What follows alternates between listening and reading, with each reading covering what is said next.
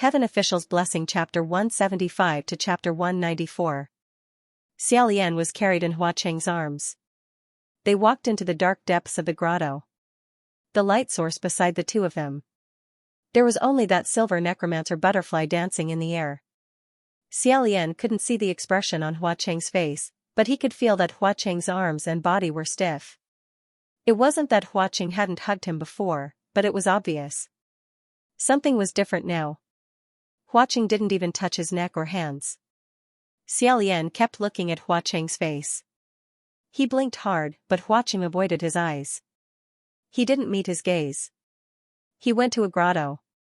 There was a stone bed in the grotto. He immediately put Xiaolian on it. He was about to let Xiaolian lie down. He suddenly sensed something and checked Xiaolian's back. Did they cast a curse on you? Xiaolian was overjoyed. He was finally discovered.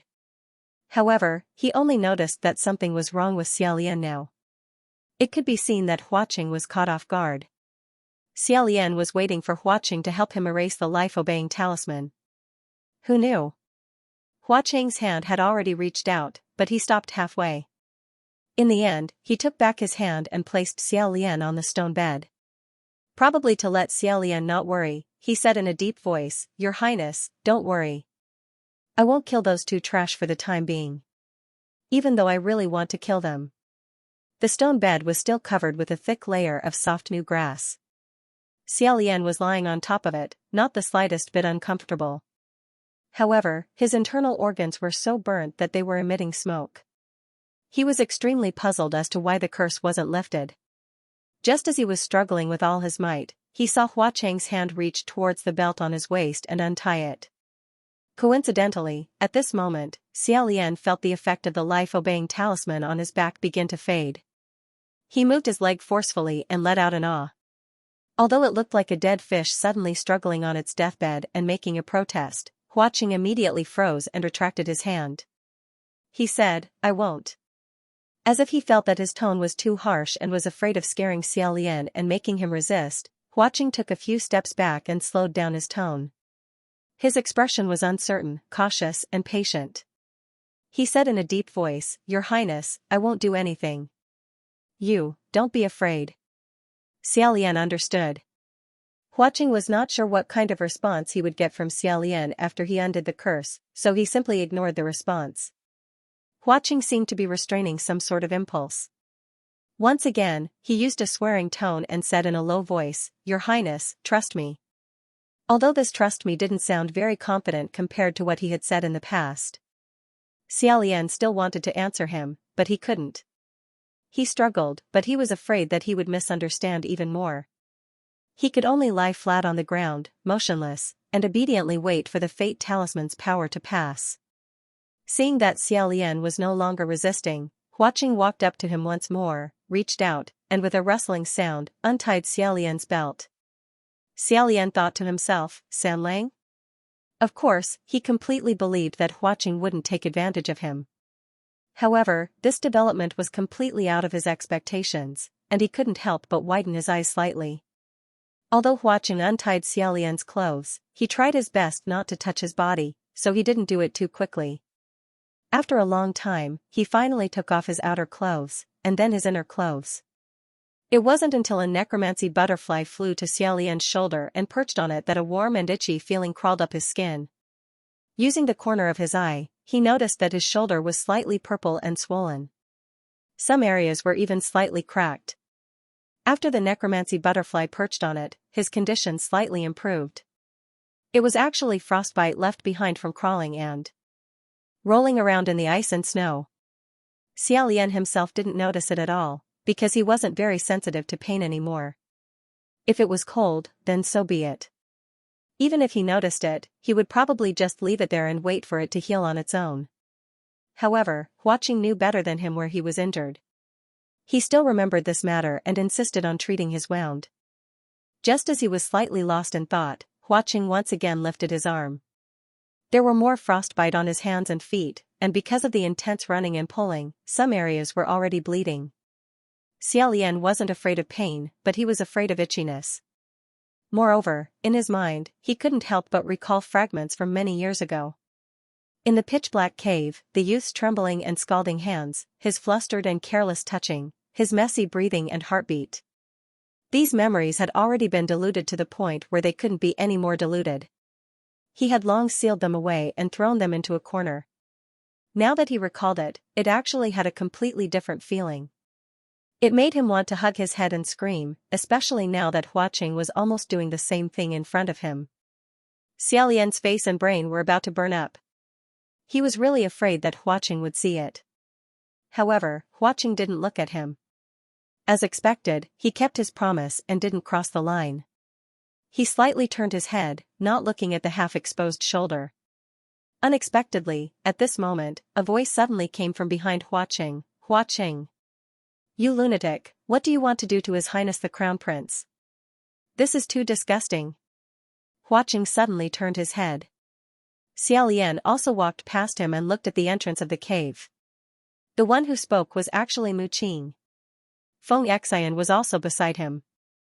The two of them were wrapped like a cocoon by Huaqing just now. It was unknown how they broke free and found this place. When they saw the scene in the cave, their faces all turned pale. Xiaolian's face also turned pale. This scene was too terrible. Xianxia pointed at Huaqing, then pointed at Xiaolian who was half undressed. After a while, he finally squeezed out a few words, You, let go of him. Huaqing quickly pulled Xiaolian's clothes back up and said coldly, You two pieces of trash still dare to come here. Are you tired of living? Muqing mocked, Take your dirty hands off me. You're a toad lusting after swan meat. Not to mention that you've been dreaming for 800 years, even if you yearn for another 1,000 or 10,000 years, don't even think about touching a finger of the crown prince. Hearing this, Xiaolian's heart thumped. At the same time he was slightly angry, he also faintly felt that something was wrong. What was going on with these two people? Even if Huaqing had beaten them up just now, there was no need for them to speak so viciously. Especially Muqing, it was as if he was deliberately angering Huaqing. Angering Huaqing would not end well for them. They couldn't beat him, so what was their purpose? Moreover, their words vaguely pointed the spearhead at Xiaolian, as if they were afraid that the world would not be in chaos, afraid that Huaqing would not do something to Xiaolian out of anger. As expected, Huaqing was enraged. His pale face turned black. He said softly, Since you're courting death.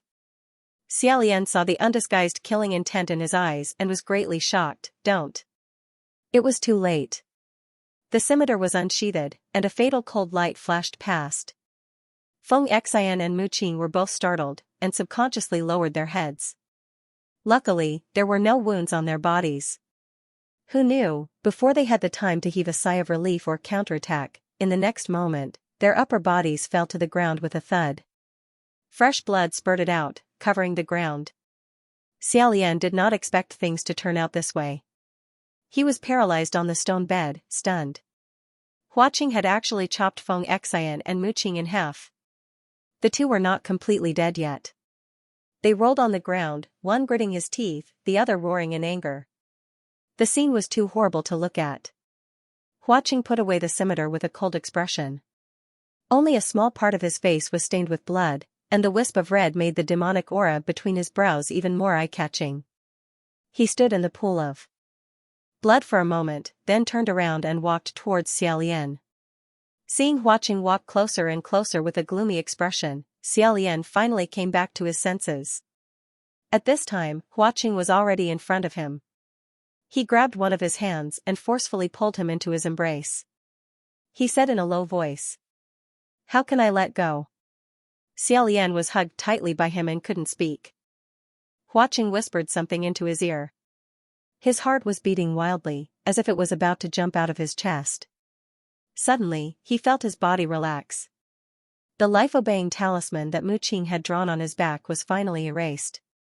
Although he said he would not let go, after removing the life-obeying talisman, Huaqing still loosened his grip slightly and let go of Xiaolian. Xiaolian took a deep breath and jumped into the pool of blood on the ground. He said, Xianxia? Muqing? How are the two of you?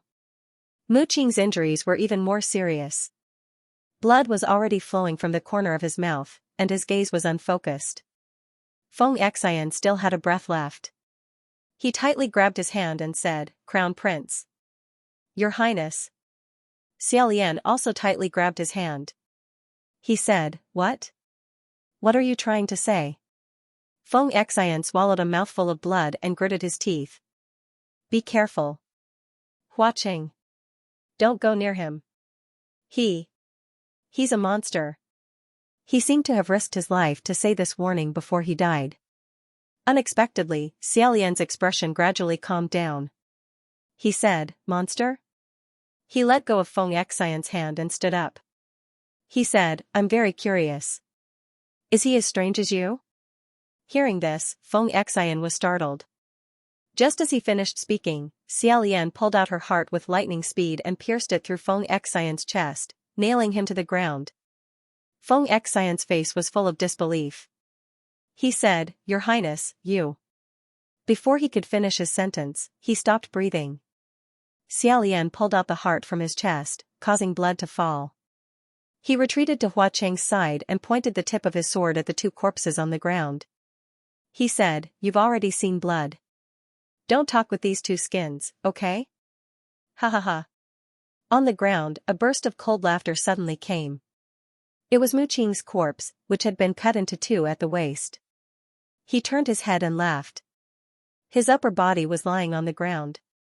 Even if he wanted to turn his head, he could only touch half of his face on the ground. However, his head was completely turned around, and he was laughing at Xiaolian with his face facing upwards. As expected, these two were not the real Feng Xian and Mu Qing at all. Instead, they were two impostors who had appeared out of nowhere. The real Feng Xian and Mu Qing were still trapped in the big white cocoon, trying to bite their way out. Just now, when Huaqing came over to help Xiaolian remove the fate-obeying talisman, he had whispered in his ear about this matter. Their pale faces weren't because of shock or fear, but because they weren't human in the first place. Xiaolian had already unsheathed his sword. Feng Xian and Mu Qing both smiled eerily and said in unison, "As you wish." After saying that, they turned into two puddles of pus and blood. Huaqing stood in front of Xiaolian. The two puddles of pus and blood flowed on the ground and fused together. Gurgling, it was as if they were boiling. Then, they gradually condensed into a human shape. Watching this lump of matter twist and take shape bit by bit, growing bigger and bigger, a chill ran from Xiaolian's waist to his back. In a flash, the Feng Xian and Mu Qing in front of them disappeared. In their place was a tall and slender youngster dressed in white.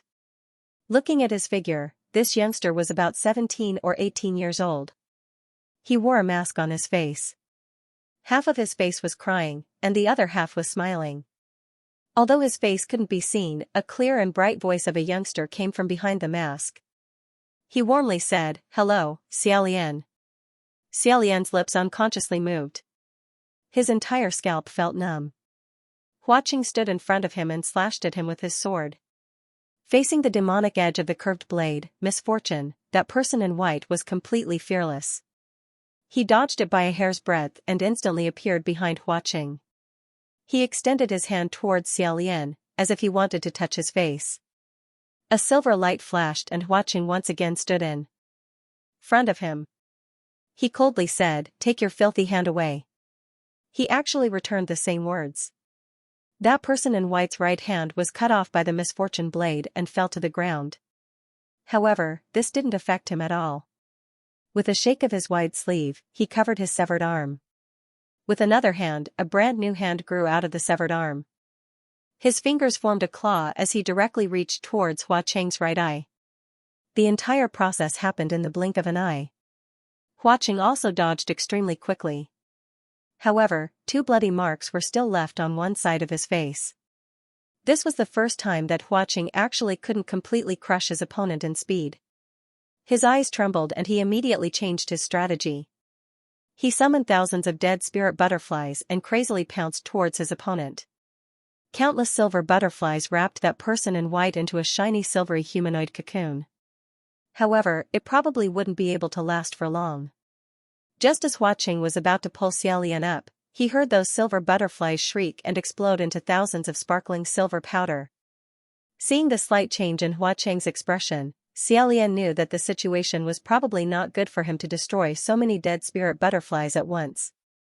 After exploding the dead spirit butterflies, the person in white hid behind the silver powder that was scattered all over the sky. He suddenly stretched out his new hand and once again dug towards Hua Cheng's right eye. This time, it was Xiaolian's turn to pull out his heart and slash down. This slash didn't just cut off that person's arm, it almost cut off half of his body. Taking this opportunity, Hua Cheng said, "Your Highness, let's go." Xiaolian also knew that he couldn't continue fighting, so he stopped while he was ahead. The two of them rushed out of the stone cave together and sprinted in the pitch-black cave without any obstruction. Xiaolian said while running, "It's him.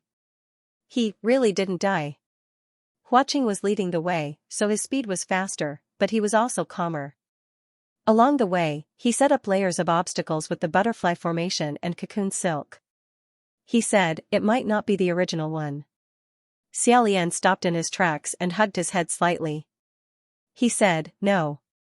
I can feel it, it must be the original one." Not only did he not die, but he also became stronger. Something made him reborn. Otherwise, how could he directly transform into Feng Xian and Mu Qing's appearance? It's very difficult to impersonate an ascended heavenly judge. It's almost impossible to make their fake skin. Hearing that his tone was a little off, Hua Cheng also stopped in his tracks and turned around to pull him. He said, "Your Highness. Don't be afraid. It might not be that he became stronger. There's another possibility, which is that he is very familiar with Feng Xian and Mu Qing. That's why he could make their fake skin. This person, you must be." Before he finished speaking, Xiaolian's gaze fell on the hand that Hua Cheng was holding onto. Seeing this, Hua Cheng's words and expression froze. He restrained his expression, retracted his hand, and put it behind his back. He turned around and continued to walk forward. Xiaolian didn't follow. He said, "San Lang." Hua Cheng's figure stiffened and he stopped in his tracks. However, he didn't turn around. He only responded, "Your Highness." His voice sounded relatively calm. Xiaolian stood behind him and said, "Just now, a lot of things happened." Everyone was a little flustered. Hua Cheng said, Xiaolian continued, "Although we're still very flustered right now, I still want to take this opportunity to ask you a question. I ask that you answer me truthfully and seriously." Hua Cheng said, "Okay." Xiaolian solemnly said, "Who is the noble person of golden branch and jade leaf?" Hua Cheng's finger, which was tied with the red knot, twitched unnoticeably twice. After remaining silent for a while, he slowly said, "Since your Highness already knows, why ask again?" Xiaolian nodded and said, "So that's how it is. I didn't wrongly accuse you. It really is like that." Hua Cheng didn't say a word. After pausing for a moment, Xiaolian said in a flat tone, Don't you want to know what I think about this?" Hua Cheng slightly tilted his head. It seemed like he wanted to turn his head, but it seemed like he still didn't dare to look Xiaolian in the eye. He only revealed the two bright red streaks of blood on his face as he said, "Your Highness, can you not tell me?" His voice was hoarse. Xiaolian said, "I'm sorry. This matter, if I don't explain it clearly, it won't do." Hua Cheng didn't need to breathe, but after hearing this sentence, he still took in a deep breath. Although his face was extremely pale, he still smiled and said in a rather gentlemanly manner, "That's right. That's fine too." Like a prisoner on death row waiting to be sentenced, he closed his eyes. Who knew that not long after he closed his eyes, those eyes would suddenly open again? Behind him, a pair of hands suddenly wrapped around him and hugged him tightly. Xiaolian buried his face behind Hua Cheng's back and also didn't say a word. Although he didn't say anything, it was enough. After a long time, Xiaolian felt the person he was hugging turn around. Turning from guest to host, the person tightly hugged him. At this moment, there was another explosion in the depths of the cave behind the two of them. In the distance, a white light cut through the darkness and the screams of silver butterflies could be heard. The two of them looked up, their expressions changing slightly. Xiaolian let go of Hua Cheng's sleeve and said, "We'll talk about it later." Thus, the two of them continued forward. However, this time, there was an extra action of holding the other's hand tightly. Xiaolian's face was still hot. He forced himself to be calm and said as if nothing had happened. San Lang, how did you find out that Feng Xian and Mu Qing were fakes? How are the real ones now? Hua Qing's state was similar to his. He said, I left 2 dead spirit butterflies to guard those 2 pieces of trash. How could there be 2 more? Your Highness, don't worry. They're very good. They won't die. Xiaolian said, we have to release Feng Xian and Mu Qing from the cocoons first. Otherwise, if they run into them and can't fight back, it'll be bad. Hua Qing said, this way. Follow me. The myriad god's cave was indeed his territory, even if there were 5 or 6 forks at the intersection. Even if there were 5 or 6 paths at one intersection, he could immediately and accurately determine which path to take.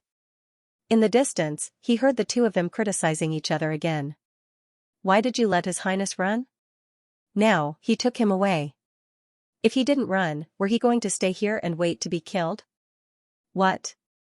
You just want him to lure Hua Qing away, right? Xiaolian didn't know whether to laugh or cry. The 2 large white cocoons on the wall were biting and cursing at each other. When they saw him return, they were so shocked that they forgot to spit out the white silk in their mouths. How did you escape? Xiaolian's bamboo hat was still on the ground. He hurriedly picked it up and carried it on his back. The heavy white silk let go of the 2 people and retreated into the darkness. Feng Xian and Mu Qing were beaten black and blue. When they landed, they saw Hua Qing walk out from the darkness behind Xiaolian. They probably felt that they were going to be beaten again and things were going to be troublesome. Their faces twitched. Feng Xian was about to grab Xiaolian's arm and pull him back when Xiaolian grabbed Hua Qing first. Feng Xian? Your Highness? Hua Qing was already leading the way. Brother, this way. How could the 2 of them dare to follow him? Feng Xian asked, Your Highness, why are you still with him? Mu Qing said, I told you he was bewitched and lost his mind, right? Xiaolian didn't clash with them. He just gently but firmly pulled Hua Qing back and said, there's no time to explain. In any case, let's go first. There's an enemy behind us. Hua Qing's eyes flickered as he was pulled back by him. After a while, he smiled and said, I suggest you guys cut the crap and just follow me. I'm in a good mood, so I won't argue with you for now. Seeing this, the 2 of them had expressions of disbelief and speechlessness. With their train of thought, they couldn't figure out how Xiaolian could still walk with such a terrifying person who had been spying on him for more than 800 years, and whose mind was filled with unspeakable thoughts all day long. That was simply playing with fire. Mu Qing was dubious. Finally, he chose another important point and asked, You said there's an enemy? The myriad god. Cave was his territory. What enemies could there be? The wound on his face was inflicted by the enemy? There aren't many people in this world who can injure the blood rain Tanhua. Xiaolian said, It's by Wuxiang. Hearing this name, Feng Xian and Mu Qing's expressions changed.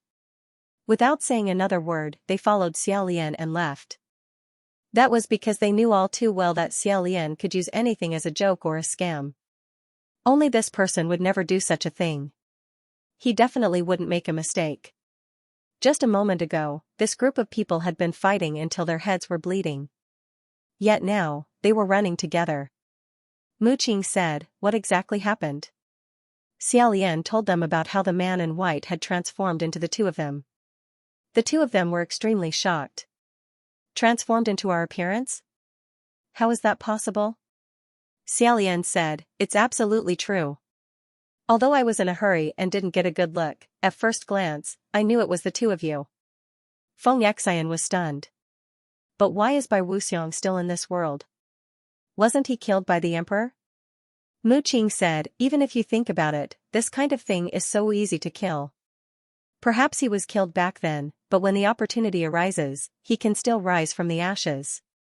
Xiaolian thought of something and turned to Hua Qing. San Lang. Previously, not long after we entered Bronze Cauldron Mountain, you suddenly woke up from your slumber and urged us to immediately avoid something. The person you sensed at that time was him, right? Hua Qing nodded slightly. It was him. Xiaolian muttered, as expected. Later on, he chose the fork in the west. The one who killed thousands of demons and ghosts in the east was also him. He was reborn, but he was still a little weak. He needed to kill the demons and ghosts that entered Bronze Cauldron Mountain as a stepping stone for him to accumulate spiritual energy. Now, he has recovered and is probably even stronger. After all, that was the world's first desperate ghost king. As they spoke, Mu Qing realized something was wrong. Your Highness, do you know where he is taking us? We don't seem to be on the way out. Hua Qing said, of course this isn't the way out, because we can't get out now. Feng Xian was shocked. What? Isn't this cave your territory? Don't tell me you're also lost. Xiaolian said, of course not. Hua Qing said, because Bai Wuxiang is currently blocking the only way out of this cave. If you think you can beat him in your current state, then don't follow me. I definitely won't stop you. Please. After all, Feng Xian and Mu Qing were from Xianlu Kingdom. Just like Xiaolian, they had an indelible shadow over that thing. Unless it was absolutely necessary, they definitely didn't want to go against him. Feng Xian looked up at the top of the cave and said, can we directly punch through the top of the cave? Hua Qing sneered. Above us is a snowy mountain. Do you want another avalanche? Unfortunately, the Earthmaster shovel was left behind for emergencies and they didn't bring it. They also didn't study how to use it. Otherwise, they would be able to silently dig their way out.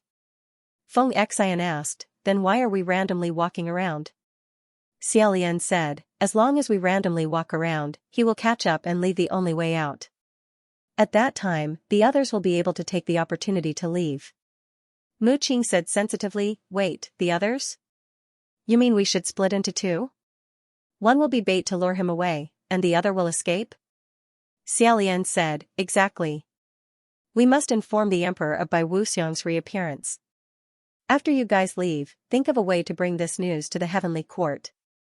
Mu Qing interrupted him. Wait a bit. You've already decided who will be bait and who will leave. Xiaolian shook his head and said, it's not my decision. It's Bai Wuxiang's decision. Mu Qing understood and didn't say anything. Choosing who to chase and attack really wasn't up to them to decide. If they had to choose who Bai Wuxiang would be most interested in chasing and attacking, then it would definitely be Xiaolian. Feng Xian said without hesitation, I'll stay behind and help you deal with him. In the past, if anything happened, Mu Qing would definitely be the one Xiaolian sent back to report, while Feng Xian would definitely be the one to stay behind and assist him. Right now, it seemed like this scene was about to reappear. Xiaolian looked at Hua Qing and said, many thanks. However, there's no need. San Lang will stay behind. Feng Xian blurted out, how can he stay behind? He. Hua Qing's brow slightly trembled. Xiaolian said, he can. I trust him. His tone was gentle, but his attitude was incomparably firm. Feng Xian couldn't help but be startled. He said, Your Highness.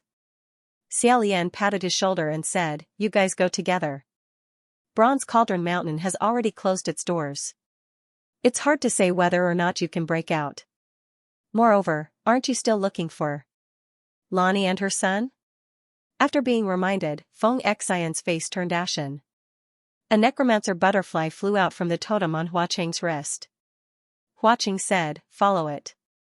The two people looked at Hua Qing, then looked at Xiaolian. Finally, Mu Qing threw down a sentence, you guys pay attention. Then he turned around and followed the silver butterfly into another tunnel. A short while later, Feng Xian also followed. The four people split up at this fork.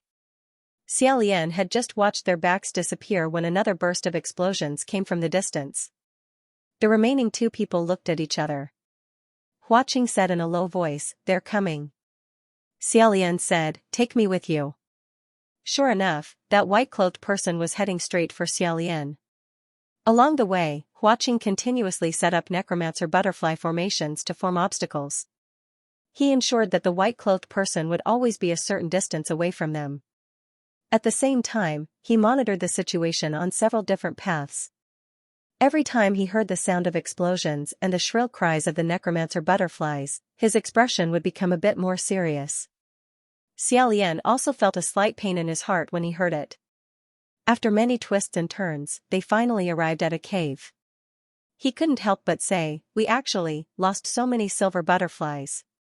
Although those necromancer butterflies didn't have a good reputation outside, in Xiaolian's eyes, they were just cute and obedient little monsters. To launch such a suicidal attack just to stop the enemy's footsteps for a moment, Xiaolian couldn't help but feel his heart ache. Huaqing sneered. His gaze seemed to penetrate the layers of rock walls as he said in a low voice, "Don't worry. If he kills one, I'll create 10 more. Like a storm, I'll never stop. Let's see who will be the first to give up." Xiaolian's heart inexplicably moved as he thought. Not good, not good. Although this expression of Huaqing's was inadvertently revealed, Xiaolian really couldn't handle this kind of ruthless and rebellious self-confidence. After a while, Huaqing slowed down his footsteps. As if he had received some sort of signal, he said to Xiaolian, "I've lured him away. Those two are about to leave." Xiaolian said, "Excellent. We can slowly think of a way." Huaqing said, There's no need to rush. We've already thrown him off by quite a distance. Right now, we can first hide here and think of a countermeasure." Who knew, all of a sudden, the atmosphere between the two of them would become a bit awkward. It wasn't the kind of awkwardness that came from losing face. It was just an inexplicable feeling of embarrassment. Originally, the thing behind them was chasing closely, and there was also Feng Xian and Mu Qing present, so this kind of feeling wasn't obvious. Although he had just said "we'll talk about it later," now that he had caught his breath, it was already later. Thus, he didn't know what to say. Xiaolian lightly coughed twice and scratched his cheek with a finger. He felt that his posture wasn't quite right. He wanted to speak, but he was worried that it would be inappropriate, too senseless, or too deliberate. Thus, he could only hope that Huaqing would speak first. However, Huaqing's face was taut, as if he was seriously thinking of a countermeasure. However, it was hard to say if he was really thinking, because the hands behind his back seemed to be trembling slightly. At this time, the two of them passed by a statue of a deity. Most of the deity statues in the Cave of 10,000 Deities were the same size as real people. The craftsmanship of this statue was rather crude, and it had shrunk by half. As Xiaolian passed by, he casually took off the veil covering its head. His eyes brightened as he said, "San Lang, did you make this too?" Huaqing looked at it and fell silent. After a while, he said, "It's a shoddy work from my early years." "Brother, stop looking." This was definitely the truth. This was because this statue of a deity was made to be extremely ugly. Although it could be seen that the sculptor had done his best to restore the perfect image in his heart, the craftsmanship was limited and unsatisfactory. Although it couldn't be said that the nose and eyes were crooked, it could be said that this little statue's head and body were out of place. Even so, the sculptor had meticulously completed all the details. Because of this, Xiaolian could see that this was a statue of the crown prince. Even his pair of red coral pearl earrings were lit. Xiaolian silently covered his mouth and turned his head. In order to appear as natural as possible, he even rubbed his face. Huaqing was speechless and once again said, "Your Highness, stop looking." As he spoke, he was about to put the veil back on. Xiaolian hurriedly said, "Don't misunderstand. I really think it's very cute." But thinking about it, wasn't Huaqing sculpting him? If he praised this thing as cute, wouldn't that be the same as praising himself as cute? Lying through his teeth, Xiaolian couldn't help but laugh out loud. Seeing this, Huaqing also lowered his head and smiled. Just like that, when both of them laughed, the indescribably awkward atmosphere that made people feel anxious was diluted by a lot. As they continued to walk forward, they passed by another reclining statue. It was lying on a stone bed, but its entire body was covered by a layer of smoke-like white gauze. Xiaolian was extremely curious. Just as he was about to lift the white gauze covering the statue to take a look, Huaqing suddenly grabbed his wrist and said, "Your Highness." Ever since they entered the Myriad Gods cave, Huaqing had been calling him Your Highness most of the time. Xiaolian looked at him, and Huaqing once again let go of the hand that was tightly grabbing him. He still looked a little uncomfortable. Xiaolian said, "I already know that this is my statue of a deity. Can I still not look at it?" Huaqing said, "If older brother wants to see the statue of a deity, I've sculpted the best one that you haven't seen yet. I'll show it to you later. You don't have to look at the ones in this cave. Xiaolian was puzzled. Why? I feel that all the deity statues in the myriad gods cave are very well sculpted by you, really very well. If I can't see them, I'll feel that it's a pity. Speaking of which, those murals. Unexpectedly, Huaqing immediately said, I'll go destroy them. Seeing that he was actually going to leave, Xiaolian hurriedly pulled him back. Don't. Why do you have to destroy them? Just because I've seen them? Fine. I'll tell you the truth. In reality, I've only seen a little bit. It's just the parts about the Upper Yuan sacrifice, the journey to the heavens, and the army camp. I haven't seen a lot of them because Feng Xian and Mu Qing didn't let me see them. That's why I have no idea what you've painted. Don't go and destroy them. Only then did Huaqing turn around and ask, really? Xiaolian pulled him back and said with extreme sincerity, really? If you don't want me to see them, then I won't. Huaqing seemed to faintly breathe a sigh of relief. Smiling, he said, there's nothing to see. Whatever you want to see, just let me paint it. December 14th, I have a fever and tonsillitis. I'm not feeling well. I'm taking a day off. You don't have to do it today. His head tilted to the side. He seemed to have lost consciousness. When he saw that it was Lang Ying, Xiaolian subconsciously wanted to save her, but he quickly stopped in his tracks and reacted. Just now, there was clearly only Bai Wuxiang here. How did Lang Ying suddenly appear? Seeing that the originally pure and holy Crown Prince Yushin statue had been tarnished by the pattering of blood, Huaqing was clearly very angry. His face was filled with anger. The scimitar misfortune in his hand overflowed with cold air. He said word by word, get down here. The tilted head of Lang Ying finally came back. He opened his eyes and slowly pulled himself off the sword. He landed on the ground. Just now, after he shattered the wave of silver butterflies that surrounded him, he took advantage of the flashing silver light. He hid under the white gauze of the statue. He turned into Lang Ying's appearance. Since he could turn into Lang Ying's appearance, then he must have seen Lang Ying somewhere.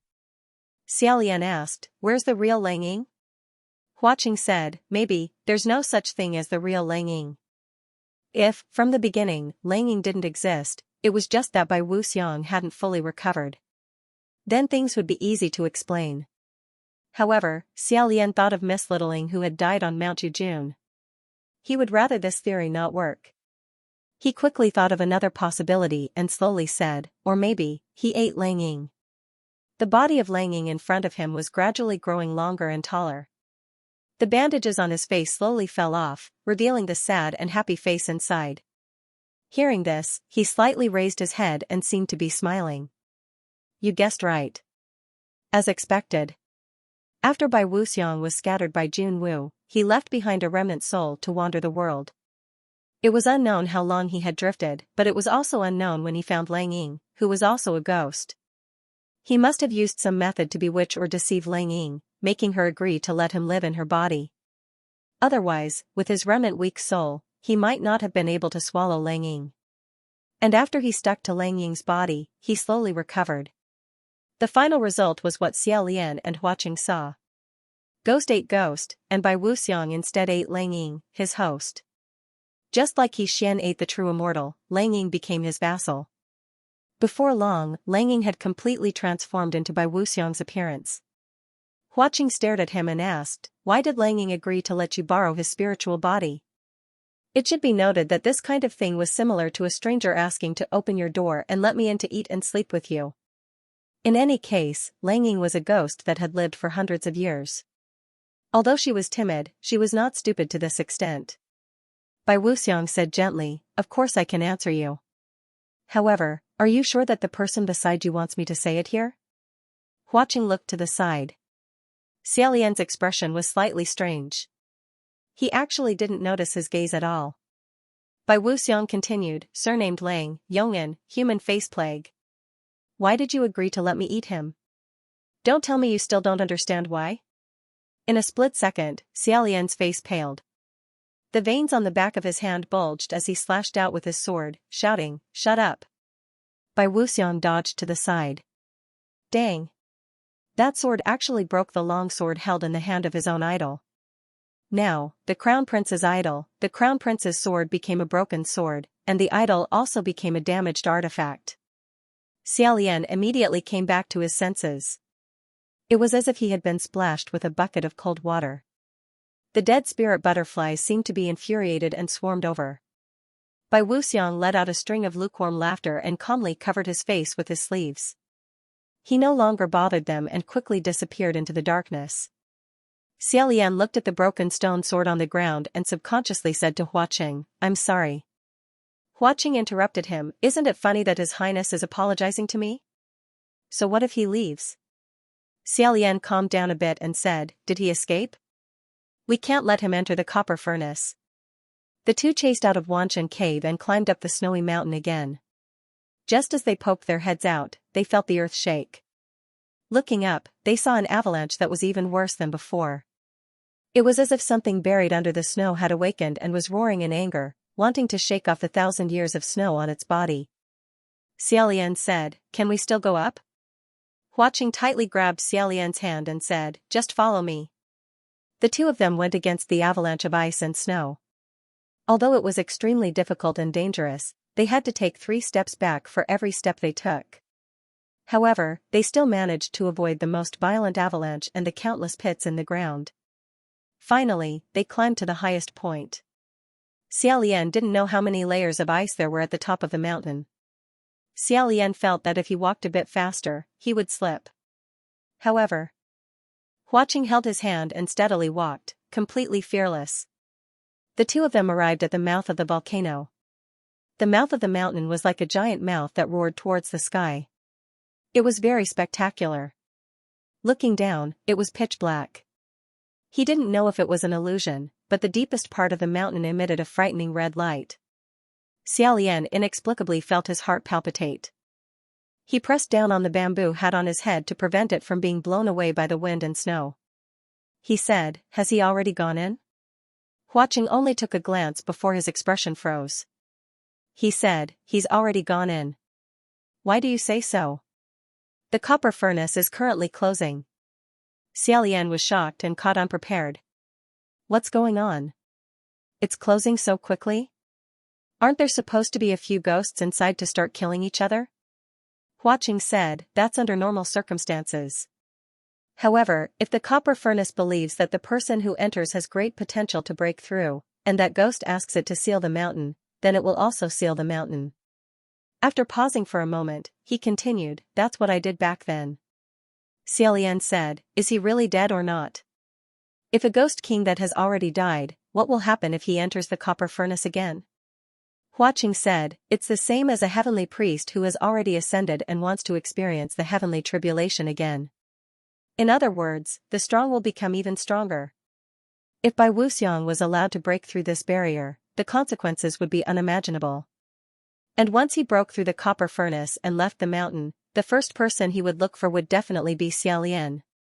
Xiaolian stared at the bottomless abyss for a long time before he slowly said, "Sanlang, I might have to go down and settle things." Huaqing calmly said, "Go down. I'll accompany you." Xiaolian raised his head to look at him. Huaqing also raised his head and met his gaze. Raising an eyebrow, he smiled and said, "It's nothing more than going down to kill someone who's in the way and breaking through the copper furnace again. It doesn't seem to be anything difficult." Seeing him so relaxed, Xiaolian's originally tense mood couldn't help but relax a little. He smiled slightly. Then, Huaqing said, "However, there's one thing." "Xiaolian, question mark." He slightly tilted his head, and Huaqing suddenly wrapped one hand around his waist and pulled him into his embrace. His other hand gently lifted his chin and kissed his lips. In the wind and snow, they kissed for a long time before their lips slowly separated. Xiaolian was stunned for a long time. Finally, he quivered and woke up. His face flushed red, he opened his eyes and said, Why so sudden?" Although it wasn't the first time they had done this kind of thing, they had previously used such high-sounding excuses as borrowing mana, transferring chi, being careless, and so on. But now that some things had been brought up, these excuses had been exposed for their hypocrisy. The significance of this matter was no small matter. He simply didn't know where to put his hand. Should he grab Hua Cheng's arm, or push Hua Cheng's chest, or cover Hua Cheng's face? Hua Cheng seemed to be slightly panting beside his ear. He said in a low voice, "I will first lend some mana to your highness in case you need it. Will you accept it?" Xiaolian unconsciously gulped and stammered, This is just a little, it seems too much. I haven't paid back the previous debt." Hua Cheng said, "Not much. Don't worry. You can slowly pay it back when you have time. It will be paid back eventually." Xiaolian randomly grunted a few times. Just as he was about to flee, Hua Cheng pulled him back again and reminded him, "Your Highness. Where are you running to? The direction is wrong." Only then did Xiaolian realize that he was actually running back. He immediately walked back, but his feet slipped on the ice. He hurriedly pressed down on the bamboo hat and said, No. I'm just a little cold. I want to turn a few rounds to warm up." He put on the bamboo hat again and again. Finally, he grabbed Hua Cheng's hand and held it tightly. The two of them stood side by side and looked down at the huge abyss below. Hua Cheng said in a casual tone, "After we're done, I'll show my brother the statue of God that I'm most satisfied with." Xiaolian said, "Okay." After he finished speaking, the two of them jumped down together. The howling wind blew past their ears and the powerful impact was like a huge wave hitting their faces. However, the two of them didn't let go of each other's hands. Instead, they held each other even tighter. Who knew that in midair, Xiaolian's hand would suddenly grab empty air? It wasn't that his hand slipped or that Hua Cheng shook it off. Instead, the hand that was holding his palm suddenly disappeared. It didn't have a physical body. Xiaolian's heart tightened and he shouted, "Sanlang?" He was currently falling at high speed. He had just shouted a moment ago, but in the next moment, that voice was over a dozen feet above his head. It sounded unreal. After an unknown amount of time, Xiaolian finally landed steadily. He immediately stood up and said, "Sanlang?" No one answered. Only the echoes of emptiness told him that at this moment, he was in a vast and spacious space. All around him was pitch-black darkness. Only above him could be seen. Xiaolian looked up. Above him, there was a snow-white curtain of the sky that was gradually shrinking. That was the mouth of the volcano of the copper furnace. It was slowly closing up. However, where did Hua Cheng go? With a boom, Xiaolian held up a flame in his palm. He wanted to see what the situation below was like. However, the darkness was unfathomable. This flame couldn't illuminate anything at all. It was as if the flame was indifferently absorbed by the darkness. Furthermore, he wasn't careful and didn't control his mana well. The flame was too strong, almost burning his hair. He hurriedly threw the flame to one side. Coincidentally, the flame just happened to reflect a faint white silhouette not too far away. Xiaolian immediately became extremely vigilant and said, "Who is it?" That white silhouette turned around and answered in a calm voice, "You know who I am." Although he answered, the muscles on that person's face didn't move in the slightest. That was because that wasn't a human face at all. Rather, it was a half-crying, half-smiling mask.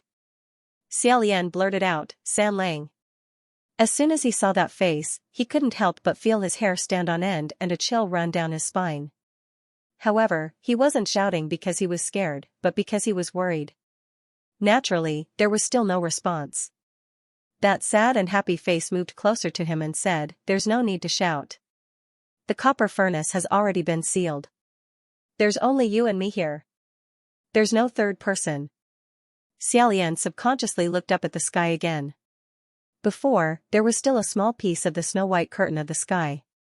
But now, that small piece of light had been completely swallowed by the surrounding darkness. This also meant that the copper furnace had truly been sealed off. Xiaolian never expected that the current situation would turn out like this. He and Bai Wuxiang, the two of them, were locked inside the copper furnace? The two of them? Why was it the two of them? Xiaolian gripped Maiden Heart in his hand and pointed his sword at that white silhouette. He said, "What the hell is going on?" Is this your doing again? Where is he? Where is he now? Bai Wuxiang used one hand to clamp the blade of Maiden Heart's sword with 2 fingers. His other hand flicked the edge of the sword. With a crisp dang, he said, "Gone." Xiaolian saw this action and his gaze turned slightly cold. His joints crackled as he said, "Speak clearly. What do you mean by gone?" Bai Wuxiang unhurriedly said, "I don't want to follow you anymore." Gone. Dead. Choose one. Xiaolian's heart went cold at first. Then, a wave of rage surged up and he slashed out with his sword. "Don't talk nonsense." Bai Wuxiang once again easily caught the blade. He said, "Fine, fine. I was indeed talking nonsense.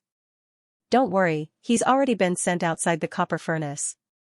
Even if he rushed over now, he wouldn't make it in time." Xiaolian wasn't afraid of not being able to make it in time. As long as Hua Qing was fine, everything was fine. He secretly let out a sigh of relief. Bai Wuxiang continued, "However, it's better if he doesn't come in. Otherwise, even if he doesn't have that idea now, once he sees you later, it's hard to say if he'll still want to follow you." Xiaolian couldn't bear it any longer. He slashed out again and shouted, "Shut up." Bai Wuxiang calmly dodged every one of his attacks. Xiaolian angrily said, "I've had enough of you. What do you want? What do you want? How long do you want to pester me? Why haven't you died yet? Why did you come to the copper furnace?" Bai Wuxiang said, "Because of you." Xiaolian's movements paused for a moment. He gasped for breath and said, "What do you mean?" Bai Wuxiang calmly replied, "Because you came, so I also came." Hearing this answer, Xiaolian's face somewhat distorted. However, no matter how angry he was, no matter how heavy his killing intent was, Bai Wuxiang always seemed to be able to predict what his next attack would be, dodging it by a hair's breadth. The more Xiaolian used his sword, the more he understood a cruel fact. He couldn't win. Yes. As if he could see through his heart, Bai Wuxiang said, "You can't win." As soon as he finished speaking, his hand chopped down on Xiaolian's wrist. A wave of pain spread through his entire body. Xiaolian couldn't help but let go of his sword. Then, Bai Wuxiang grabbed his hair and ruthlessly smashed him into the ground. His ears buzzed, his nose and mouth reeked of blood, and his brain shook without end. After a while, Xiaolian felt a hand lift his head from the broken ground. A voice said from above, "Pitiful, pitiful." Xiaolian choked out a mouthful of blood.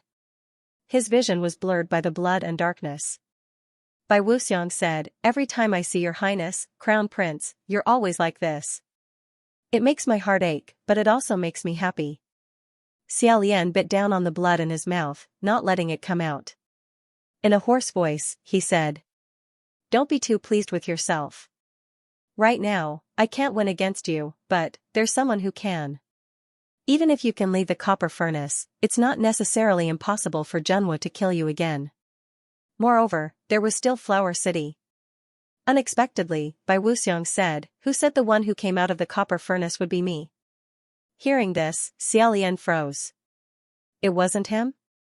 If it wasn't him, then who could it be? Bai Wuxiang lifted his face and looked him in the eye. In a warm voice, he said, "Your Highness, I think, you might have misunderstood. In this copper furnace, there will indeed be someone who will leave. However, it won't be me. It will be you." Xiaolian was extremely shocked. "What did you say?" "I'm not." Before he could finish speaking, he came back to his senses and broke out in a cold sweat. Bai Wuxiang said, "Precisely so. Congratulations, you've finally understood my true goal. Isn't this the third option that you like the most?" Right now, inside the copper furnace, there was only a ghost and a heavenly official. From the looks of it, there were only 2 options. Either Bai Wuxiang killed him and then broke out of the copper furnace, or the 2 of them couldn't even think about leaving and would be locked inside the copper furnace forever. However, in reality, there was still a third option. As long as Xiaolian immediately committed suicide here, transforming into a ghost and killing Bai Wuxiang, he could immediately become a Jew and break out of the copper furnace. With great difficulty, Xiaolian recovered from his shock and said, "In the end, what do you want to do?" You don't need to think about it. Why do you want to do this? Just to make me become a Jew? I'm not as crazy as you. Even if you want me to kill you, I can't win against you. If you deliberately lose to me, the copper furnace may not admit it. Bai Wuxiang said, is that so? You can't win against me? That's not necessarily true. As he said this, he stretched out his other hand. With the light of the fire not far away, Xiaolian could clearly see that a mask had appeared in that hand. It was exactly the same as the one on Bai Wuxiang's face. Bai Wuxiang said, remember this joy and sorrow mask? It suits you very well. Xiaolian's eyes widened. Like a tide of insects, fear crawled up his heart. He forced himself to say, take it away, take it away. Take it away. Bai Wuxiang laughed and said, it seems that your highness' memory isn't too good. Since that's the case, let me help you think, okay? I'm back before the city was under martial law. Xiaolian and the others traveled through the night. They arrived at another city. He still placed the king and queen in a hidden place while he and Feng Xian went out to earn money. However, they, who could not earn much money in the previous city, would not suddenly be lucky in another city. The two of them were still busy for a whole day and could only get a meager salary. Moreover, because one of the three people who used to be inseparable was suddenly missing, the other two people were extremely unaccustomed to it. For example, previously, it was Mu Qing who was in charge of keeping the money bag and counting the number at any time. Now that Mu Qing had left, Feng Xian bluntly said that he might lose the money. Xiaolian had no choice but to keep the money bag on himself. Every time he counted the pitifully small amount, he could not believe it. This was his reward for a day's labor. In the past, even if he rewarded a beggar, it would be more than this amount. Without Mu Qing, there was no one to deliver food to the king and queen. Xiaolian could only bring Feng Xian every day and personally deliver all kinds of needed items to the hiding place of the king and queen. He could see his son often. This made the queen very happy. When she was happy, she went to the kitchen. On this day, she let Xiaolian and Feng Xian taste the soup she cooked. She pulled them to the table and said, you two have to take good care of yourselves. You've all lost weight. Feng Xian broke out in cold sweat and bounced up as soon as his butt touched the stool. He waved his hand and said, no, no, no, your majesty, Feng Xian does not dare. I absolutely do not dare. The queen said amiably, child, what is there to be afraid of? Come, sit down. How could Feng Xian dare to say it? He really did not dare. After bracing himself and sitting down, the queen presented the results of her labor. Feng Xian took a deep breath and suddenly opened the lid of the pot. Xiaolian sat at the top. When the two of them saw the contents of the pot, their faces were tragic. Xiaolian said in a low voice, this chicken died so miserably. Feng Xian's lips moved slightly and he said, your highness, you saw wrong. There is no chicken inside. Xiaolian, then what is this dead chicken-like thing floating inside? Feng Xian, I guess it's soup paste.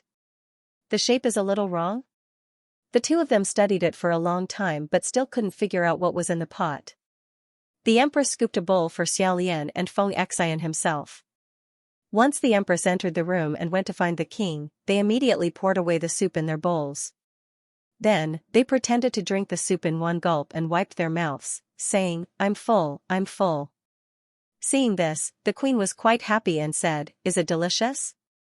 Xiaolian insincerely said, delicious, delicious. The queen said happily, if it's good, then drink more. Xiaolian almost spat out the non-existent soup. He raised his handkerchief and pretended to wipe the corner of his mouth. At this time, the queen seemed to hesitate for a moment and said, my son, let me ask you a question. Don't blame me for asking too much. Xiaolian's heart tightened. Putting down the handkerchief, he asked, what is it? Please ask away. The queen sat down beside him and said, where is that child Mu Qing? Why haven't you come these past few days? True enough. Hearing her mention Mu Qing, Xiaolian's heart tightened even more. He said, I gave him some tasks, so he went somewhere else first. The queen seemed to let out a sigh of relief and nodded.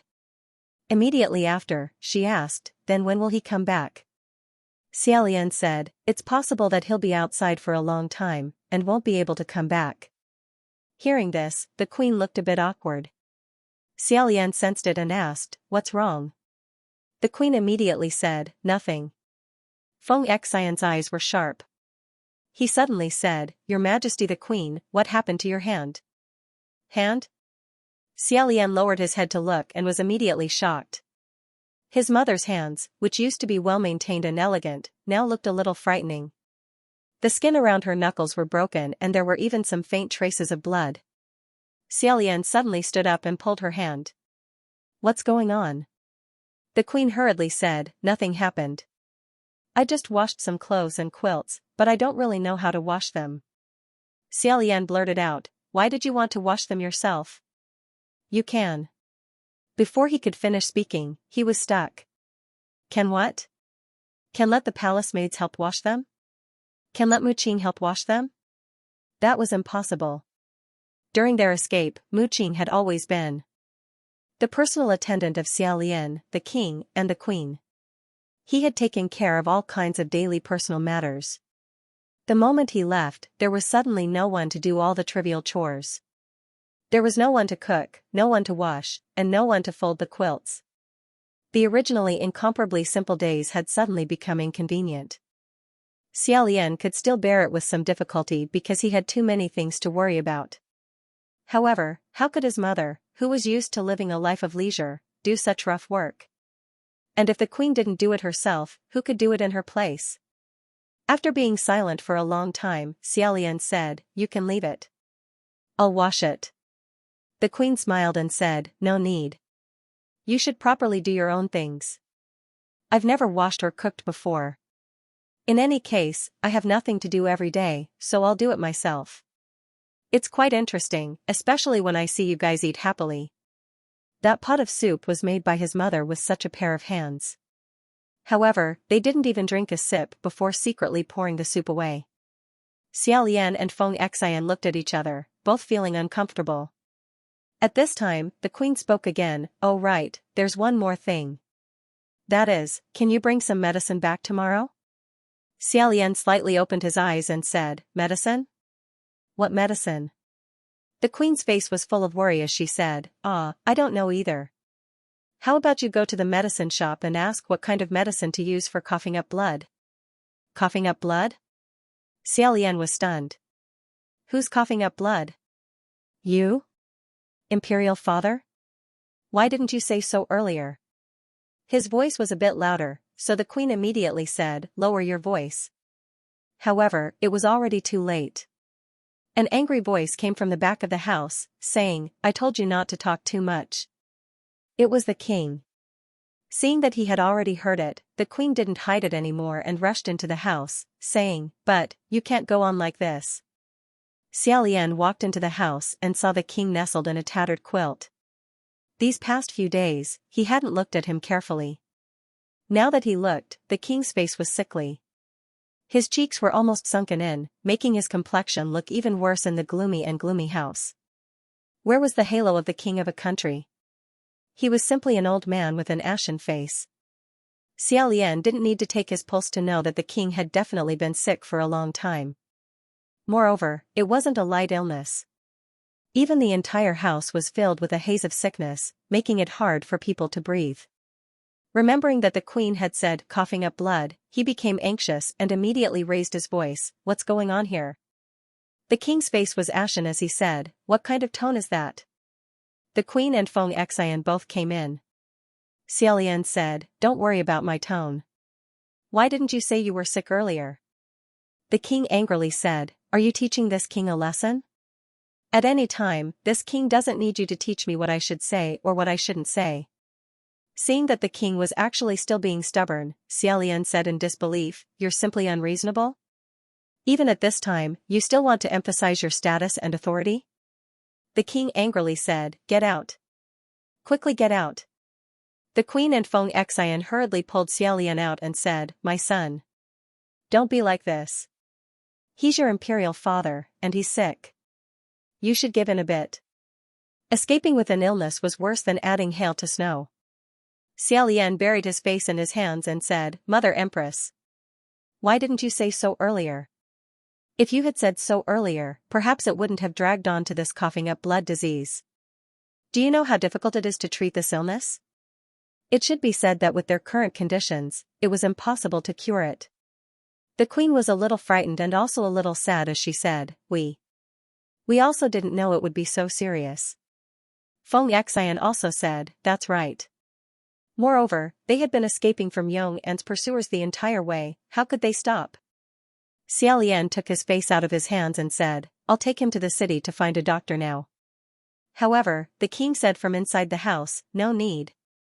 Xiaolian turned around and was about to say that he had the final say when he heard Xianxia say, Your Highness, if you take the king to the medical center in the city, we will definitely be noticed. Hearing this, Xiaolian's movements suddenly froze. The queen said, We were afraid of this, that's why we didn't say anything these past few days. Imperial son, you should first think of a way to get some medicine back. Behind the house, the king violently coughed again. The queen went in to take care of him. Xiaolian was stunned for a while before he turned around and went out. Xianxia said, Your Highness. What do you plan to do? Xiaolian didn't answer and began to rummage through the house. Xianxia asked, What are you looking for? He didn't answer. In a flash, he took out something from the bottom of the chest. It was a treasured sword overflowing with an ancient aura. Xianxia looked at it and said, Why did you take out the red mirror? After a moment of silence, Xiaolian said, I want to pawn it. Xianxia was shocked and immediately said, You can't. Xiaolian heavily closed the chest and said, I've pawned so many swords, this one won't make a difference. Along the way, in order to gather enough money for their carriage and the necessary fees for passing through dangerous checkpoints, Xiaolian had already pawned more than half of the treasured swords he originally loved. Moreover, because they couldn't go to large pawnshops with many people, sometimes they would be threatened by black-hearted merchants who discovered their whereabouts. Thus, they had to reluctantly sell them at a reduced price. Xianxia said, It's not the same. Don't you like this sword a lot? Otherwise, why didn't you pawn it before and instead hid it at the bottom of the chest? Moreover, this is a sword gifted to you by the emperor. Wouldn't it be bad if you pawned it and told others? Xiaolian tiredly said, No matter how much I like it, it's not as important as my life. Let's go, let's go. The two of them took the swords and walked all the way to the city. Both of them had dejected expressions. When they arrived in front of the pawnshop, Xiaolian stopped and looked at the red mirror in his hands. Xianxia looked at him and said, How about we don't pawn it? Let's try, think of another way? Xiaolian shook his head and said, It's too late. Moreover, I don't know any other way to definitely gather enough money. If they went to steal, rob, or swindle, no mortals could stop them. Moreover, the money would come much faster. However, it was because they had to abide by the rules of mortals and the principles of good and evil that they had to honestly think of ways to earn money that they were in such a difficult situation. After making up his mind, Xiaolian said, We have to pawn it. Once we pawn it, we'll go buy medicine. Although he said this, his feet still didn't move. Xianxia knew that he couldn't bear to part with this sword. This was the last treasured sword in his hands, so he said, Then let's wait and see. Right at this moment, a clamor came from the other side of the street. Someone shouted, Who's causing trouble? You've got guts. Arrest them. Arrest them. Both of them were startled. Xiaolian vigilantly dodged to the side and said, Who? Xianxia was also very vigilant. He went to investigate and felt relieved. Returning, he said, It's nothing. Don't worry. It's not related to us. They're not looking for us, nor are they Yong and Bing. Only then did Xiaolian's tense heart relax a little. He said, Then what's going on? Xianxia said, I'm not sure. It seems like a few evil servants are fighting. Let's go take a look? Xiaolian said, Let's go take a look. Hopefully it's not some evil tyrant. The two of them moved forward together. They saw a few people wrestling in the middle while the onlookers cheered. Xianxia patted a passerby who was watching excitedly and asked, Brother, what's going on? That passerby chuckled and said, Don't you know? It's too exciting. The servant is hitting the master. Xiaolian was speechless for a moment. He asked, why is this happening? And why are they cheering? That passerby said, of course they're cheering. This master, he's really not a good person. This servant has been with him since he was a child and is loyal and devoted. As for him, he only knows how to exploit others. He doesn't pay them much, yet he still orders them to work like cattle and horses for him. This servant really can't stand it anymore. Look. They're still fighting. Sure. Enough, the one who was beating the servant cursed as he fought. He said things like, I've tolerated you for a long time, why don't you calculate what you've given me? Our family is so poor we can't even feed ourselves, yet you still ride on my head and act like a tyrant. From today onwards, I'm no longer your family's dog. So on and so forth. The master who was being beaten hugged his head and howled. Everyone applauded and cheered. Xiaolian's heart tightened as he listened. He didn't know why, but his hair stood on end. He couldn't help but slap Feng Xian's face. Feng Xian, on the other hand, didn't notice his strange behavior at all. He listened to the people talking about the master's various misdeeds and casually said, so that's how it is. Then this master is really outrageous. No wonder this servant wants to rebel. He said it unintentionally, but Xiaolian's heart skipped a beat. He tightened his grip on the red mirror in his hand. After a headache, they pawned the red mirror. The two finally had money and immediately went to the medical center to consult a doctor. They bought dozens of medicinal ingredients to bring back. The medicinal ingredients to treat hemoptysis were expensive and needed in large quantities. It wasn't something that could be obtained in 1 or 2 days. Thus, they still had to pay attention to what would happen next. That night, Feng Xian first opened a few packets of medicinal ingredients and brewed them outside the house.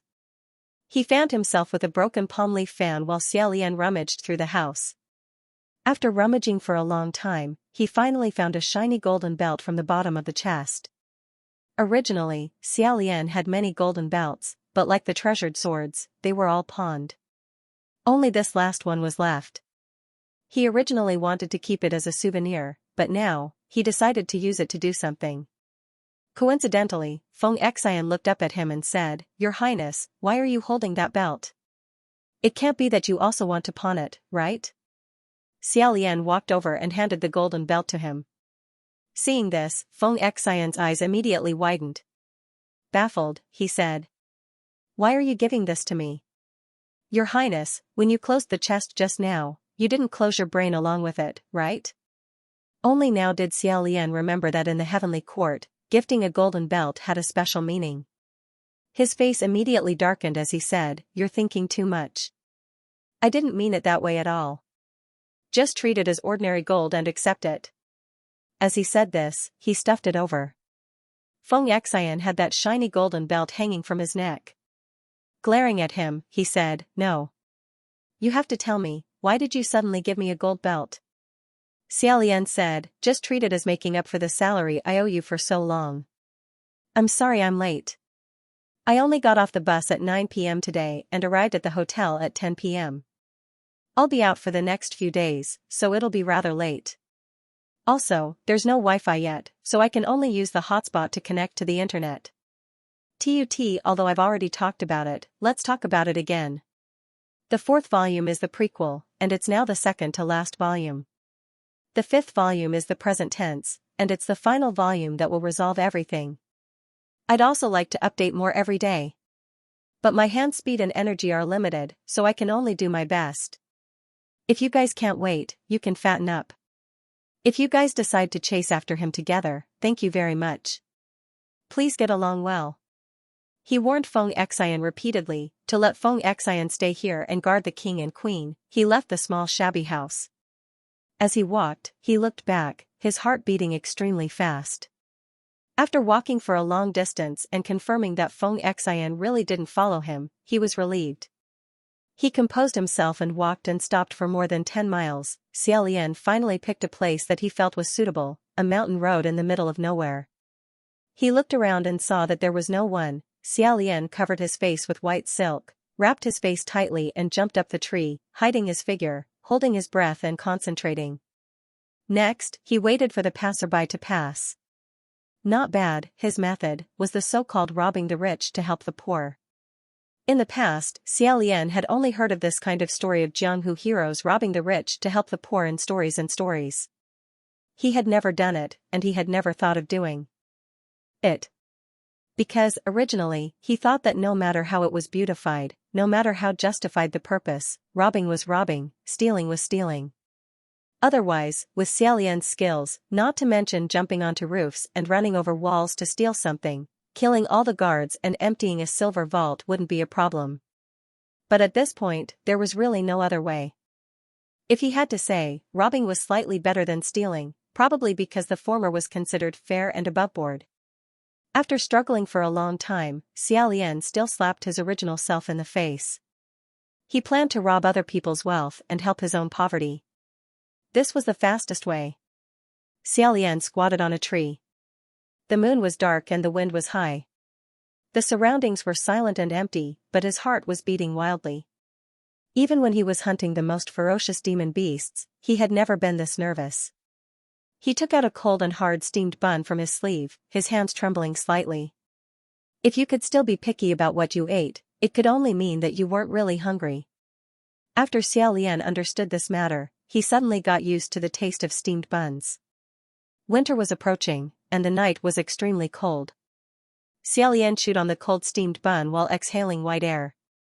Because he didn't want to be seen, Xiaolian didn't consider crowded places. He specifically chose a remote place and waited for a full 4 hours before a pedestrian slowly walked over from the end of the mountain road. Xiaolian's spirit was roused. He stuffed the steamed bun in 2 or 3 mouthfuls and stared at the slowly approaching pedestrian. He discovered that it was an old man. Such an old man, although his clothes could be considered luxurious, he should be very rich. But of course, he was not in Xiaolian's consideration. It was unknown whether he was disappointed or relieved.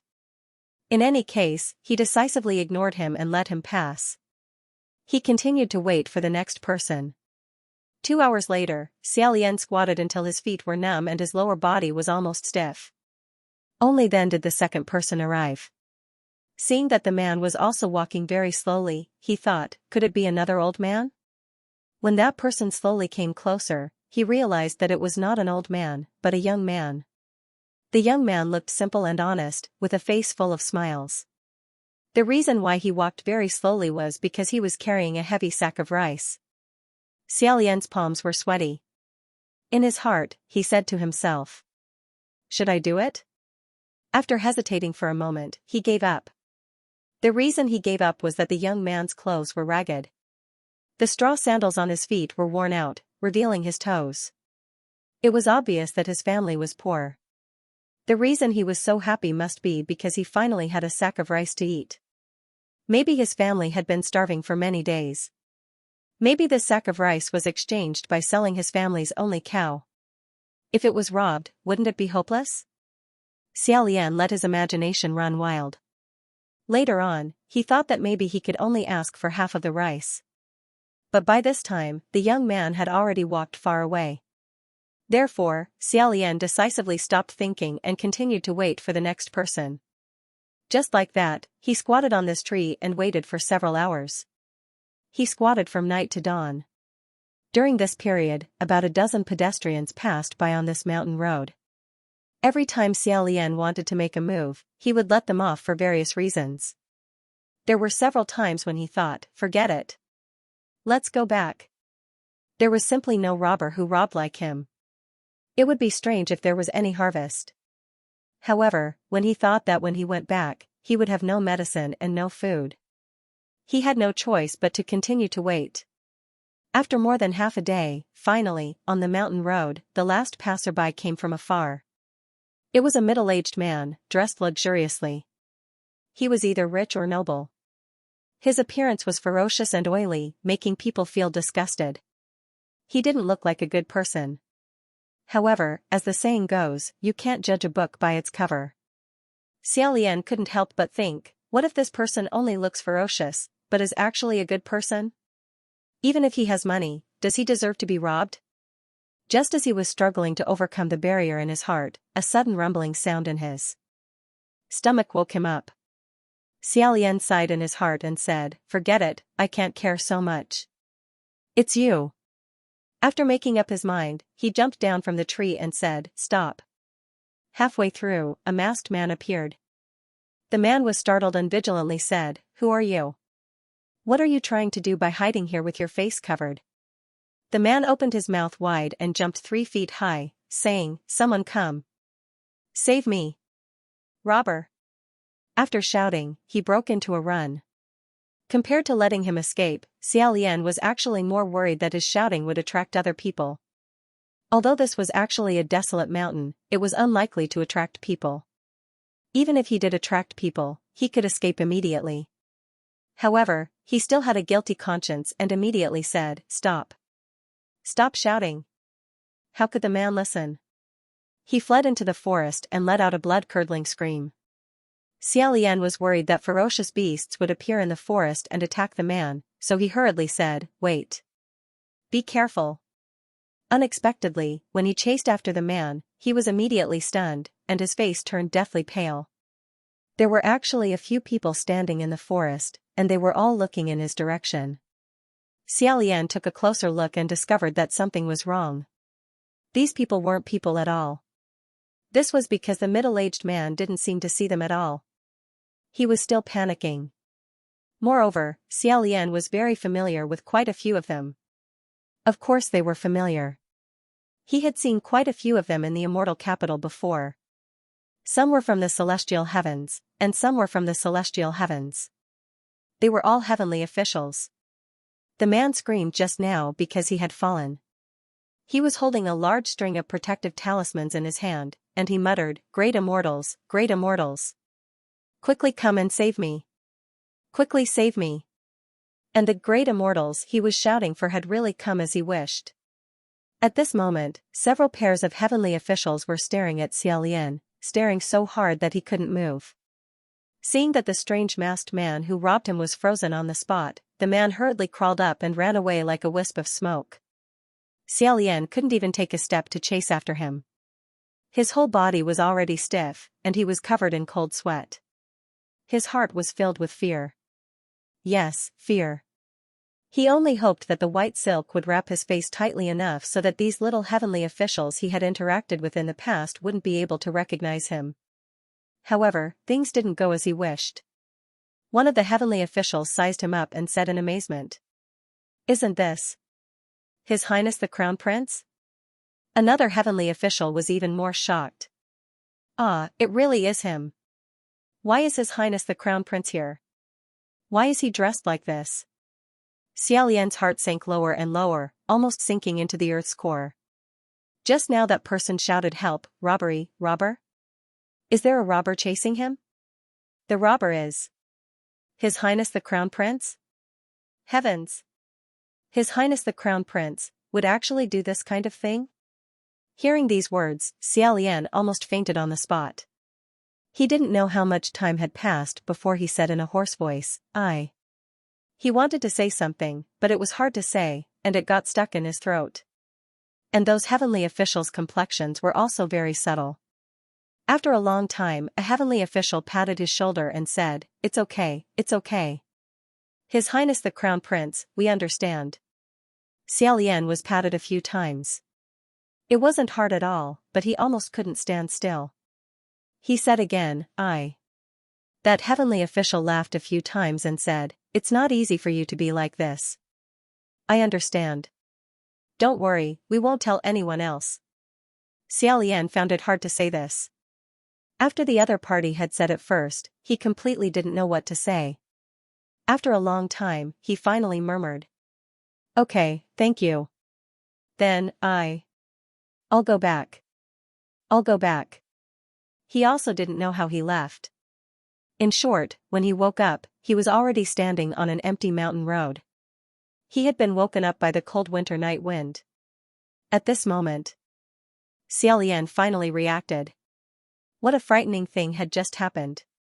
He, Xiaolian, the Crown Prince of Xianlu, a robber? How did things turn out like this? At this moment, Xiaolian was incomparably regretful. Before, he must have been crazy to think of blocking the road and robbing others. Now, things had gotten out of hand. Why was it so unfortunate that he hadn't accomplished anything, yet he just happened to be caught red-handed? In his past life, Xiaolian had never encountered this kind of thing. He simply didn't know what to do. His entire body was burning from head to toe, and his mind was in chaos. He buried his face in his hands. If he could turn back time, he would even be willing to use several years of his lifespan and cultivation in exchange. Just as he was endlessly annoyed, the corner of his eyes suddenly swept over a blurry white silhouette in front of him. Immediately startled, he fiercely raised his head and said, "Who?" When he raised his head, that silhouette instantly disappeared. Xiaolian's whole body was covered in a cold sweat.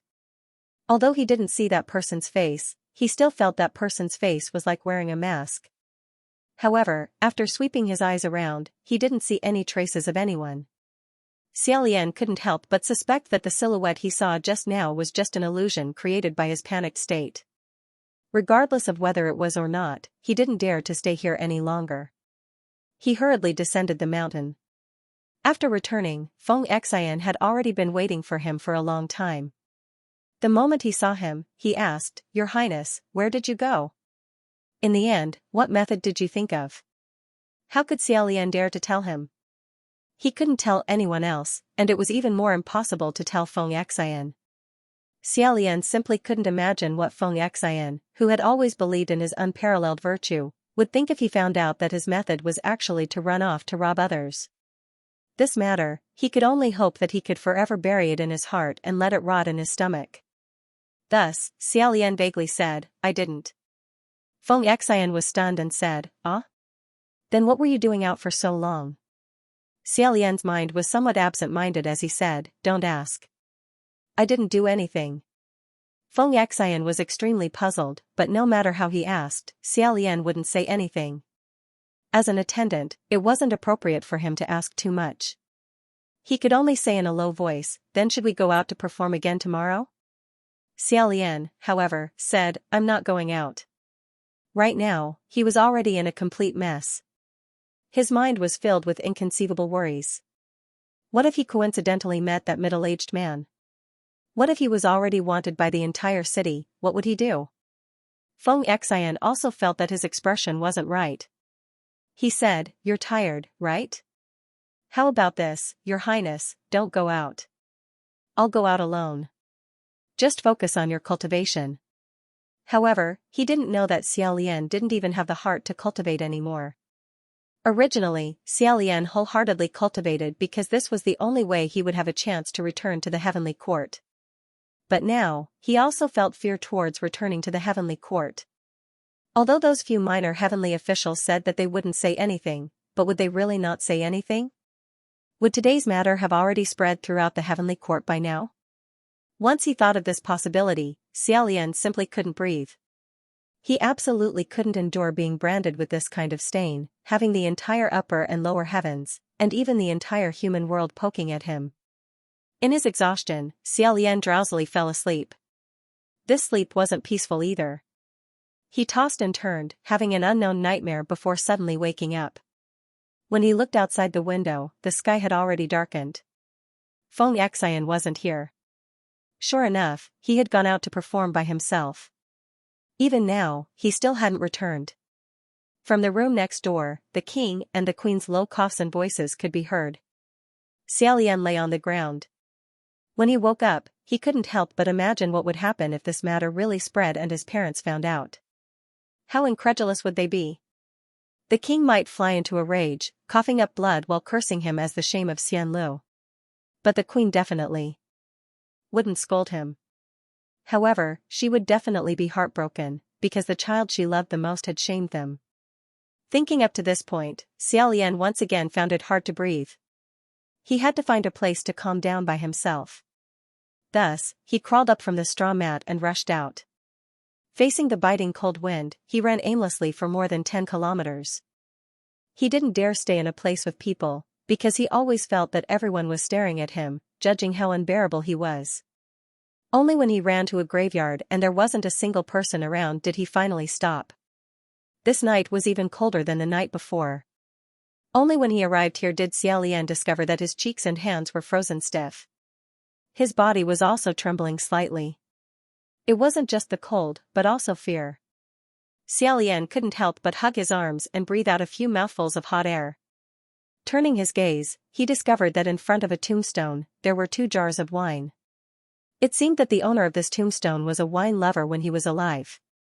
That was why after he died, people who visited his grave also brought wine for him. Xiaolian squatted down. He had never drunk wine before, but he had heard people say that wine warmed the body and made it so that one could forget things. After pausing for a moment, he suddenly picked up the wine jar, opened the cork, and gulped it down. This wine wasn't any good wine. It was cheap, and the jar tasted very strong. Xiaolian gulped down a few mouthfuls, choking and coughing fiercely.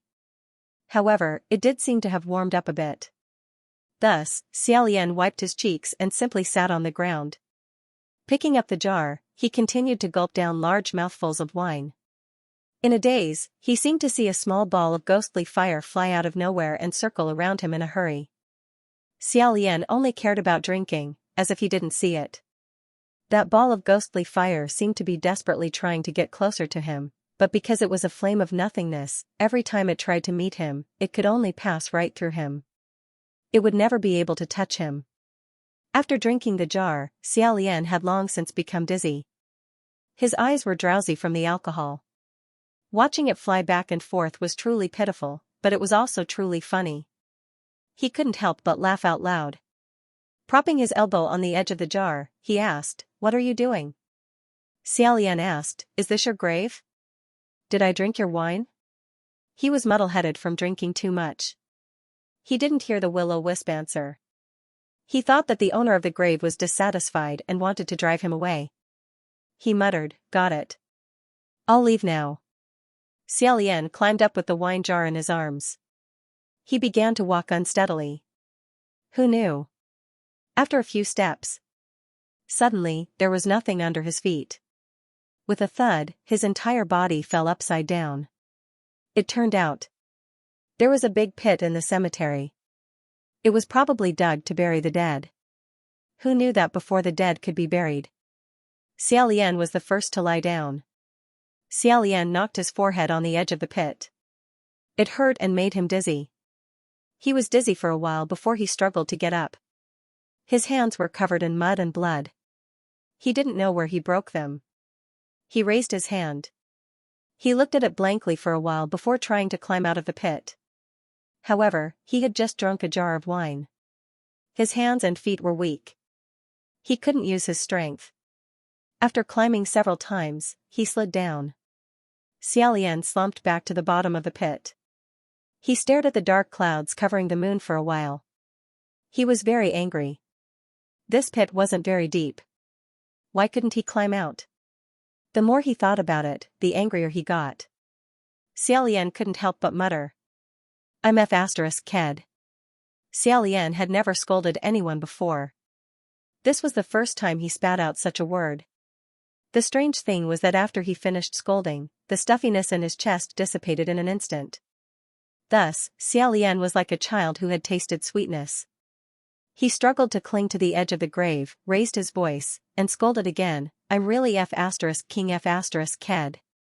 He slapped the ground and shouted, "Is there anyone? Is there anyone to pull me up?" Of course, there was no one. There was only a faint will-o-wisp that danced without extinguishing. After Xiaolian fell, the will-o-wisp rushed over as if it wanted to pull him up, but it could never touch him. Xiaolian didn't care about it at all. He angrily said, "Why don't someone just bury me?" Scolding was scolding, but he still crawled. Panting and panting, Xiaolian managed to climb up on his own with great difficulty. He was already in a mess, lying on the ground, gasping for breath. After a while, he flipped over and curled up with his arms wrapped around himself. Xiaolian whispered, "So cold." He spoke very softly, afraid that someone would hear him. The will-o'-the-wisp heard him and flew over to stick to his body. The flame suddenly became much brighter, as if it was burning itself. However, the will-o'-the-wisp was cold. No matter how close it was, it would not bring any warmth to the living even if it was burnt to ashes. In his daze, Xiaolian seemed to hear a tiny voice.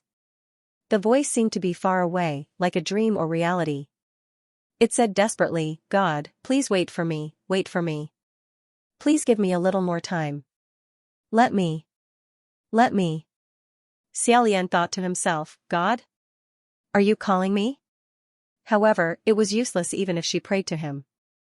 Because when he was a god, there was nothing he could do.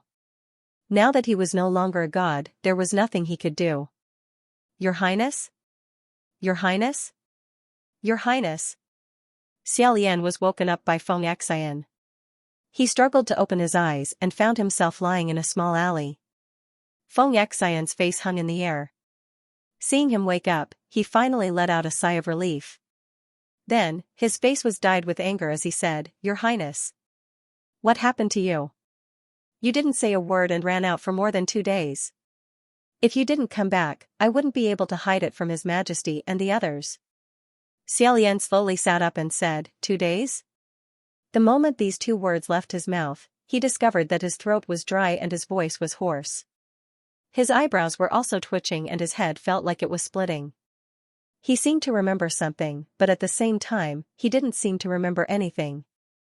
Feng Xian squatted beside him and said, That's right. 2 days. Where did you go? Why were you so crazy just now? Could it be that he was drunk for 2 days? Wasn't he in a cemetery? Why was he lying here? Moreover, listening to Feng Xian's tone, Xiaolian had a bad premonition. He asked, What happened to me? Feng Xian unhappily said, You were possessed. Smashing stalls everywhere, beating people everywhere, and even stopping the patrolling Yong'an soldiers. I don't know what else you did before. Hearing that he actually went to stop the Yong'an soldiers, Xiaolian was startled and said, I stopped the soldiers? Then, what about those soldiers? Feng Xian said, Fortunately, I bumped into you and pulled you back. With your appearance, they thought you were a drunkard or a lunatic. After scolding you a few times, they didn't pay much attention to you. Otherwise, they would be dead for sure. What happened to you? Why do you look like you drank alcohol? Xiaolian lowered his head to take a look. Right now, his entire body was filthy and covered in mud. Scratching his hair, he looked as messy as a criminal who was about to be dragged down and executed. Sure enough, he looked like those drunkards who slept on the streets all day. After a moment of silence, he crawled up and vaguely said, I drank a little. Feng Xian didn't react for a moment and said, What? How can you drink alcohol? How much did you drink to be drunk for 2 days? Seeing Feng Xian's face full of disbelief, Xiaolian couldn't help but feel a little annoyed. He walked forward and said, I said I didn't drink much, just a little. I don't know what to do. Why can't I drink alcohol? Feng Xian didn't expect him to answer like this. Stunned for a moment, he chased after him and said, What do you mean you don't know what to do? Why? Your Highness, have you forgotten?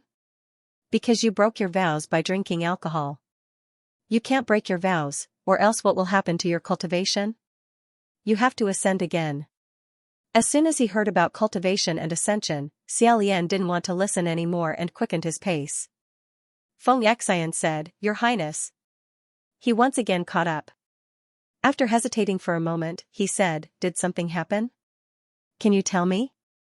Hearing Feng Xian ask this cautiously, Xiaolian opened his mouth, wanting to say something but hesitating. If he didn't find someone to say it to, he might collapse. However, he wasn't sure what Feng Xian's reaction would be if he said it. He didn't dare gamble. Seeing him sluggish, Feng Xian continued, Seriously, it's not like you killed people, burned houses, or robbed people. Your Highness, is there anything you can't tell me?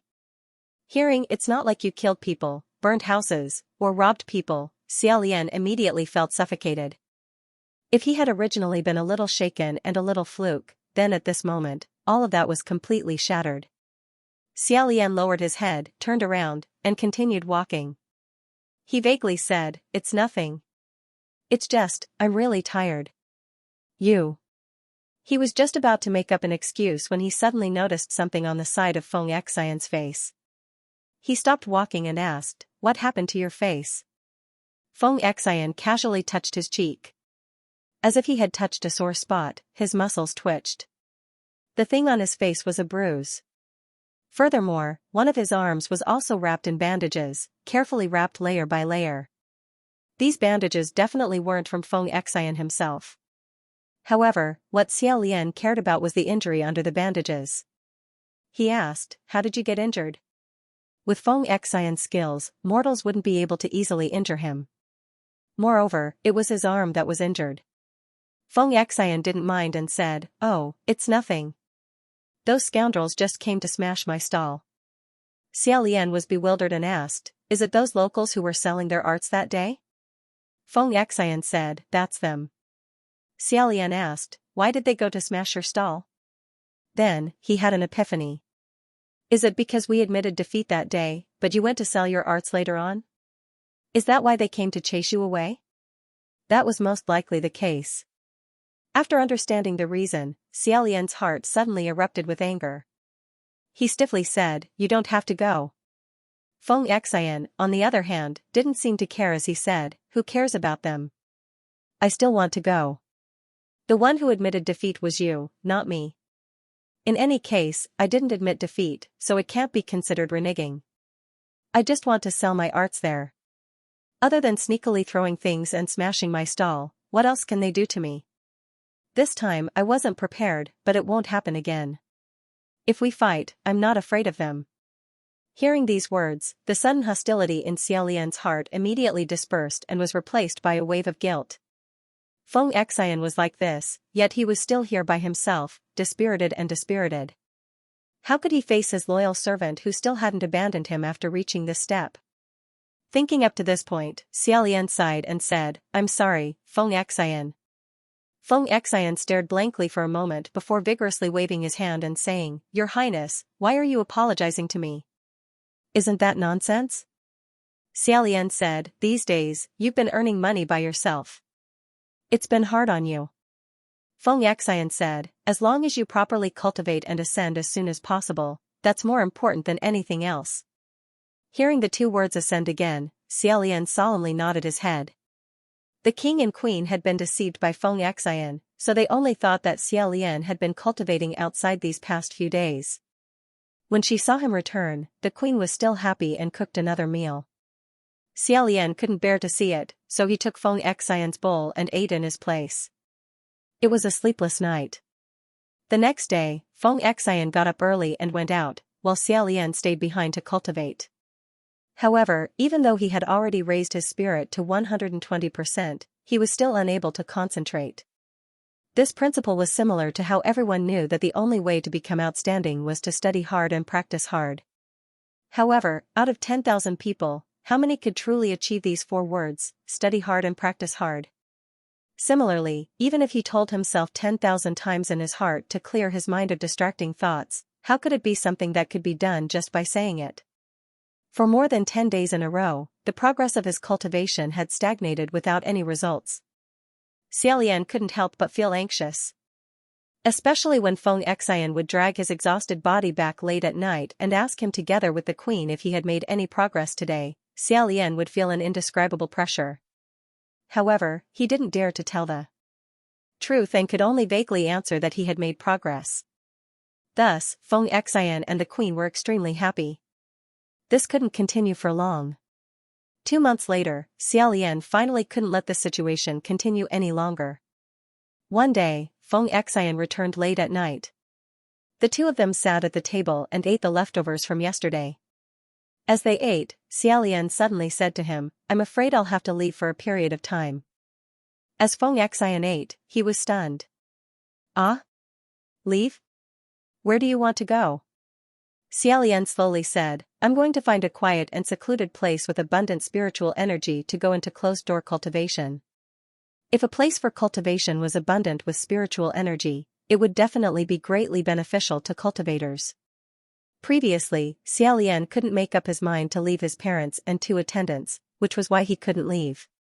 Now, however, he had changed his mind. Feng Xian didn't think too much about it and said, "That's great.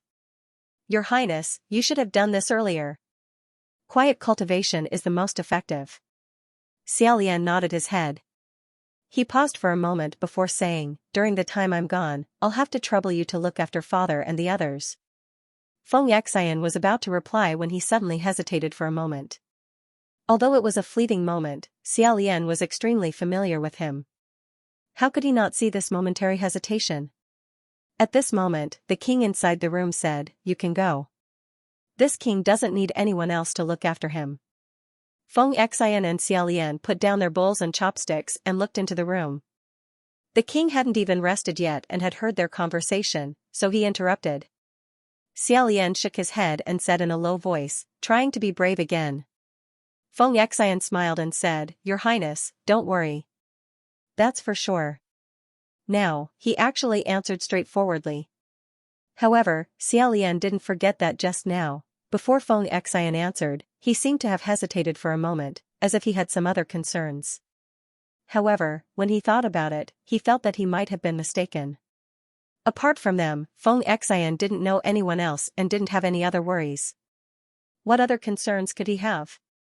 Forgetting about it, Xiaolian started thinking about tomorrow's itinerary. The next day, Xiaolian carried a simple luggage and temporarily bid farewell to his parents and Xian. He walked for who knew how many dozens of miles on foot, eating and sleeping outdoors for several days before finally finding a secluded mountain suitable for cultivation. After surveying the area, Xiaolian was stunned at first, then he was overjoyed. "I'm so lucky, this place's feng shui is very good. It's actually a rare paradise." After being unlucky for so long, his luck suddenly changed. Xiaolian still didn't dare to believe it. After confirming it repeatedly, there was no doubt. This was really a treasure land with abundant spiritual energy. If he could cultivate here for a few months, he would definitely be able to achieve twice the results with half the effort and advance by leaps and bounds. Xiaolian seemed to see hope. His mood that had been gloomy for the past few days suddenly brightened. His heart was jumping with joy. "Father, Mother, Xian, wait for me. I'll be back very soon." After climbing the steep and rugged mountain path for 6 to 8 hours, Xiaolian finally entered the depths of the spiritual mountain before sunset. Walking through the dense forest, he could clearly feel that he was getting closer and closer to the source of spiritual energy. Xiaolian's footsteps also became lighter and faster. Unexpectedly, just as he was choosing a place to cultivate, he suddenly heard a flurry of footsteps from behind him. There were actually so many footsteps in such a secluded place. Xiaolian subconsciously turned around to look. He absolutely didn't expect that with this glance, the smile at the corner of his mouth would freeze. Behind him, many people actually appeared. There were about 30 or so of varying height and weight. Their appearances and clothing were all different, but without exception, they were all heavenly officials. A small number of them were the last heavenly officials of the upper heavenly court, while the majority were the same heavenly officials of the lower heavenly court. Shockingly, among them stood the few minor heavenly officials that he had bumped into and robbed last time. When they saw Xiaolian, their expression slightly changed. They pulled at this, poked at that, and whispered something unknown. When he saw them, Xiaolian's hand slightly trembled. Both sides looked at each other in dismay.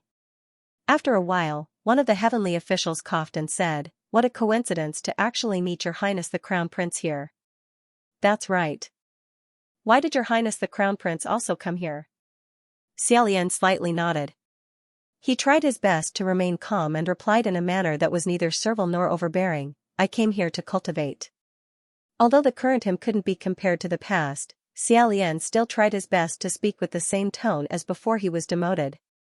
He didn't allow himself to lower his voice, nor did he allow himself to have a guilty conscience. The heavenly officials opposite him laughed and said, "What a coincidence, we also came here to cultivate." That's right, that's right. I didn't expect to bump into this place." He. It turned out that he wasn't the only one who had discovered this heavenly paradise. These dozens of heavenly officials had also taken a fancy to it. Faced with this kind of situation, Xiaolian began to hesitate in his heart. Could it be that he had to cultivate with so many heavenly officials? To tell the truth, he was against cultivating with other heavenly officials from the bottom of his heart. First, he came here to cultivate in seclusion. If he couldn't be alone and had to be with so many people, it would be hard to avoid being disturbed. Some people liked to cultivate in groups so that they could look out for each other. However, Xiaolian had always quietly cultivated by himself. Second, after the robbery incident last time, whenever he saw the heavenly officials he had interacted with in the past, he would feel anxious and fearful. He always felt that their gazes were like needles piercing into him, making him feel uncomfortable. For example, right now, he had the illusion that everyone was using subtle gazes to examine him. Because of this, he simply didn't have the heart to cultivate. Although there was a rule in the matter of occupying a blessed land, it was first come first served. As long as he was forceful enough, Xiaolian could say that he came first and that they should find another place to cultivate. However, those few heavenly officials who had discovered his robbery were right in front of him, so it wasn't good to be too forceful. Moreover, he alone occupied a blessed land and drove away so many heavenly officials. Speaking of it, it was quite overbearing. Even if Xiaolian was against cultivating with other heavenly officials, he had no other choice. For a while, he wouldn't be able to find another place with such abundant spiritual energy for cultivation. He could only nod his head and say, "That's right, what a coincidence. Then I'll go in first. Everyone, please help yourselves." As he spoke, he wanted to leave in a hurry and find the quietest cave to hide in. Who knew that just as he turned around, a heavenly official behind him said, "Wait." Xiaolian paused his footsteps and turned his head to ask in confusion, "What's the matter?" Among those 30 or so heavenly officials, some used their eyes to communicate, while others spoke in low voices. In a flash, a person stood out and said with a faint smile, "Your Highness the Crown Prince has occupied quite a few heavenly caves and blessed lands in the past. This one, why don't you give it to us?" Xiaolian stared blankly for a while before finally reacting. What they meant was that they actually wanted him to leave by himself. Inexplicable, they were bullying people too far. A wave of qi and blood rushed to his head on the spot. Xiaolian thought to himself, "I came here first. I didn't let you guys leave, so why do you guys want me to leave instead?" However, it wasn't good for him to rashly flare up. After a moment of silence, Xiaolian's fingers slowly tightened around the straps of his luggage. He stiffly opened his mouth and said, "Everyone, what is the meaning of this?" One of the heavenly officials said, "This. Didn't I just say it? Your Highness the Crown Prince has occupied quite a few heavenly caves and blessed lands in the past." Xiaolian interrupted him and said, "But what does that have to do with this? Could it be that because I've occupied a lot of spiritual lands in the past, I'm not allowed to come here to cultivate in the future?" The heavenly official was shut up by him and didn't say anything else.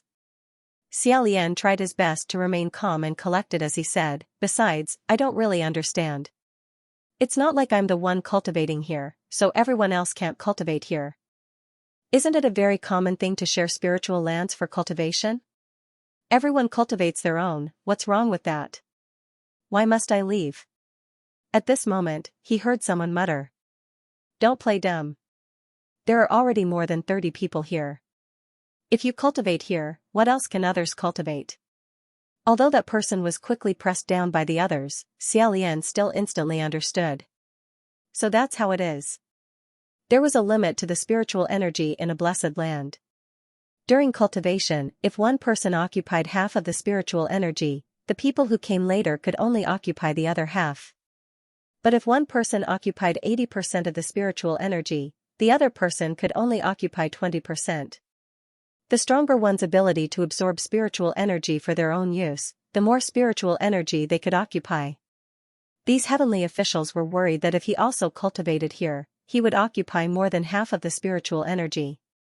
And if the remaining spiritual energy was divided among the 30 or so people, each of them wouldn't even have a few strands left. Once he figured this out, the blood in Xiaolian's head rushed even more fiercely. He clenched his fists and coldly said, "I want to cultivate here."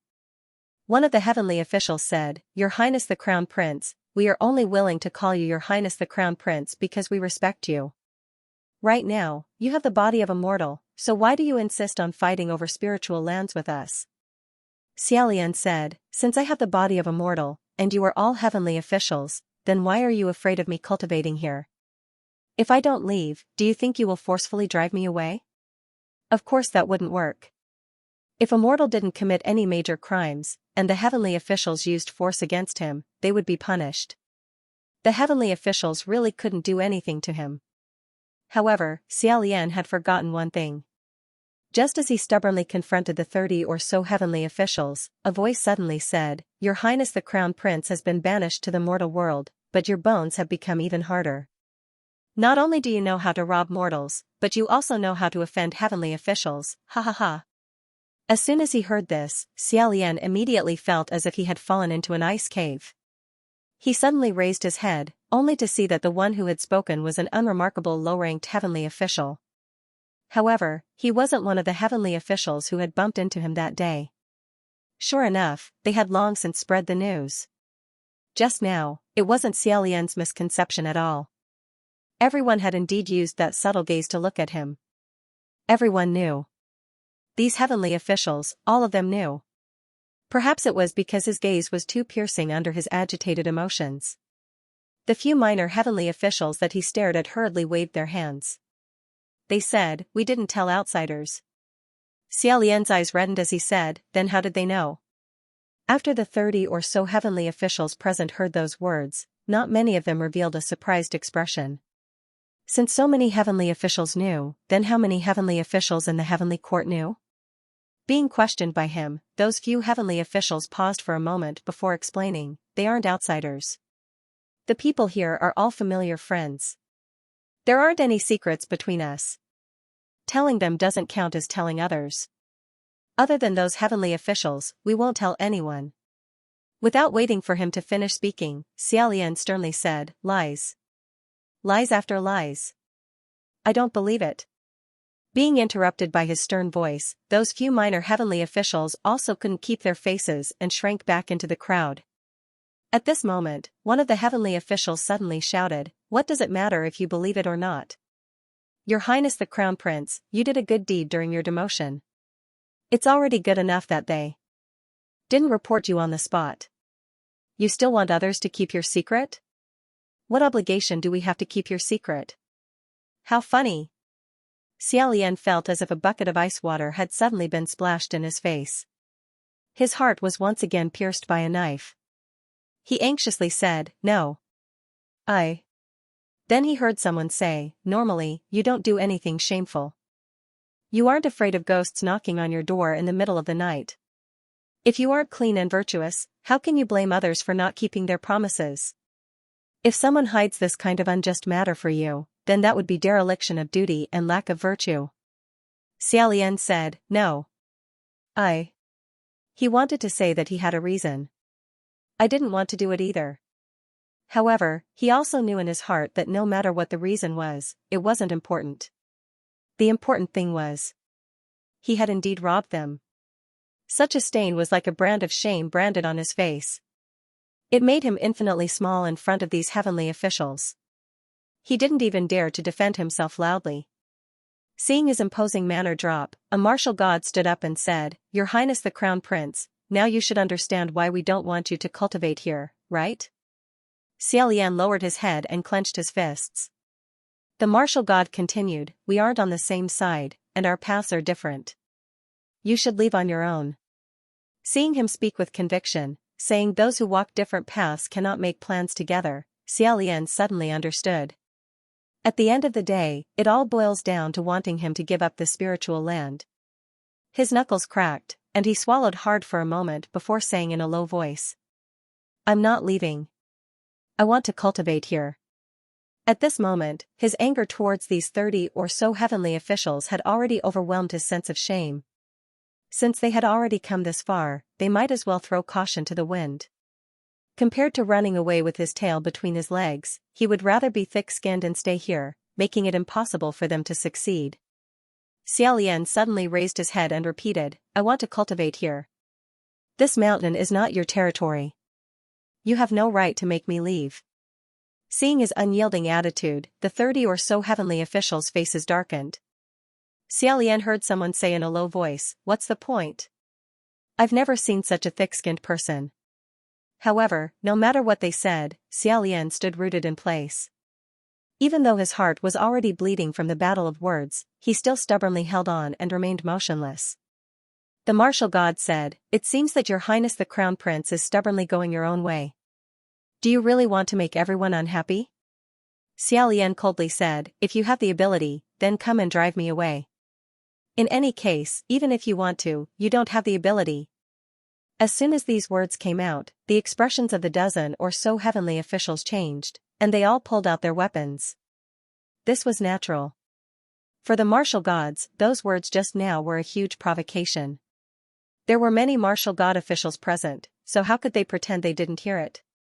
Even though he was surrounded, Xiaolian wasn't the least bit afraid.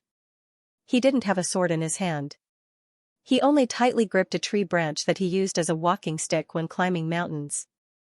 One of the martial god officials solemnly said, "Your Highness the Crown Prince, if you immediately apologize, we can pretend that you didn't offend us just now." Xiaolian said, "If I made you unhappy in any way, I definitely won't apologize." He gripped the tree branch and pointed it forward, saying, "Because you aren't worthy of being gods." The other side was in an uproar. Someone sneered, "We aren't worthy? Is a bandit like you, a mortal robber, worthy?" Xiaolian couldn't bear it any longer. He didn't want to bear it in the first place, so he charged forward with the tree branch and shouted, "You're going too far." The dozen or so martial god officials also raised their weapons to meet him. A martial god official in the back said, "It's not like we told you to rob people. What reason do you have to blame us?" It was too early for them to be happy. They originally thought that since Xiaolian didn't have any weapons or strength, he would be easy to deal with. Who would have thought that this wasn't the case at all? Although Xiaolian was only holding a tree branch, he was using it like a poisonous blade, overbearing and powerful to the extreme. The two sides didn't clash for long before the swords of several martial god officials were almost sent flying.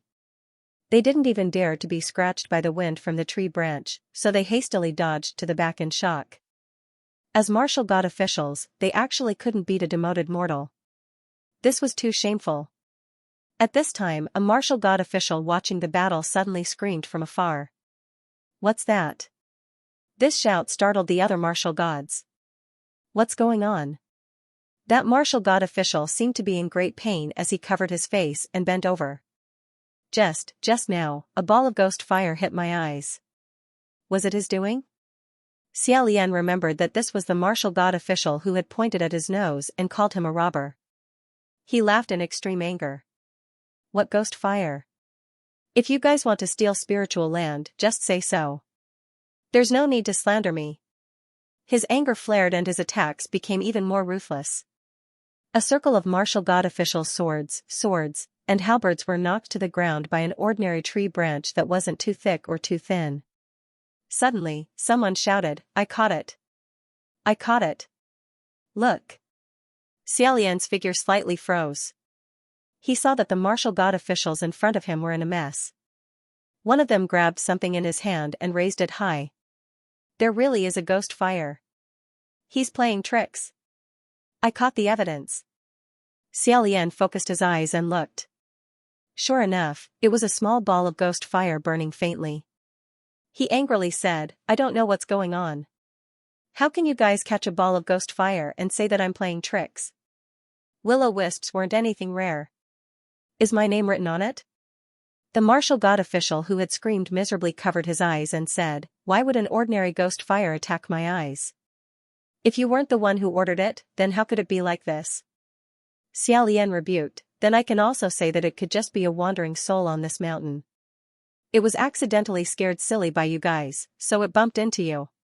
What kind of evidence is this?" The martial god who had first made a move snatched the ghost fire and said, "Who cares who ordered it? This kind of harmful thing, just break it up." As he said this, he exerted force in his hand. He actually wanted to crush the ghost fire and scatter it.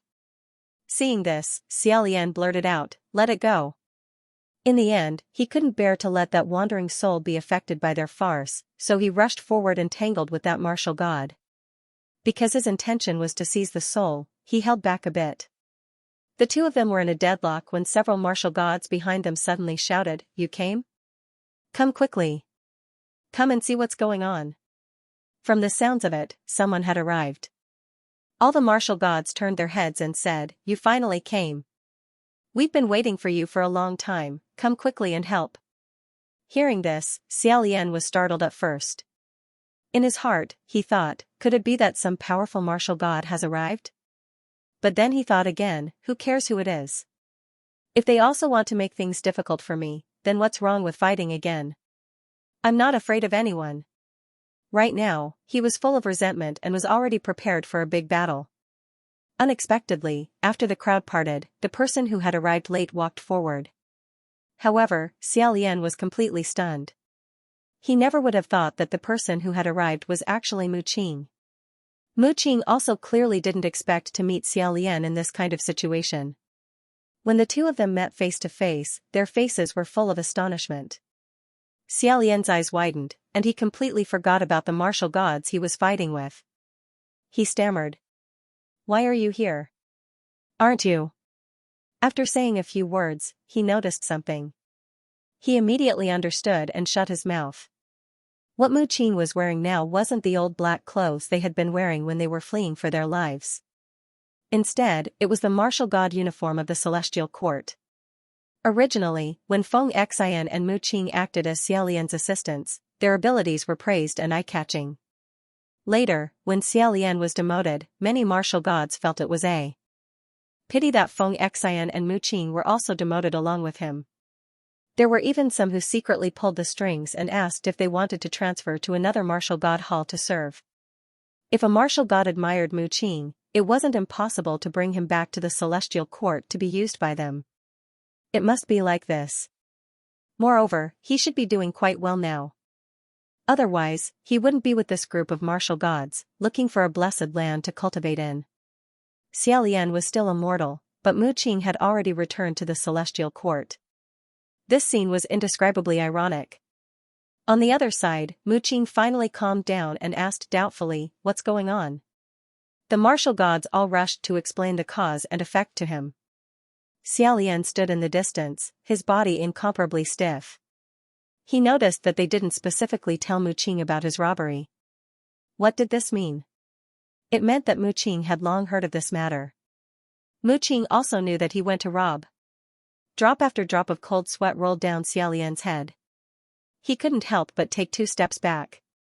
The martial god who had confronted him just now shouted while gasping for breath, he wants to seize the spiritual land by himself and drive us away. Mu Qing, quickly come help. Help with what? Get Mu Qing to help fight him together? Xiaolian was so angry that his scalp went numb. He was extremely shocked. It took him a lot of effort to react. He stammered angrily. You guys are really inverting black and white, shameless to the extreme. It's not like this at all. I clearly didn't. Mu Qing watched from the side. He was anxious and angry, so he sent another branch flying out. That martial god couldn't withstand it and retreated again and again. He shouted, Mu Qing. What are you still standing there for? The other martial gods also followed and shouted. However, Mu Qing's expression remained hesitant, as if he didn't know whether he should help or not. When Xiaolian heard them repeatedly urge Mu Qing to join them in besieging him, he became furious in his heart. Mu Qing isn't the same as you guys. He's my friend, he definitely won't help you. Angry, he exerted force in his hand and sent another row of weapons flying. The other martial gods saw that Xiaolian was becoming more and more courageous as he fought. Knowing that the situation wasn't looking good, they hurriedly said, Mu Qing. You're just going to watch him act recklessly like this? The expression on Mu Qing's face changed unpredictably. He took a step forward, his fingers slightly twitching. The martial god standing next to him urged, Don't just stand there, help. At this time, another person spoke in a strange tone, Mu Qing not wanting to move is understandable. After all, he used to be His Highness the Crown Prince's personal attendant. Even if His Highness the Crown Prince robbed and seized spiritual land, he still has to consider the old relationship between master and servant. Not helping His Highness the Crown Prince is already giving him a lot of face. How can we still expect him to help us? These words sounded like they were exonerating him, but in reality, they were extremely sinister. In an instant, several blue veins appeared on Mu Qing's forehead and neck. The atmosphere became subtle. Xiaolian sensed something was wrong and said, Mu Qing. He only called out his name. In the next moment, his hand suddenly lightened and he heard the sound of something being cut off. Xiaolian stared blankly and looked down. The thing that had been cut off was his only weapon, that branch. When he raised his head again, he saw that in Mu Qing's hand, a long blade had already materialized. At this very moment, that blade was pointed at Xiaolian. The person holding the blade coldly said, "Please leave." Xiaolian held the remaining half of the branch in his hand and looked at Mu Qing. After a long time, he said, "I didn't really want to rob. I also didn't seize the spiritual land. I came here first." Mu Qing expressionlessly repeated, "Please leave." Xiaolian looked at him and hesitated for a moment before saying, "You know I'm not lying, right?" When he asked this, he was a little expectant, but also a little afraid. There was a voice telling him not to ask any more, turn around and leave. But he still couldn't help but ask.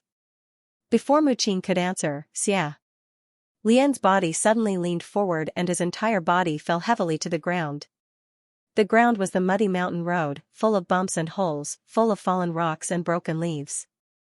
Xiaolian fell to the ground, his eyes immediately widening in disbelief. He didn't know which heavenly official had taken advantage of his absent-mindedness to push him from behind, causing him to fall so unsightly in front of so many pairs of eyes. It was really too unsightly. Xiaolian could hear the voices of people from all directions. His eyes were wide open as he looked at the dark ground in front of him. Very slowly, he raised his head and looked at Mu Qing, who was standing not far in front of him. Mu Qing stood in the middle of those heavenly officials. He didn't look at him, instead turning his head to the side. Like everyone else, he also didn't extend his hand to pull him up. Thus, Xiaolian understood that no one would pull him up. After lying on the ground for a long time, he slowly climbed up on his own. The crowd of heavenly officials thought he was going to make trouble again, so they were extremely vigilant. Xiaolian didn't make a move against anyone. Instead, he lowered his head and searched the ground for a while. He found the small package that the queen had packed for him and silently picked it up. Once again, he put it on his back and turned around. Step by step, he walked down the mountain. As he walked and walked, his pace became faster and faster. Not long after, Xiaolian began to madly run. He held his breath and madly ran all the way down the mountain without stopping for a moment. He didn't know how far he ran, but he suddenly didn't pay attention to his feet and fell again. Only then did he spit out a mouthful of blood. In his panic, he didn't think to get up. He just sat on the ground and gasped for breath. When his breath gradually calmed down, Xiaolian didn't think to stand up. Instead, he just sat there in a daze. Suddenly, a hand reached over. Xiaolian blinked his eyes slowly. Following this hand, he slowly raised his head and looked over. Unexpectedly, it was Mu Qing again. He stood in front of Xiaolian, his complexion slightly pale. After a long time, he stiffly said, "Are you all right?" Xiaolian blankly looked at him, not saying anything. Perhaps it was because he felt uncomfortable being stared at by such a creepy gaze, Mu Qing avoided his eyes. However, he still stretched out his hand and said, "Get up." However, this hand was already stretched out too late. Xiaolian didn't take his hand, nor did he get up. He still stared straight at him. The two were in a deadlock for a long time. Mu Qing's complexion became more and more unsightly. Just as he was about to withdraw his hand, Xiaolian suddenly grabbed a handful of mud from the ground and threw it at Mu Qing. Mu Qing didn't think he would do this kind of thing. He simply didn't know whether to call it crude or childish. His chest suddenly exploded with a ball of dirty mud. A few spots also splashed on his face. He was stunned. After a short while, his anger surged, but he forcefully suppressed it. He said in a low voice, "I also had no choice." He really had no choice. Right now, his relationship with those heavenly officials shouldn't be bad. If he just watched as his colleague was beaten by Xiaolian and he didn't do anything to stop it, or if people thought he was standing on Xiaolian's side, he was afraid he wouldn't have a good time. Xiaolian seemed to not know how to speak. He only grabbed the mud on the ground and continuously smashed it at him. Mu Qing blocked a few times but couldn't stop it. He said angrily, "Are you crazy? I said I had no choice." Didn't you also have no choice? Scram. Scram. Scram. This was the only word in Xiaolian's mind. However, he couldn't even say this word. He could only madly grab whatever he could grab at hand and smash it. He didn't care who it was that he smashed. Finally, Mu Qing couldn't take it anymore. With an ashen face, he flicked his sleeves and left. Xiaolian took a few rough breaths. He sat back down and started to stare blankly again. He sat like this until the sky darkened. After the sky darkened, many phosphorescent lights floated in from who knew where, faintly dancing. Xiaolian didn't seem to see them. He didn't have the slightest bit of energy. However, those phosphorescent lights seemed to be unwilling to not be noticed by him. More and more gathered around him. Xiaolian still ignored them. Until a figure appeared in the phosphorescent lights. That person's arrival was always accompanied by a great ominous premonition. Xiaolian sensed something and slowly raised his head. 10 steps away, a white-cloaked figure stood in the countless floating phosphorescent lights. The half-mask on his face was a sinister smile. In the middle of the night, Xiaolian's pupils instantly shrank into 2 tiny dots. With a trembling voice, he said, "It's you?" By Wu Xiang. Xiaolian's hair stood on end. He jumped up and reached behind him to pull out his sword. However, he pulled out empty air. Only then did he remember that all of his swords had long since been pawned. Even the branch he had used as a weapon had been cut off. In other words, right now, he had no magic power and was unarmed. Yet, he met this thing. A few years ago, after the destruction of Xianlu, Bai Wuxiang disappeared from this world. Xiaolian had never looked for him. He had never thought of looking for him. He only hoped that he would disappear without a trace and never appear again. Who knew that this thing would suddenly appear in front of him today? That white-cloaked figure slowly approached him. Xiaolian felt a chill in his heart. He couldn't help but take 2 steps back. Then, he reacted, "I can't retreat. Running is useless." He sternly said, "What do you want to do?" Bai Wuxiang didn't answer. He continued to walk closer with his hands behind his back. Xiaolian's hands and feet, as well as the white breath that came out of his mouth, were trembling. He forced himself to recall the mocking, cold, or laughing faces of those 30 or so heavenly officials. He also recalled Mu Qing's side profile. All of a sudden, he forgot his fear. With a shout, he struck out with his palm. However, this palm hadn't even reached him yet. A sharp pain came first. Unexpectedly, the opponent had predicted Xiaolian's move. He took the initiative to flash behind Xiaolian and kicked him in the back of his knee. Too fast. Xiaolian's knees had already landed heavily on the ground with a thud. This terrifying thought emerged in his mind. This thing's movements were actually faster than his thinking speed. In the next moment, Xiaolian felt something even more terrifying. An ice-cold palm spread open and covered the top of his head. He screamed, but the hand exerted a little force and lifted his head along with his entire body. Xiaolian had no doubt that with the strength of this thing, as long as these 5 fingers closed, they could directly crush his skull, turning his head into a bloody mess of flesh and bones in an instant. He also didn't doubt that Bai Wuxiang's next step after grabbing him was to do this. Xiaolian gasped in disarray. Thinking that he was going to die for sure, he closed his eyes tightly. Unexpectedly, the thing behind him had no intention of continuing to exert force. Instead, it withdrew its murderous aura and sighed softly. After this soft sigh, the other party did not continue to move for a long time. Amidst the deathly silence, Xiaolian opened his eyes, bit by bit. The will-o'-the-wisps danced wildly in the sky, and each of them was a ghost that was laughing and watching the commotion. However, most of the will-o'-the-wisps seemed to be intimidated by something, and didn't dare to approach the 2 of them. Only one particularly bright will-o'-the-wisp hovered above them, and it was using its own flames to violently smash into the people behind Xiaolian. No one knew what it was doing, but no matter how one looked at it, it was like a mayfly trying to shake a tree. Suddenly, Xiaolian's body stiffened. Bai Wuxiang had actually hugged him. Xiaolian sat crookedly on the ground. A pair of cold and powerful hands held him in a lifeless embrace. Bai Wuxiang also sat down at an unknown time, muttering, "Pitiful, pitiful. Your Highness the Crown Prince, look at what you've become." As he muttered to himself, he stroked Xiaolian's head. His movements were gentle and compassionate, as if he was stroking an injured puppy, or his own child who was about to die from a serious illness. Under the moonlight, half of the smiling face was hidden in the darkness, and only the other half of the face was crying, as if it was sincerely crying for Xiaolian. Xiaolian stiffly curled up, motionless. The man in white behind him raised his finger and wiped off the dirty mud on Xiaolian's face. From his actions, Xiaolian actually felt a strange kind of benevolence.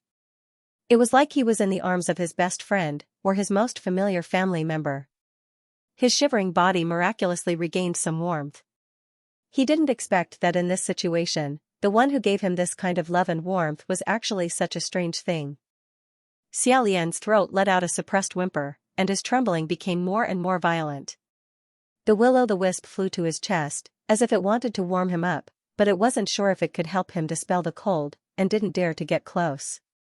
Bai Wuxiang helped him wipe off the mud on his body and said, "Come over to my side." Xiaolian's voice trembled as he said, I. Before he finished speaking, he suddenly stretched out his palm and attacked Bai Wuxiang's mask. The surprise attack was successful, and the mask was sent flying high into the air by his palm. Xiaolian had already flipped over and jumped several meters away. His previous fearful appearance was completely swept away, and he angrily said in a deep voice, "Who wants to go over to your side, you monster?" That deathly pale face fell to the ground, and the will-o'-the-wisp that filled the sky seemed to have been scared silly. It suddenly went out of order, wildly dancing without end as it screamed soundlessly. Bai Wuxiang covered his face and began to laugh in a low voice. When he heard that laugh, Xiaolian's hair stood on end. He asked, "What are you laughing at?"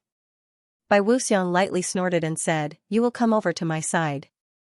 His tone was firm, and Xiaolian didn't understand what he meant. In disbelief, he asked, "Which side is your side?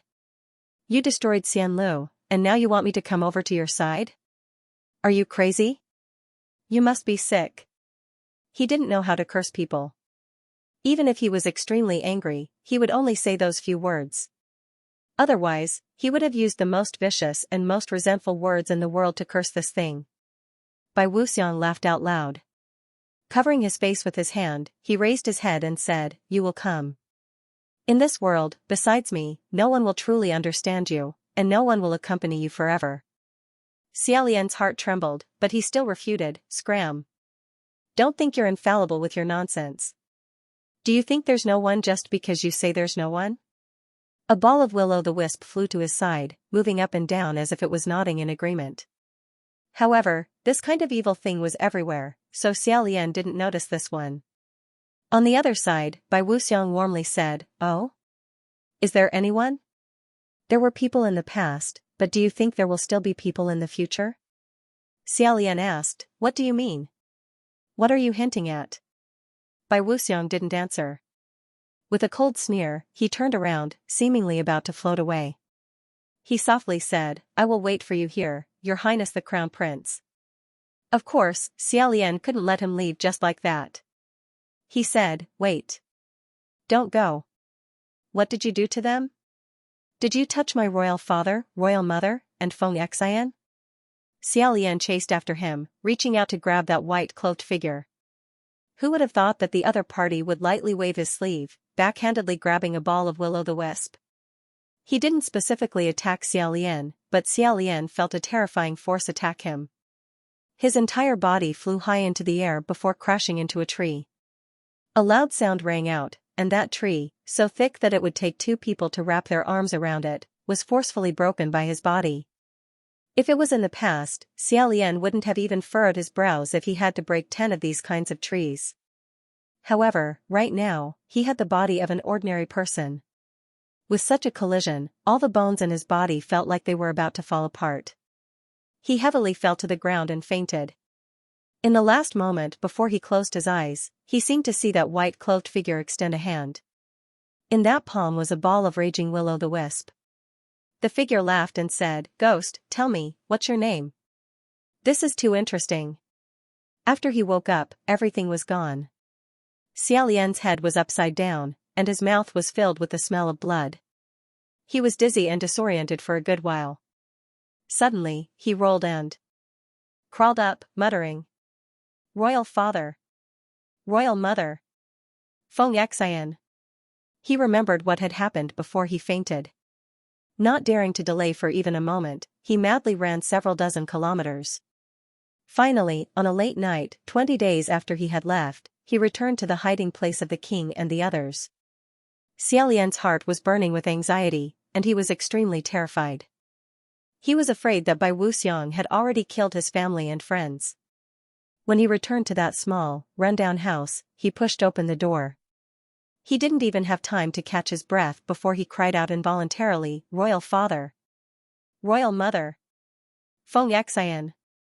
Fortunately, inside the house, the miserable situation he had imagined didn't appear. Even the things inside were not messed up. It was still the same as before he had left. Xiaolian madly ran several dozen kilometers with a body full of injuries. His throat was so dry that it was about to emit smoke. Only after he slightly relaxed did he swallow his saliva and continue walking inside. He said, "Feng Xian. You guys are..." The moment he pushed open the door, his throat choked. Feng Xian was inside the house. When he saw Xiaolian return, he curiously asked, "Your Highness, why did you come back?" However, Xiaolian didn't look at him. Instead, he stared at the person opposite him. Standing opposite Feng Xian was a man dressed in black. It was Mu Qing. When Mu Qing turned around and saw him, he pursed his lips. His complexion wasn't too good either. Feng Xian walked around him and greeted him, "Didn't you go cultivate? How is it? I thought you were going to be gone for several months. Coming back so early, did you make some big progress?" Xiaolian stared at Mu Qing and asked, "Royal father, where's royal mother?" Feng Xian answered, "Asleep in the house. Already lying down to rest." "Why are your clothes so dirty? What's with the injuries on your face? Who did you fight with?" Xiaolian didn't answer. Only when he heard that his parents were safe and sound did he finally relax. He asked Mu Qing, "Why are you here?" Mu Qing didn't say anything. Feng Xian answered on his behalf, "He came to deliver something." Xiaolian asked, "What thing?" Mu Qing slightly raised his hand and pointed to the side. He was pointing to a few clean bags that should be filled with rice grains. Seeing Xiaolian remain silent, Mu Qing said in a low voice, "I heard that you guys are lacking medicine. I'll think of a way to get some later." Feng Xian replied, "All right, then I'll say my thanks. We're currently lacking this. Heavenly officials can't privately deliver things to mortals. You should also be careful." He then moved closer to Xiaolian's side and said in a low voice, "I'm also quite surprised that he actually came back to help. I must have misjudged him before." In short, Xiaolian suddenly said, "I don't need it." Mu Qing's face turned ashen and he clenched his fists. Feng Xian curiously asked, "What do you mean you don't need it?" Xiaolian said word by word, "I don't need your help. I also don't want your things. Please leave." Hearing the words "please leave," Mu Qing's face turned even more ashen. Feng Xian also sensed that something was wrong and asked, "What's going on?" Mu Qing lowered his head and said, "I'm sorry." After knowing Mu Qing for so many years, this was the first time he heard him say these 3 words.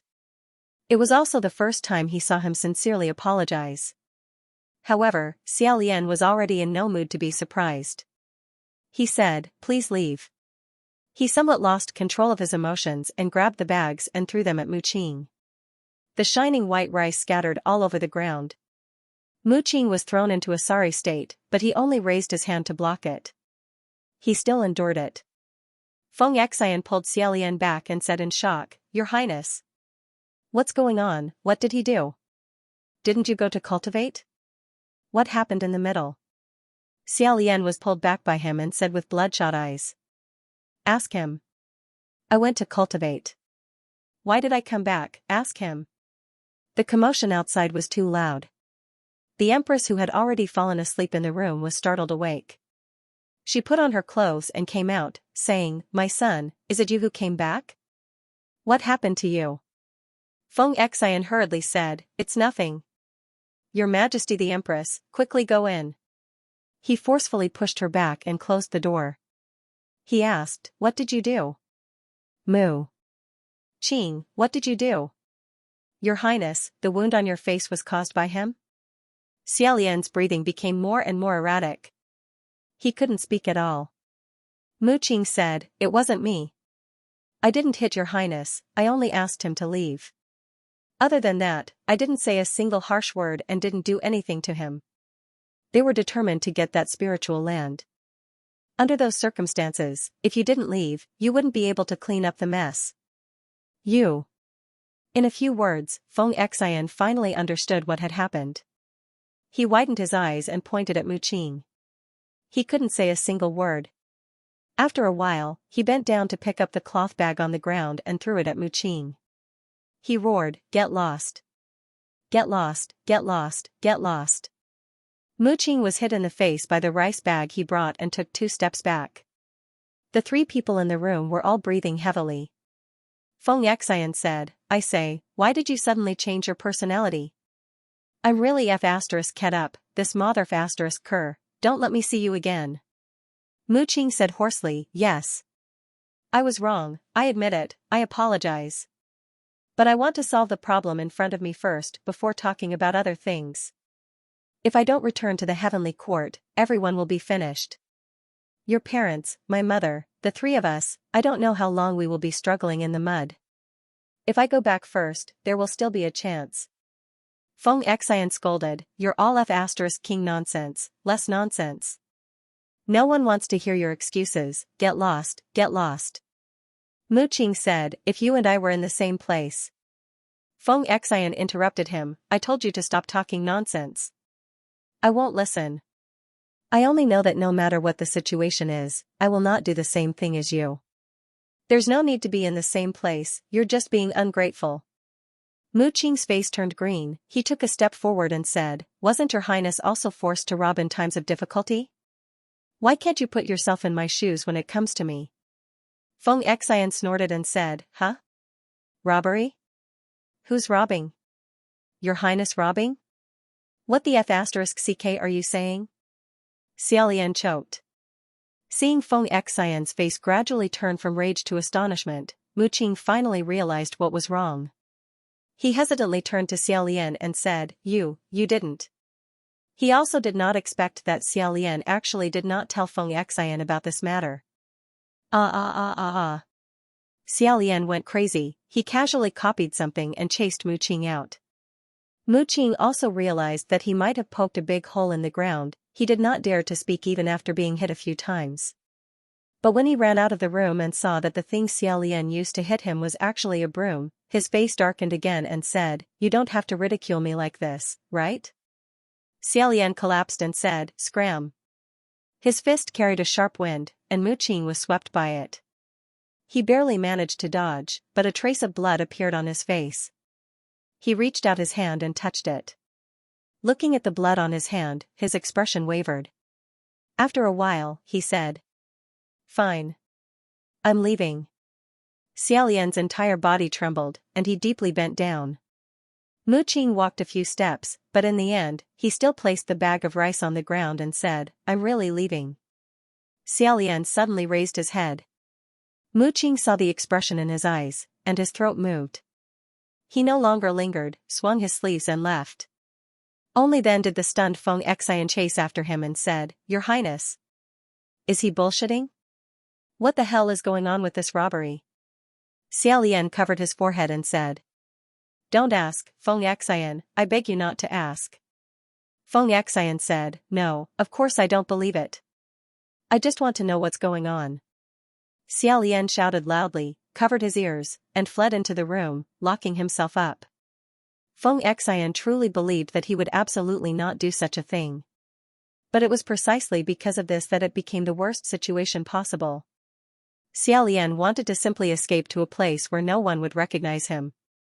However, he remembered Bai Wuxiang's words, so he didn't dare to go too far. He could only lock himself up in the room. No matter how Feng Xian and the queen called out to him, he wouldn't go out.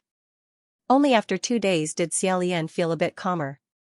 When Feng Xian knocked on the door again, he silently opened it.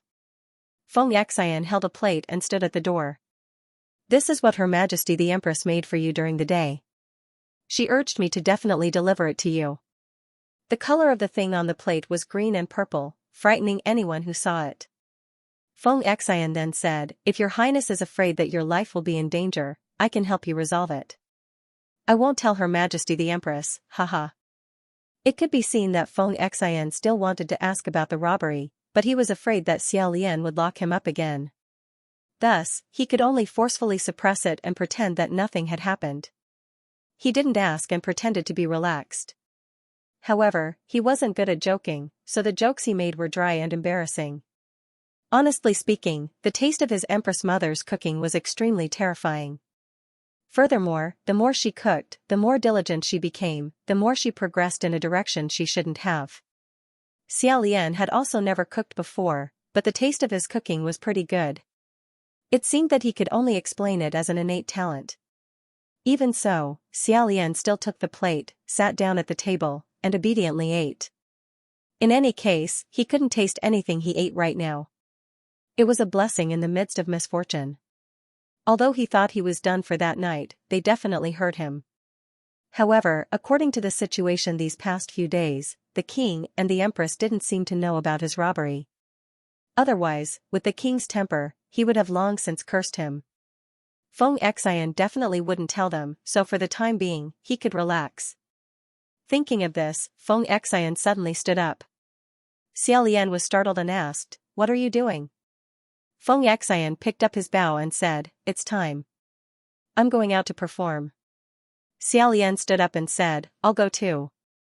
After hesitating for a moment, Feng Xian said, "Forget it. You should rest a bit more." Although Feng Xian didn't pursue the matter, Xiaolian still felt uncomfortable all over.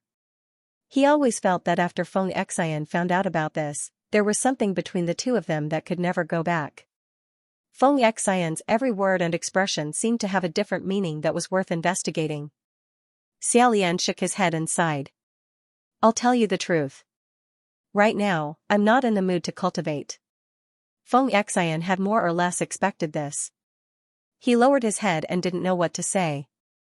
Xiaolian continued, "Since it's like this, instead of sitting in the house, why not go out and perform? At least you can earn some money. At least you won't look like a cripple." He didn't know why, but he couldn't say the last 2 words. It was probably because in his heart, he truly felt that he was already a cripple. That was why he didn't dare to easily say those 2 words.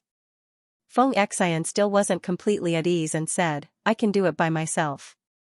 "Your Highness, you've only eaten 1 meal these past 2 days. It's better if you rest for a few more days." The more he said this, the more anxious Xiaolian was to prove himself.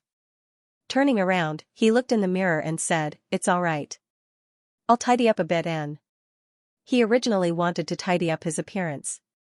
At the very least, he wouldn't look like a crazy beggar anymore. Who knew, he would see an extremely terrifying scene in the mirror. Xiaolian shouted on the spot. Feng Xian was caught off guard and jumped in fright. He said, "What's wrong? What's wrong?" Xiaolian pointed at the mirror with a pale face. "Him. I. Feng Xian followed his finger and looked into the mirror. After a while, he turned his head with a blank expression and said, "What's wrong with you?" Xiaolian was scared out of his wits. He held on to him tightly. With great difficulty, he was able to say a few more words. I. My face. Can't you see? There's something on my face?" Feng Xian stared at his face. He sighed. Xiaolian was still wondering why he didn't react when he heard Feng Xian say, "Your Highness. Did you just realize there's a wound on your face?" Xiaolian felt as if he had fallen into an ice cave. Why? How could this be? Why would Feng Xian say that? Could it be that Feng Xian couldn't see the mask on his face in the mirror? Xiaolian blurted out, "Can't you see? There's something on my face." Feng Xian asked doubtfully, what is it? What do you mean specifically? I can't see it? Xiaolian looked at the mirror. Again. Impossible. However, when he looked again, the mask on his face in the mirror had disappeared. His panic-stricken face was still reflected in the mirror. His face was crisscrossed with bruises. He looked like he had lost his soul and was in an extremely sorry state. He looked like a laborer who had been beaten up by a rich man. Xiaolian couldn't help but be stunned. He tried to touch the edge of his face. He thought. This is me?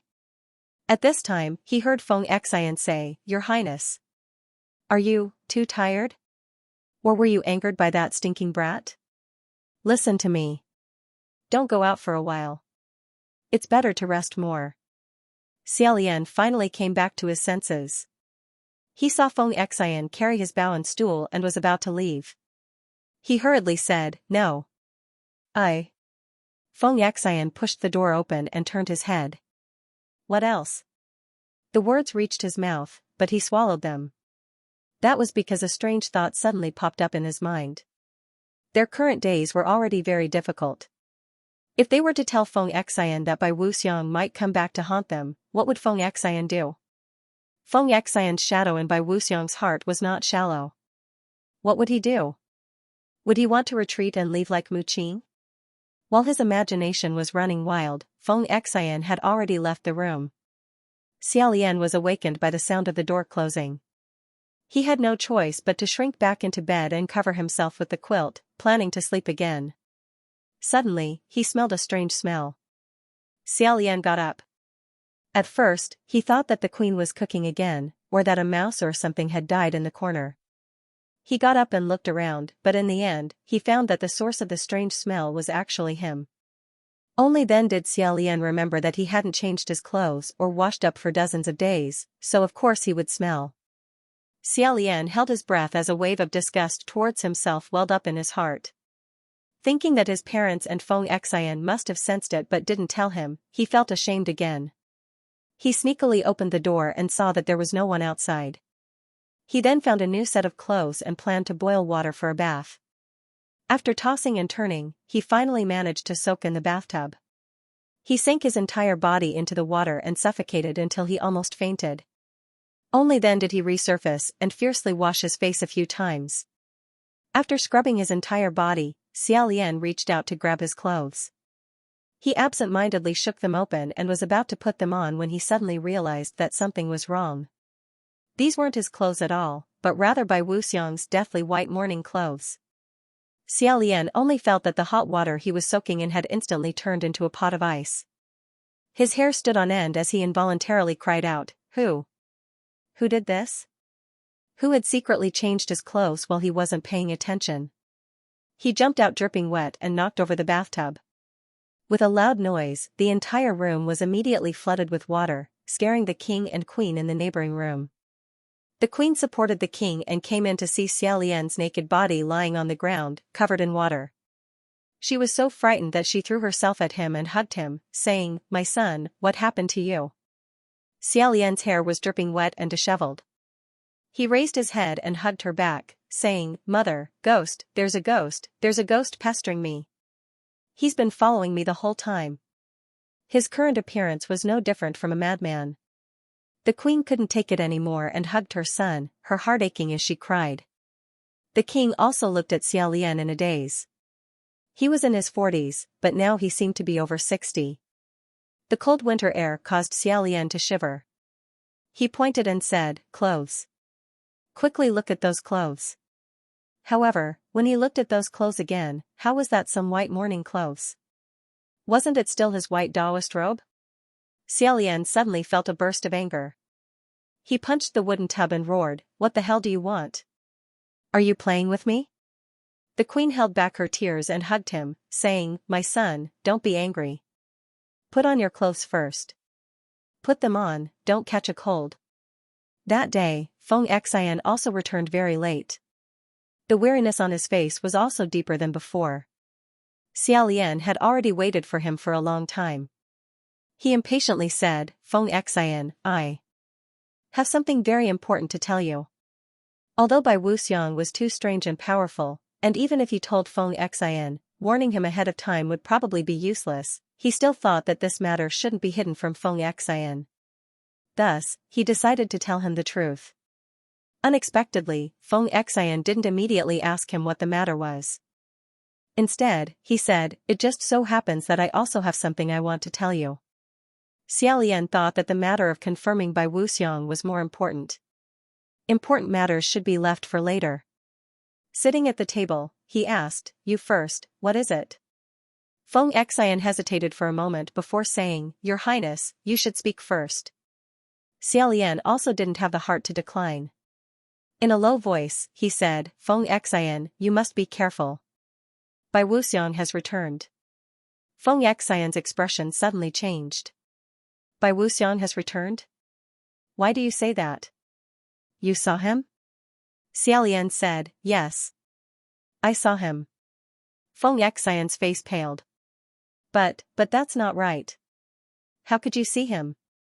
How could you be safe and sound after seeing him?" Xiaolian buried his face in his hands and said, "I also don't know. But not only did he not kill me, he even, like a loving elder, he even hugged him and patted his head. He even said to him, 'Come over to my side.'" After listening to him talk about the strange encounters of the past few days, the shock on Feng Xian's face gradually faded and was replaced by confusion. "What does he want to do in the end?"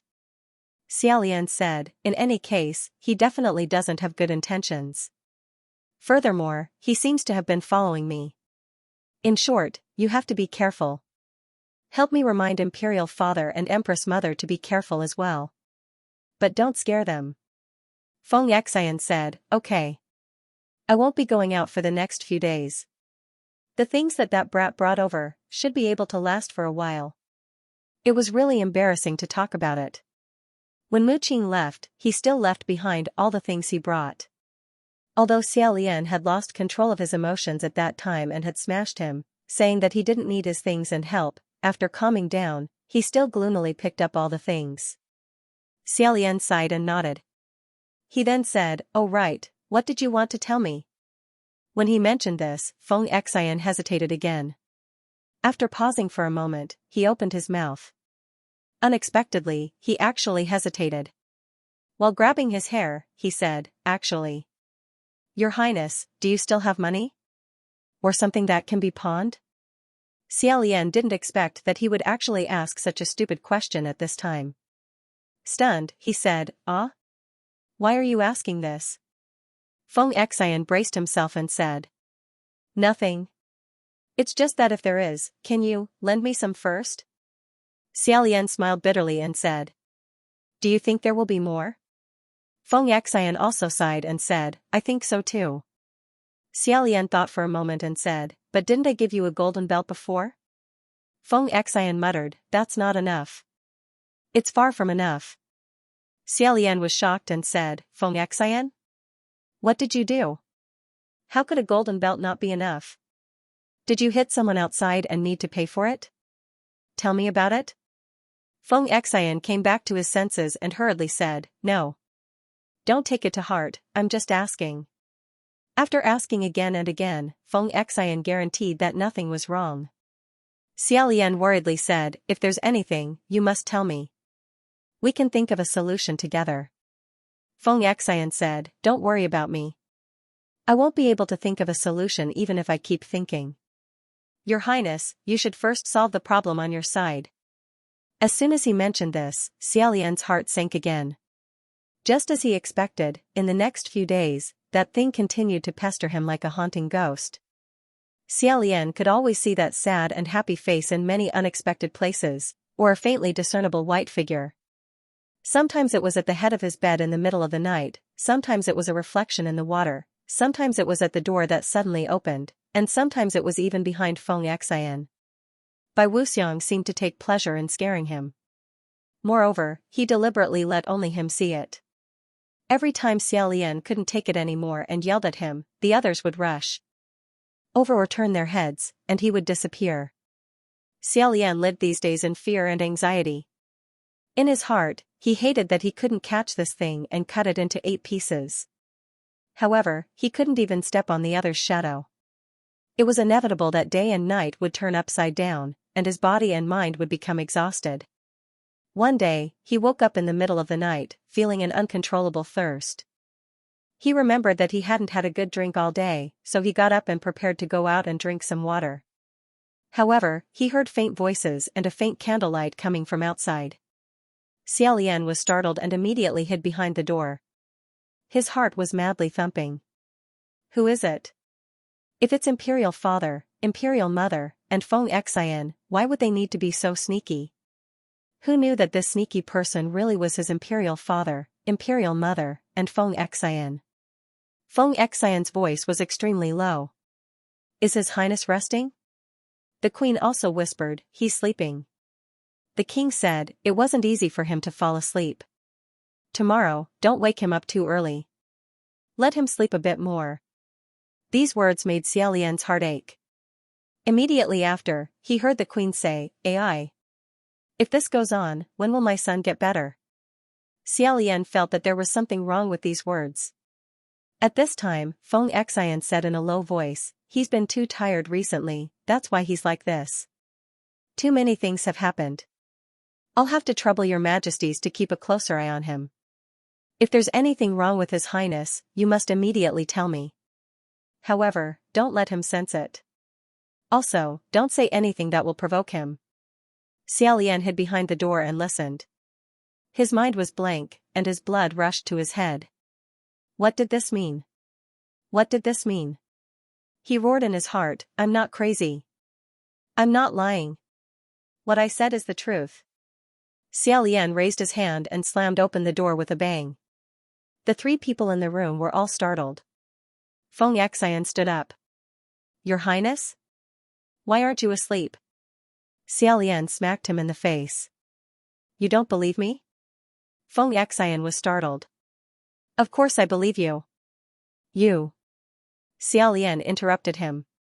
Then what did you mean by those words just now? Are you saying that everything I saw was an illusion? That it was my own delusion? The King and the Queen wanted to interrupt, but Xiaolian immediately said, don't talk, you don't understand. Feng Xian said, no. I believe you, Your Highness, but it's also true that you've been too tired recently. Xiaolian looked at him and didn't say anything. However, somewhere in his heart, a cold wind was blowing. He believed that, on the whole, Feng Xian still believed him. At least 80%. He didn't completely believe him. After all, Xiaolian's recent days were really too crazy. If it was any outsider, they would definitely judge him as a madman. What qualifications did he have to be completely trusted? But it shouldn't be like this. In the past, Feng Xian would have unreservedly believed him. Even if there was only 20% doubt, it was still unbearable. Xiaolian's heart was filled with anger and resentment. He didn't know who it was directed at.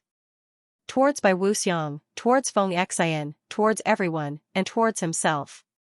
He didn't say a word and turned around to leave.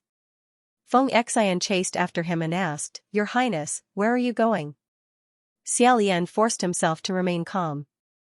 Don't worry about me. Don't follow me. Go back. Feng Xian said, No, but where are you going? I'll go with you. Xiaolian made up his mind and suddenly sprinted. Feng Xian's speed wasn't as fast as his, and in a short while, he was left far behind. He could only shout from behind. The King and the Queen also came out to shout at him, but Xiaolian turned a deaf ear to them and ran faster and faster. He had to take the initiative to attack. If Bai Wuxiang wanted to kill Xiaolian, Feng Xian, or his parents, it would be as easy as turning his hand. But he didn't want to kill them. Instead, he wanted to play with him like a toy, and then treat him like a joke. As Xiaolian sprinted, he faced the dark night and roared, Come out. You monster in the gutter. Come out. Bai Wuxiang had come for him alone. Therefore, he believed that Bai Wuxiang would definitely follow him out.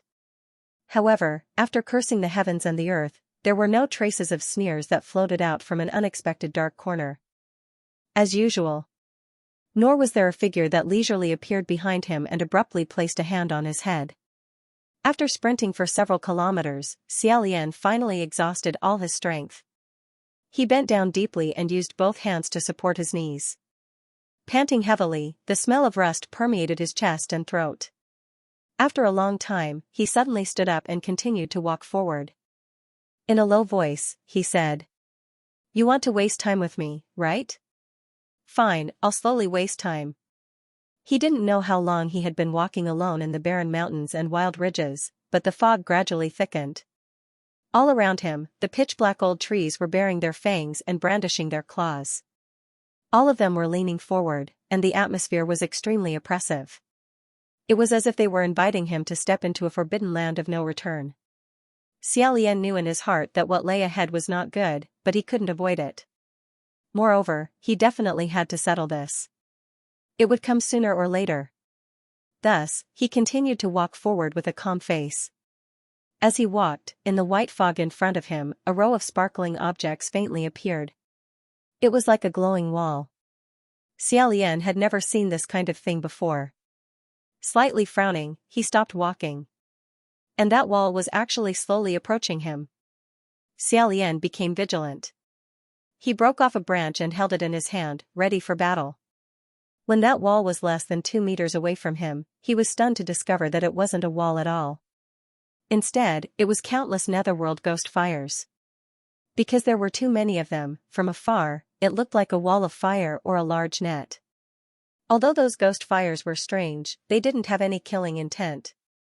They just silently floated in front of Xiaolian, not letting him continue forward.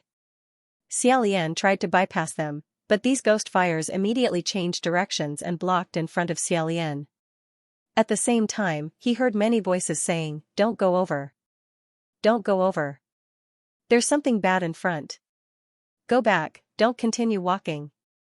These voices were wooden and dense, like a tide, causing chills to run down people's backs. Xiaolian was surrounded by them.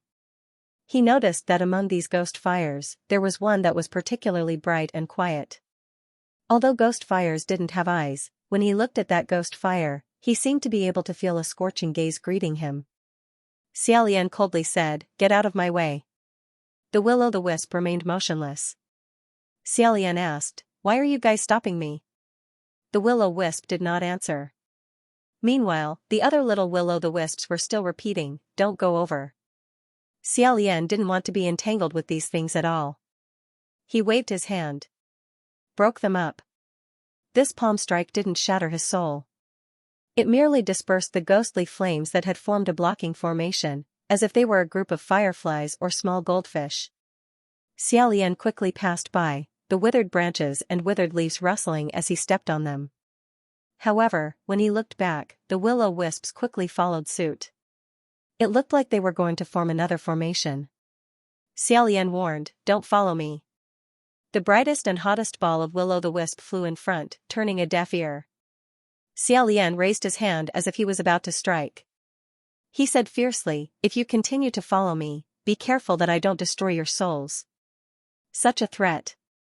Many of the will-o'-the-wisps were frightened. Shuffling, shuffling, shuffling back. The leading ghostfire froze in the air for a moment.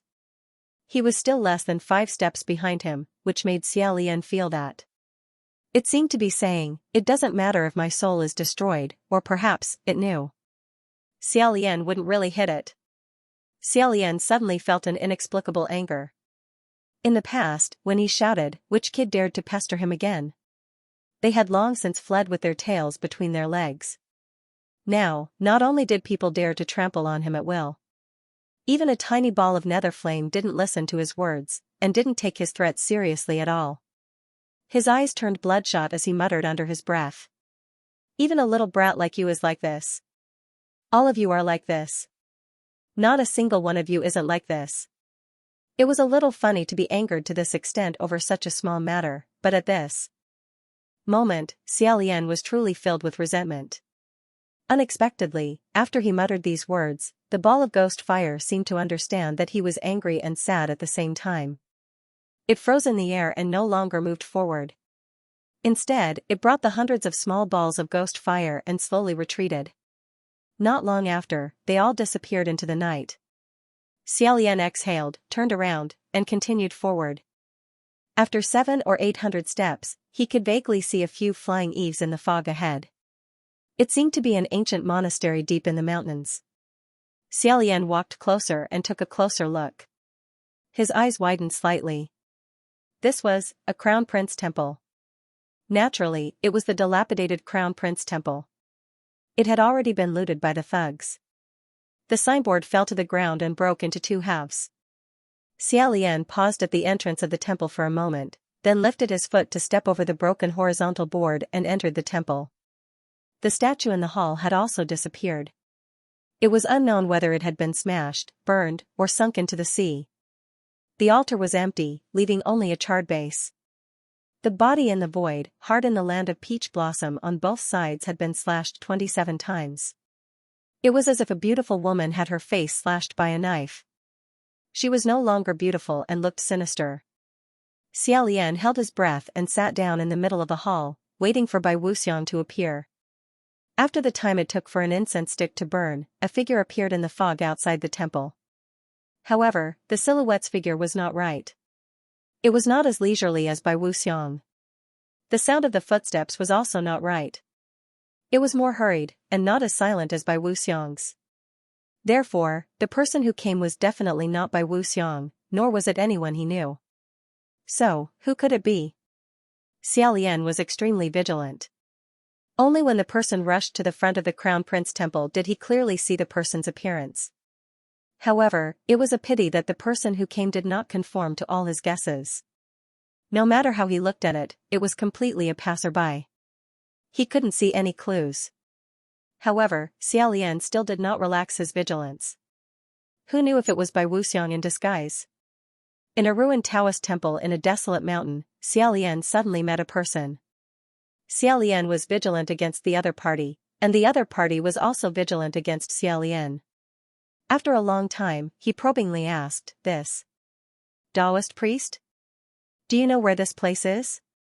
Xiaolian slightly frowned and raised his head. "You don't know where this place is? Then how did you get here?" That person replied, "I'm lost. I turned around for a long time, but I still couldn't get out." Xiaolian knew in his heart that he definitely wasn't lost. If this person wasn't Bai Wuxiang in disguise, then he was most likely kidnapped by something. He said, "Stop turning around, you won't be able to get out." "What? What did you say?"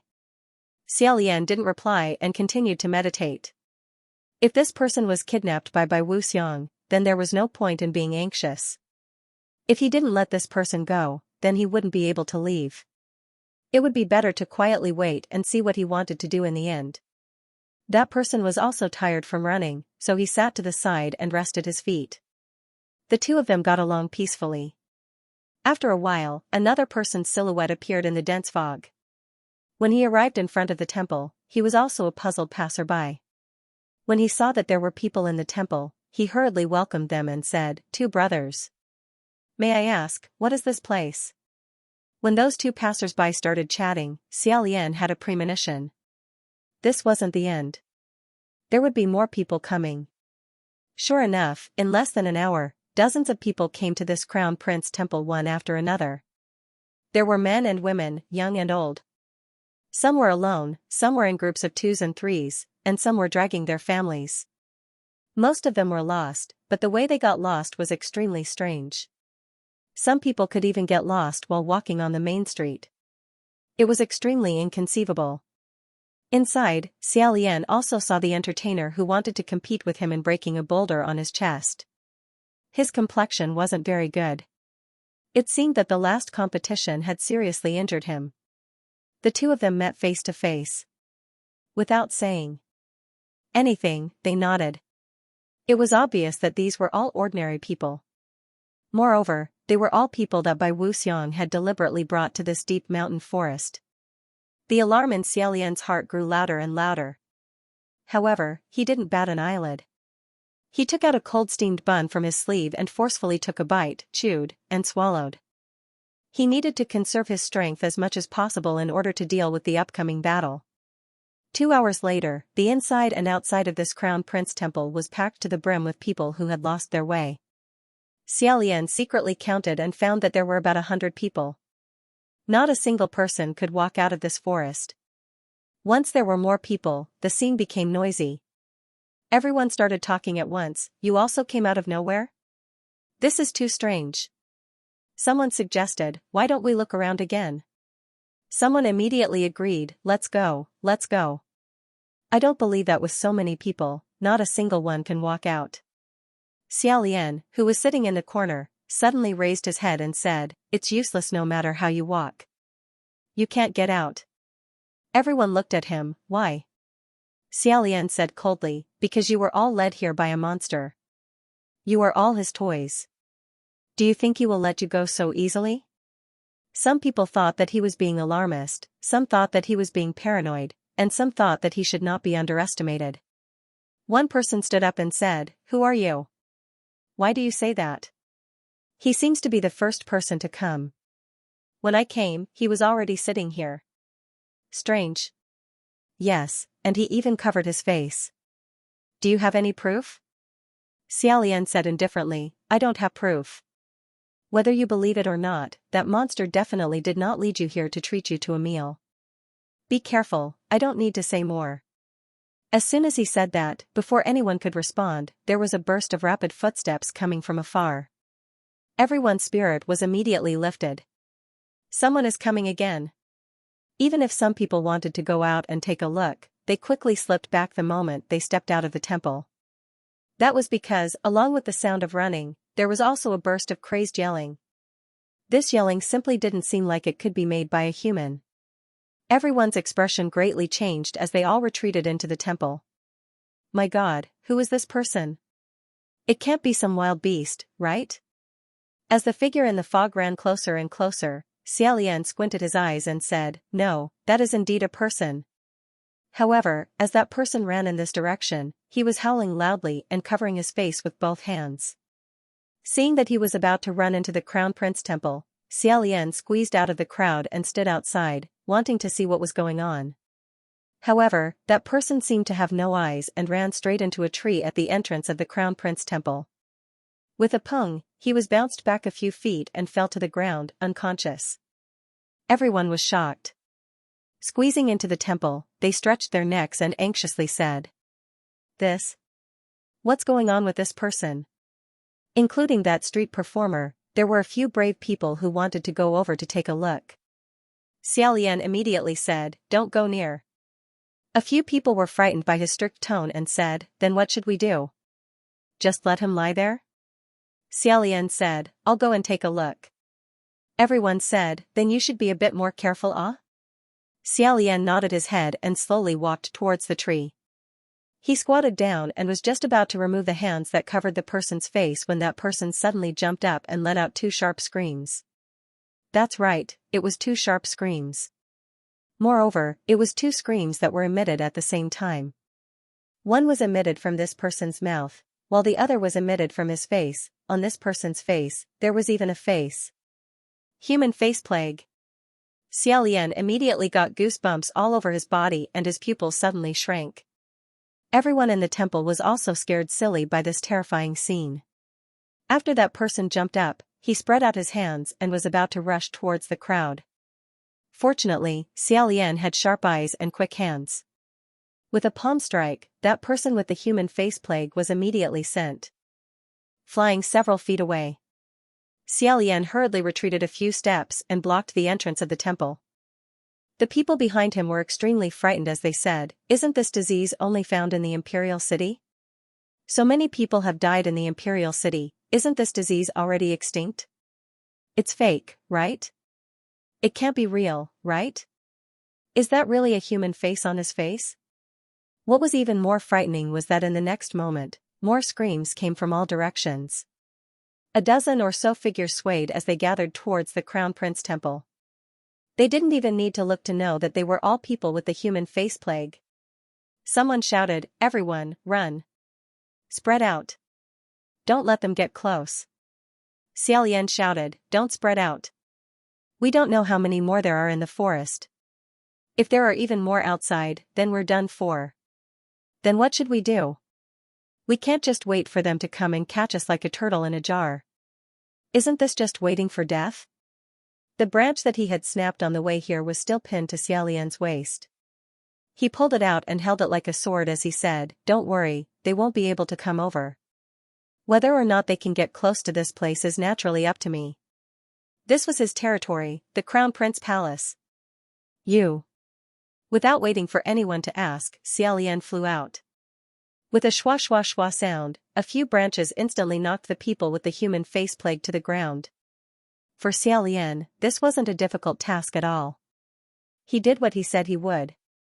Sure enough, not a single one of these freaks were able to get close. Everyone in the temple was panting non-stop, trembling with fear as they watched. When they saw him win, they all cheered and loudly thanked the heavens. It was unknown when, but in the night sky of the forest, many will-o'-the-wisps swam over, dancing chaotically in the air. He didn't know if they were helping to drive away the people with the human face plague, but in any case, Xiaolian felt that they weren't a hindrance to him.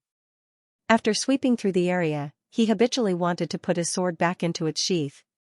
Only when he did so did he realize that he wasn't holding a sword, but rather a branch. After a moment of awkwardness, he saw a white silhouette waving at him from not too far away. Xiaolian had just fought a round, so his blood was boiling.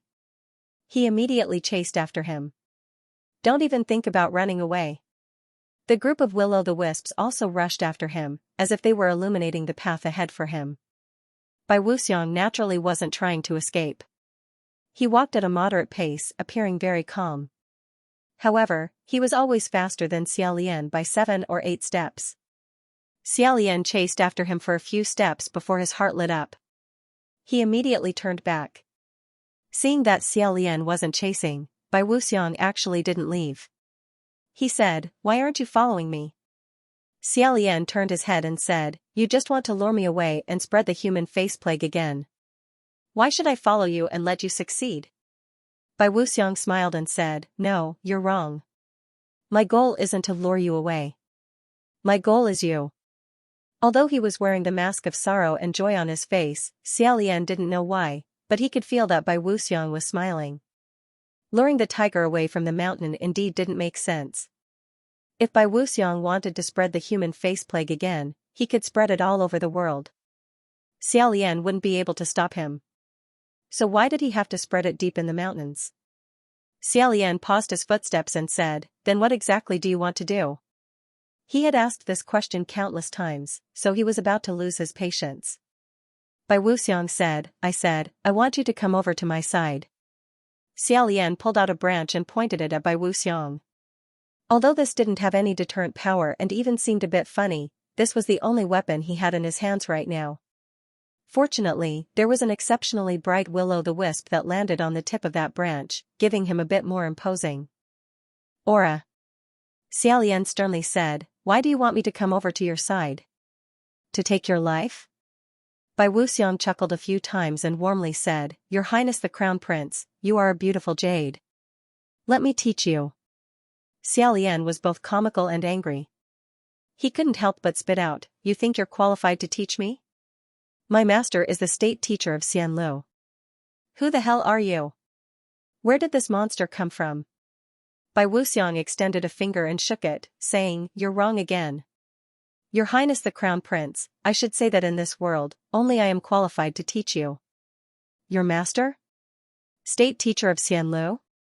His tone became unreasonably arrogant as he said, "In front of me, this kind of thing isn't even worth mentioning. On the contrary, you learned very well what I taught you." Xiaolian angrily said, "What did you teach me? What nonsense are you spouting? I don't understand at all."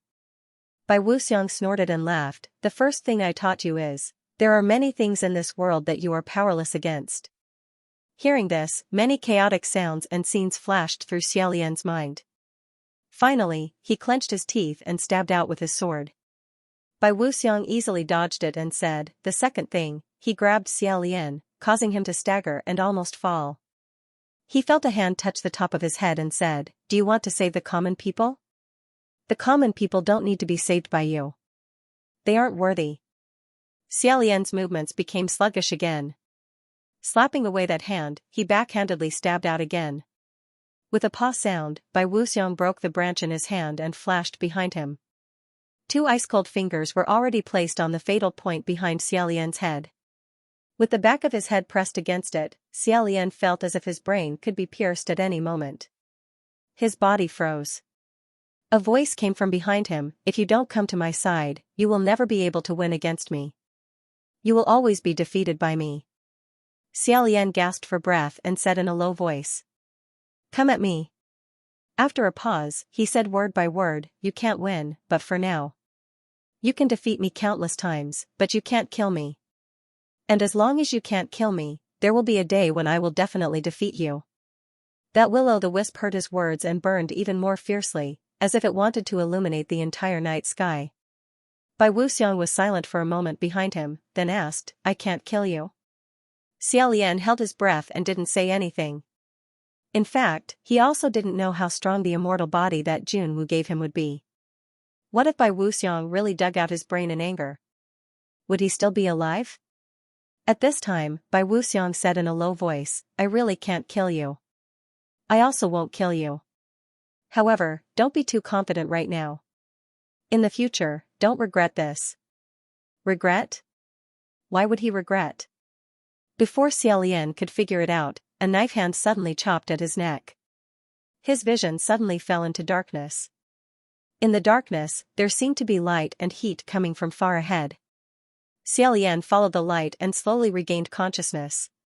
When he slowly opened his eyes, the first thing that came into view was a ball of will-o'-the-wisp above him. It seemed that the light and heat that he felt while he was unconscious was this. Seeing that he had woken up, the will-o'-the-wisp immediately stuck close to him. Then, as if it felt that being too close to a person wasn't good, it slightly retreated. Xiaolian felt that this will-o'-the-wisp seemed to be particularly unusual. If he remembered correctly, it was this will-o'-the-wisp that blocked him on the way here. He wanted to stretch out his hand to take a look, but unexpectedly, his hand couldn't reach out at all. Xiaolian was stunned and instantly sobered up. When he looked down, he discovered that the reason why he couldn't reach out his hand was because his hands and feet were tied up. Notice, hello, QAQ everyone. I'm going on a business trip soon. I'm taking a day off to catch my breath. More than half of the 4th volume has passed. Everyone who's been reading the novel together is a brave angel. Thank you. And don't worry, the 5th volume and the foreign chapters will of course come back, sweet love.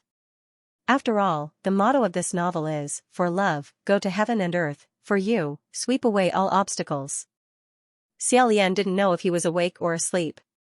If he was awake, he didn't react to anything in the outside world, he also didn't have any memories. If he was asleep, his eyes were open the entire time.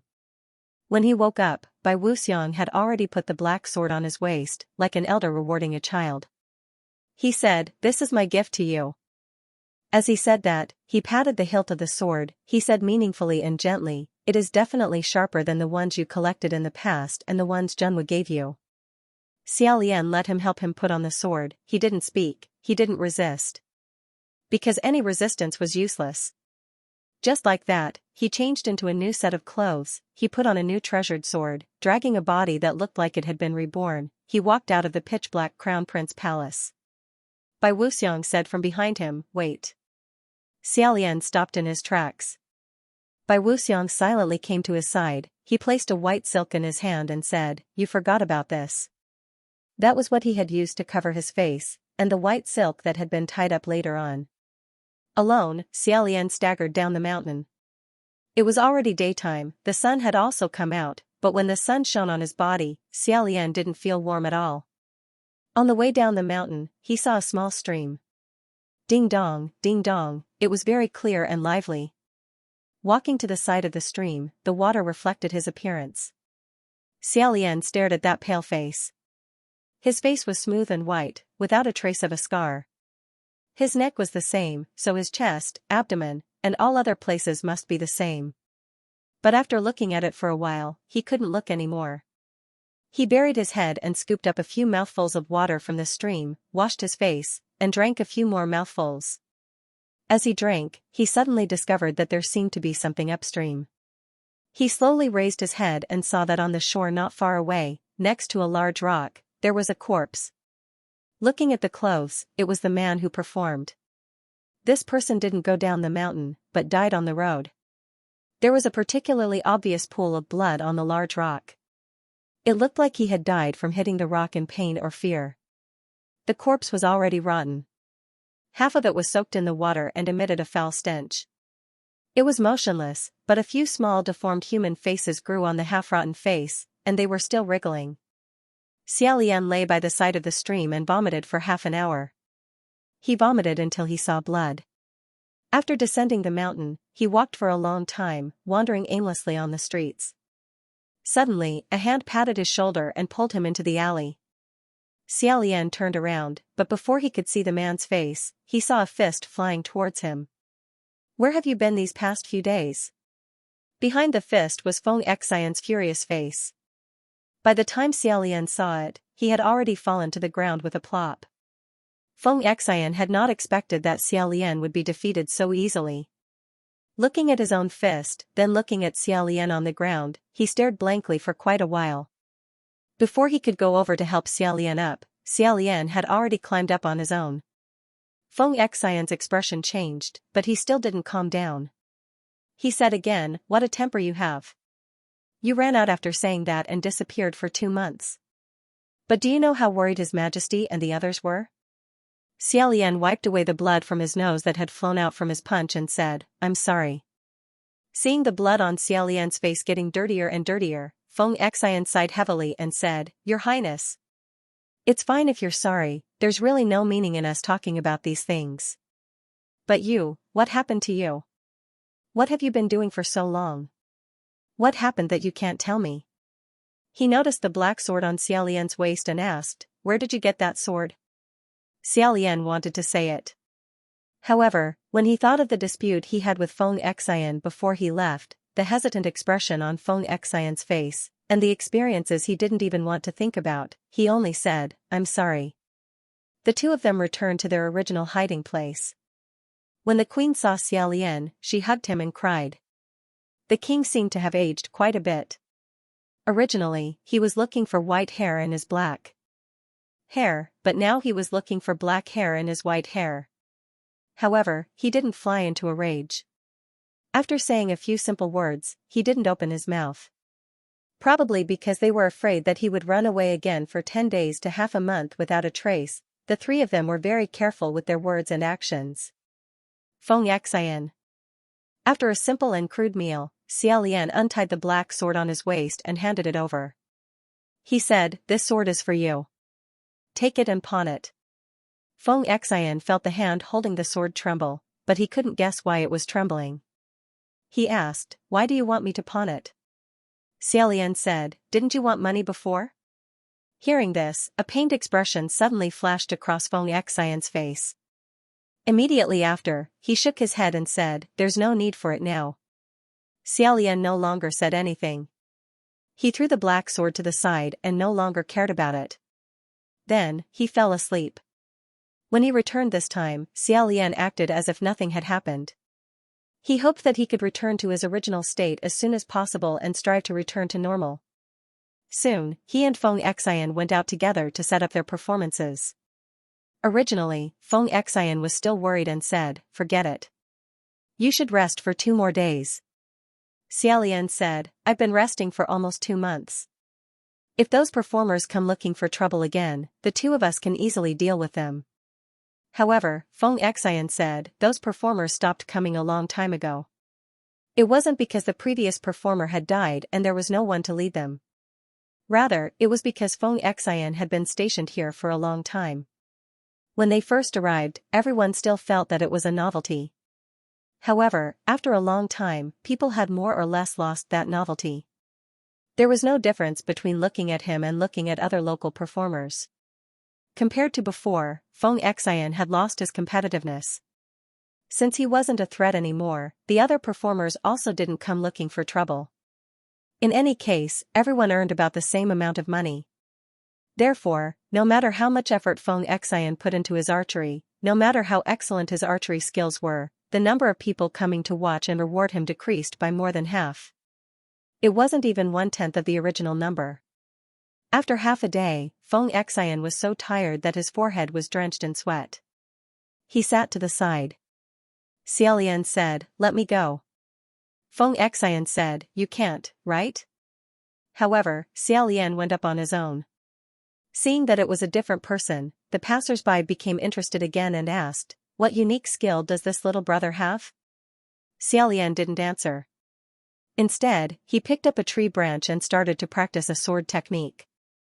Although he was using a tree branch, his sword technique was executed beautifully. The sound of the wind breaking also carried a sharp sword intent. Thus, there were some people who gave him face and applauded. Feng Xian watched from the side with a complicated expression. After watching for a while, he turned his head away.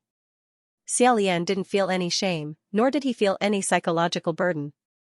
He continued to practice his sword seriously. At this moment, he suddenly heard someone shout from the crowd, not good, not good. So unsightly. Who wants to see you holding a tree branch and blindly poking around? Feng Xian suddenly stood up and shouted, watch your mouth. Xiaolian's movements slightly froze as he looked over. He saw a man in the crowd eating a melon while spitting out the seeds. It was obvious he was here to watch the show. He shouted towards Feng Xian, I came to watch you perform. You can say whatever you want. You're just a person asking for rewards, yet you still dare to care about our rewards? Change to a real sword. Change to a real sword, then I'll consider whether or not I should reward you with a few coins. When he shouted, the others also followed suit and shouted. Feng Xian was furious. Just as he was about to make a move, he saw a white shadow flash. Xiaolian had already appeared beside that person, grabbed him, and tossed him high into the air. The moment he made a move, his strength was strangely great. That idler was tossed several feet into the air, and his melon skin fell to the ground. Everyone was so shocked that they all opened their mouths wide. That person landed heavily on the ground with a ping sound. Blood flowed from all 7 of his orifices as he loudly screamed. However, Xiaolian didn't stop there. He once again went up and grabbed him. In a flat and emotionless voice, he said, I don't have a real sword, but I do have a real sword. Do you want to see it? The surrounding crowd was so frightened that they scattered in all directions. One of them shouted, someone come. Save me. Murder. Feng Xian was even more alarmed. Your Highness. Xiaolian turned a deaf ear and was about to toss that idler a few more feet into the air, allowing him to fall to the ground. Feng Xian went up and pressed him down. He even forgot to conceal his identity as he roared, Your Highness. Wake up. This person is going to be beaten to death by you. Black flames burned wildly in Xiaolian's eyes. He slapped away Feng Xian's hand and pressed that person into the ground. That idler's 2 legs stretched out, no longer moving. Just as Feng Xian was about to pounce on him, he heard someone at the end of the street scream, it's them. They're over there. Not good. The Yonglan soldiers had arrived. Feng Xian broke into a run, but he saw that Xiaolian was still standing in his original spot, staring at those Yonglan soldiers as if he wanted to go up and fight them. Thus, Feng Xian turned back and pulled Xiaolian, saying, what are you still standing there for? Hurry and run. The 2 of them hid here and there along the way before finally escaping and returning to the small house they were hiding in. As soon as they entered the house, in front of the queen, Feng Xian shouted, how could you do such a thing? The original Feng Xian naturally wouldn't have dared to be this impudent in front of the 2 emperors. However, after such a long time, many things had already changed. Xiaolian said to the queen, return to the house. The queen said, Imperial son, what exactly? Xiaolian said, return to the house. The queen wanted to ask but didn't dare, so she returned to the house. Xiaolian then turned towards Feng Xian. What did I do? Feng Xian angrily said, you wanted to beat that person to death. Xiaolian retorted, it's not like he died. Furthermore, so what if I beat him to death? Feng Xian was stunned. What did you say? What do you mean by so what if I beat him to death? Xiaolian said, who told this lowly commoner to seek death? Since he was seeking death, I helped him. What's wrong with that? As if stunned by his choice of words, Feng Xian only spoke after a while, he did commit a crime, but that doesn't warrant killing him, right? It's fine to just give him a palm, but just because of this sentence, he deserves to die? Xiaolian interrupted him and said, yes. If he dared to say that, then he must pay the price. Feng Xian said in disbelief, how could you say such a thing? Xiaolian asked, what words? Feng Xian said, you would never use the word lowly commoner in the past. You have never used this word. Xiaolian said, in the end, what do you mean? It's not like I'm an immortal, can't I be angry? Can't I hate? Feng Xian choked. After a long while, he managed to squeeze out a few words, that's not what I meant, but no matter what, it shouldn't be. Xiaolian didn't want to listen anymore, so he didn't continue talking to him. He entered the house and slammed the door. As soon as he closed the door, he shouted loudly and knocked himself onto the bed. Deceiving himself. He was simply deceiving himself. No matter what, it was impossible to pretend that nothing had happened, and it was impossible to return to how it was originally. In the evening, someone knocked on the door. Xiaolian thought it was Feng Xian, so he didn't answer. After a long while, he heard the queen's voice say, Imperial son, it's Imperial mother. Let Imperial mother come in to see you, okay? Xiaolian originally wanted to lie down and not move, but after lying down for a long while, he still got up and opened the door. He said tiredly, what is it? The queen carried a plate and stood at the door. She said, Imperial son, you haven't eaten anything, right? Xiaolian looked at her and endured for a long time. Only then did he swallow down the words I haven't eaten anything, and I don't want to eat anything you make that had already bubbled up in his throat. He moved aside to let his mother enter. The queen placed the plate on the table and said, look. When Xiaolian saw it, he was so angry that he wanted to laugh. He asked, what is this? As if she was presenting a treasure, the queen said, look, this is twin wings and branches pill, this is flour and moon round soup. The one called twin wings and branches looked like a corpse with 2 lives, while the one called flour and moon round soup was uneven. Xiaolian had no choice but to interrupt her. How come these things even have names? The queen said, don't all dishes have names? Xiaolian replied, that's the imperial palace's imperial cuisine. Ordinary people don't give names to dishes. The palace, the imperial cuisine, and the ordinary people. The queen paused for a while, then smiled and said, no one stipulated that one must eat royal food to be given a name. Just take it as an auspicious sign. Come on, try it. Imperial mother spent a lot of time making this for you. As she spoke, she handed over the chopsticks. Xiaolian didn't smile, nor did he move his chopsticks. The queen smiled as she sat for a while. Her smile gradually faded as she said, my son. Xiaolian asked, what? The queen said, why did you quarrel with Feng Xian again? Xiaolian didn't want to explain at all, nor did he have the strength to explain. He said, just stay in the house, don't worry about this. The empress hesitated for a moment and said, I know I shouldn't say this, but during the days you weren't here, Feng Xian has been taking care of him. Xiaolian asked, Imperial mother, what exactly do you want to say? The queen hurriedly said, my son, don't be angry, I am not criticizing you. It's really not. I know it's been hard on you too. I'm just saying that Feng Xian has always been with us, and it hasn't been easy for him to follow you. I can feel that it's not that he doesn't want to leave, but the reason he stayed until today is all because he remembers your friendship. Hearing this, Xiaolian suddenly stood up and said, who's easy? Am I that easy? Imperial mother, can you guys stop asking? If you guys don't understand, can you guys not get involved? Seeing him rush out of the door, the queen panicked. She stood up and chased after him, saying, my son, where are you going? I won't say any more, Imperial mother won't say any more. Come back. Xiaolian sternly said, I know. It hasn't been easy for everyone, don't worry. I'll go right now and make it easier for everyone. The queen couldn't keep up with him and was soon thrown off. It wasn't until late at night that Xiaolian returned carrying a few bags. When he opened the door, he saw that no one had slept and were all waiting for him. Their expressions were all very bad. Xiaolian closed the door behind him and asked, what's wrong? The king seemed to have already scolded the queen, as the rims of her eyes were still red.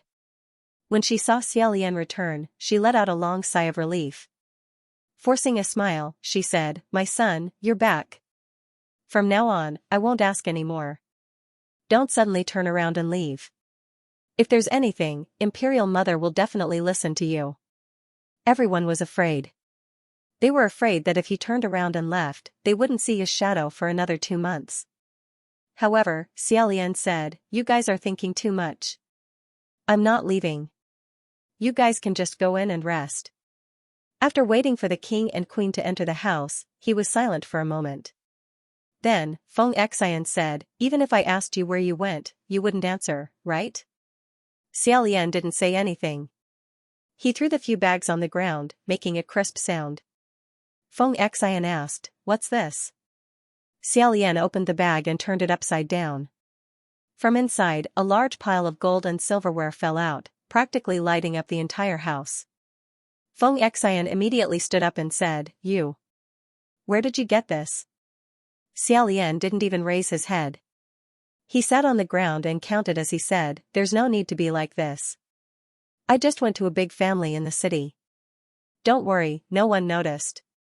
Feng Xian's eyes widened. "You." He remembered that the king and queen were still next door. Lowering his voice, he said, "You stole things?" Xiaolian said, "You don't need to look at me like that. It's not easy for everyone. With these things, it'll be much easier." Feng Xian said, "But you still can't steal things, right? We can perform as entertainers." Xiaolian said, "Performing for an entire day is tiring to death. How much money can we earn?" Feng Xian took 2 steps back. This was the first time Xiaolian saw him have this expression of someone about to faint. Feng Xian finally stood up with great difficulty. After confirming that he hadn't heard wrong, he muttered, "You, how did you become like this?" Xiaolian raised his head and asked in reply, "Like what?" Feng Xian angrily said, "I don't want to talk about you. Look at what you look like right now. I'm already not asking you about the robbery, so why are you becoming even worse?" Xiaolian sneered and said, "As expected." Feng Xian asked, "As expected?" Xiaolian stood up and said, "As expected, you've always remembered the robbery. You wanted to ask me, but you were too embarrassed to ask, right? You must have imagined what happened 1,000 times in your heart. There's no need to think, I'll tell you." Step by step, he forced his way in front of Feng Xian and said, "It's true. I robbed." Feng Xian was forced to take a step back and said, "You." He took another step forward and angrily said in a low voice, "Why did we suffer so much? If you were willing to do this kind of thing, we would have done it a long time ago. Why did we have to endure until today? What do you mean by this? Are all our previous efforts wasted? Are you still the crown prince of the past?" Xiaolian said, "Yes. But, why did you have to suffer until today?" Feng Xian stared blankly. Xiaolian continued, "What was I like in the past? Not retaliating when scolded? Not retaliating when hit? Overestimating myself? Saving the common people? What is this? Isn't this an idiot? Do you think it's good to be an idiot like that? Do you think I have to be like that? The moment I'm not, you'll suffer a huge blow, right?" Feng Xian was alarmed. "Are you crazy? Why are you saying that?" Xiaolian said, "You're wrong. I'm not crazy, I just suddenly became clear-headed. Then, I discovered that the previous me was the crazy one." Feng Xian muttered, "How can you be like this? When did you become like this?" I really don't know, I'm like this, why I'm following you." Xiaolian said, "Then don't follow me." Feng Xian still hadn't reacted. "What?" Xiaolian said, "I said, then don't follow me." After he finished speaking, he slammed the door and left. 4 hours later, a rustling sound came from outside the house, along with the sound of low voices. It seemed that Feng Xian was saying goodbye to his imperial father and imperial mother. Feng Xian's voice was extremely low, the empress's words were choked with sobs, and the king didn't speak much, mostly coughing. Not long after, the door opened and closed. Feng Xian's voice disappeared, and the sound of his footsteps faded away. Feng Xian had left. Xiaolian shut himself in the room, expressionless. After a long while, he closed his eyes. He had finally left. Ever since Mu Qing left, Xiaolian had always been afraid of this matter. One day, Feng Xian would also leave. Because he was too afraid. Today, Xiaolian could no longer endure being tormented by this fear. Rather than slowly wasting time like a knife being sharpened, slowly whittling away those feelings of gratitude and friendship bit by bit until both sides hated each other, it would be better to explode sooner. Before Feng Xian left, he was afraid. But after Feng Xian left, he wasn't afraid in the slightest. However, even though he wasn't afraid anymore, he was in even more pain. Originally, Xiaolian still held a tiny bit of hope in his heart. He hoped that even if he admitted that he did something he shouldn't have done, even if he became this terrible to the extreme, Feng Xian would still stay. After all, ever since he chose Feng Xian to be his personal attendant when he was 14 years old, the two of them had practically been following each other like shadows. They were master and servant, and even more so, good friends. Other than him, the crown prince, Feng Xian didn't have anyone else he needed to care about. At most, he would bring the king and empress along. However, Feng Xian had really left. Xiaolian had long guessed this result, and he could completely understand this result. However, he still couldn't bear it for the time being. At this moment, the empress' voice came from outside the silent room. She said, "Imperial son, I'm sorry." Xiaolian crawled up from the bed, opened the door, and went out. Tiredly, he said, "It's not your fault." The empress and the king both sat at the shabby table. The empress said, "It's imperial father and empress mother who dragged you down. They made you do bad things for us, and even made you quarrel with Feng Xian." Xiaolian forced a smile and said, "What's bad about it? Aren't there always stories of robbing the rich to help the poor in those legendary stories? It's fine if Feng Xian left, it's fine. It's good that he left. Both sides are relaxed. You should first treat your illness before we talk about other things. Tomorrow, you can buy the best medicine." However, the king glared at him and said, "I don't need this money." The empress secretly pulled him back. Xiaolian said, "What do you want?" The king coughed a few more times and said, "You, go chase after Feng Xian. I don't need this money." Although the empress was pulling him back, she still said, "That's right, you go chase after Feng Xian. He's your most loyal attendant, and also your good friend." Xiaolian said, "I don't have any more loyal attendants. If you have money, just take it and use it. Don't ask about other things. As I said, you guys don't understand these things." After a long silence, the empress finally said, "I'm sorry, my son.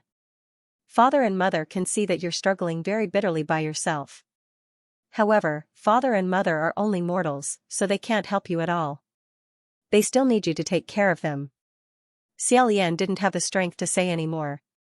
He casually comforted them with a few perfunctory words before sending them back to their rooms.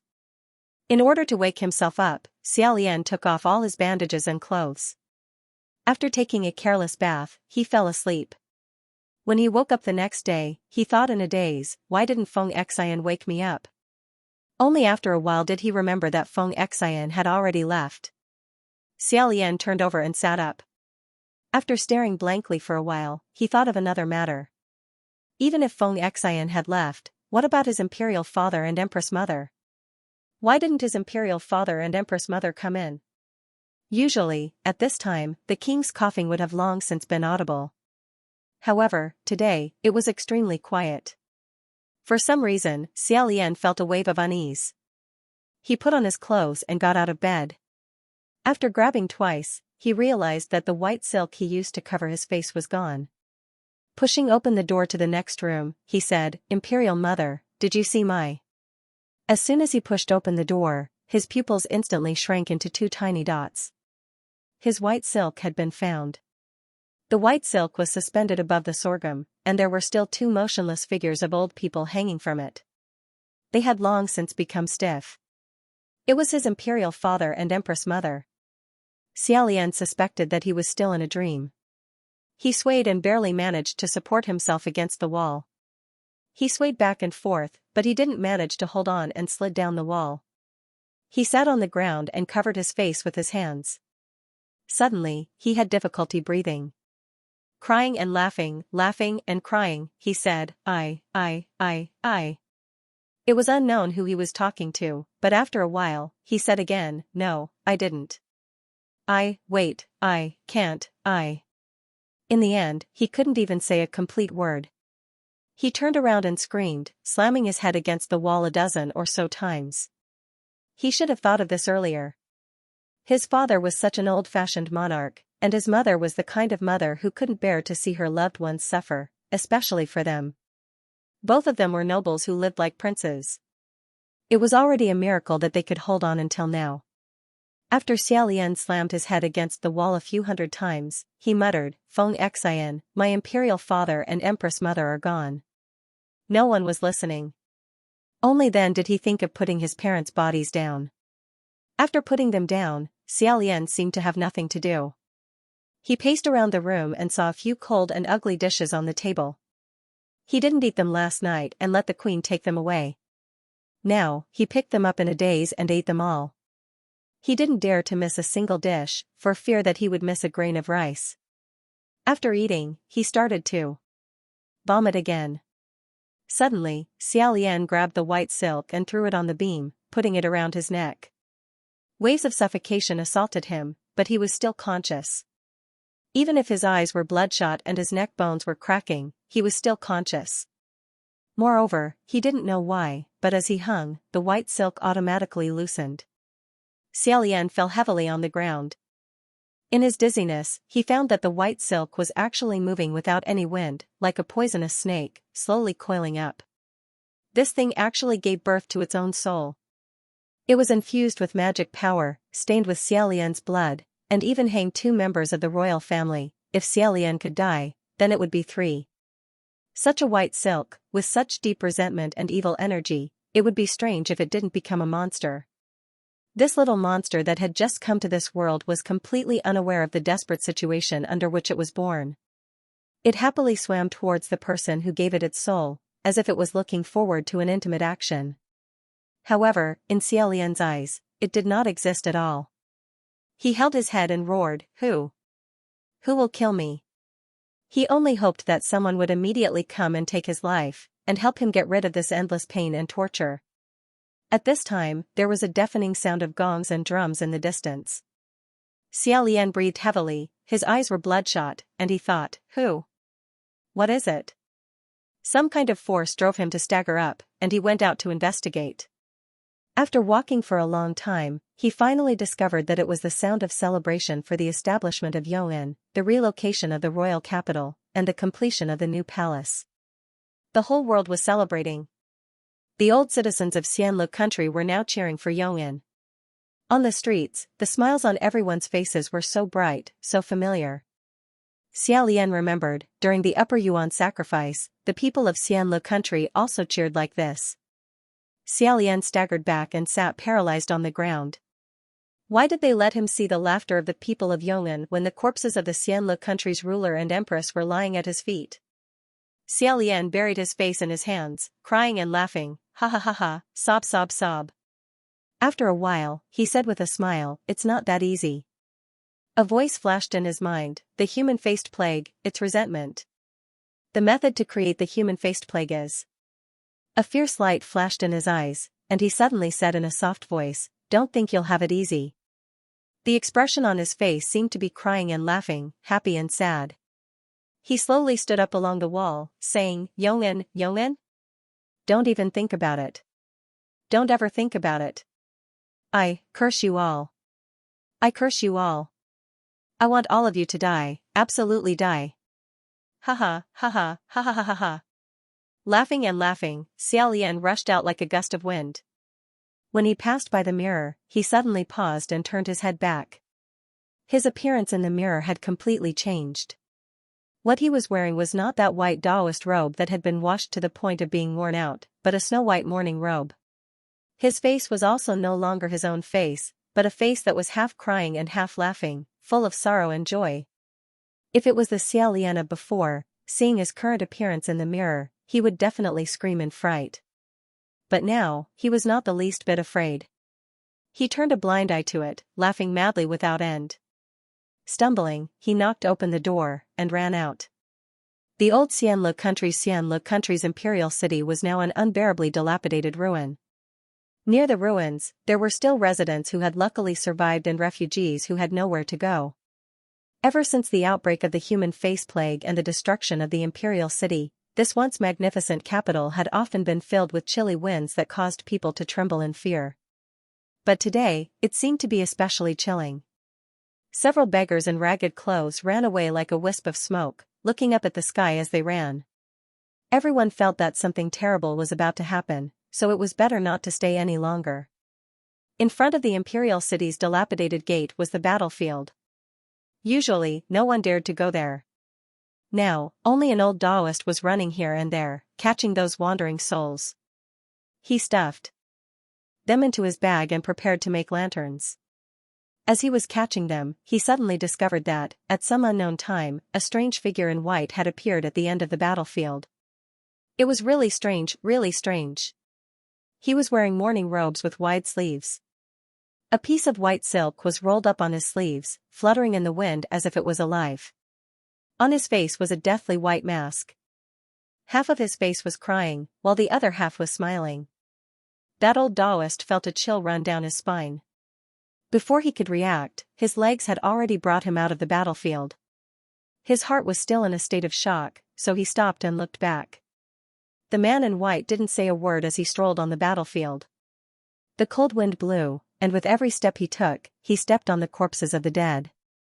Countless souls struggled and wailed on this piece of land, so much so that even the air was black with resentment. The man in white said coldly, "Do you hate?" The undead howled in grief.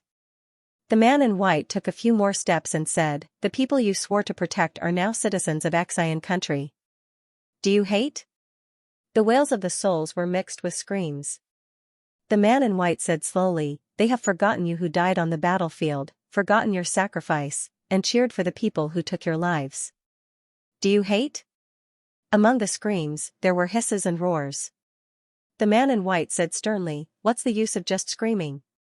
Answer me, do you hate?" Countless voices full of resentment and pain echoed in the sky above the battlefield. Hate. So hate. Kill. I want to kill them. The man in white opened his arms towards them, stretched out his hands, and said, "Come to me."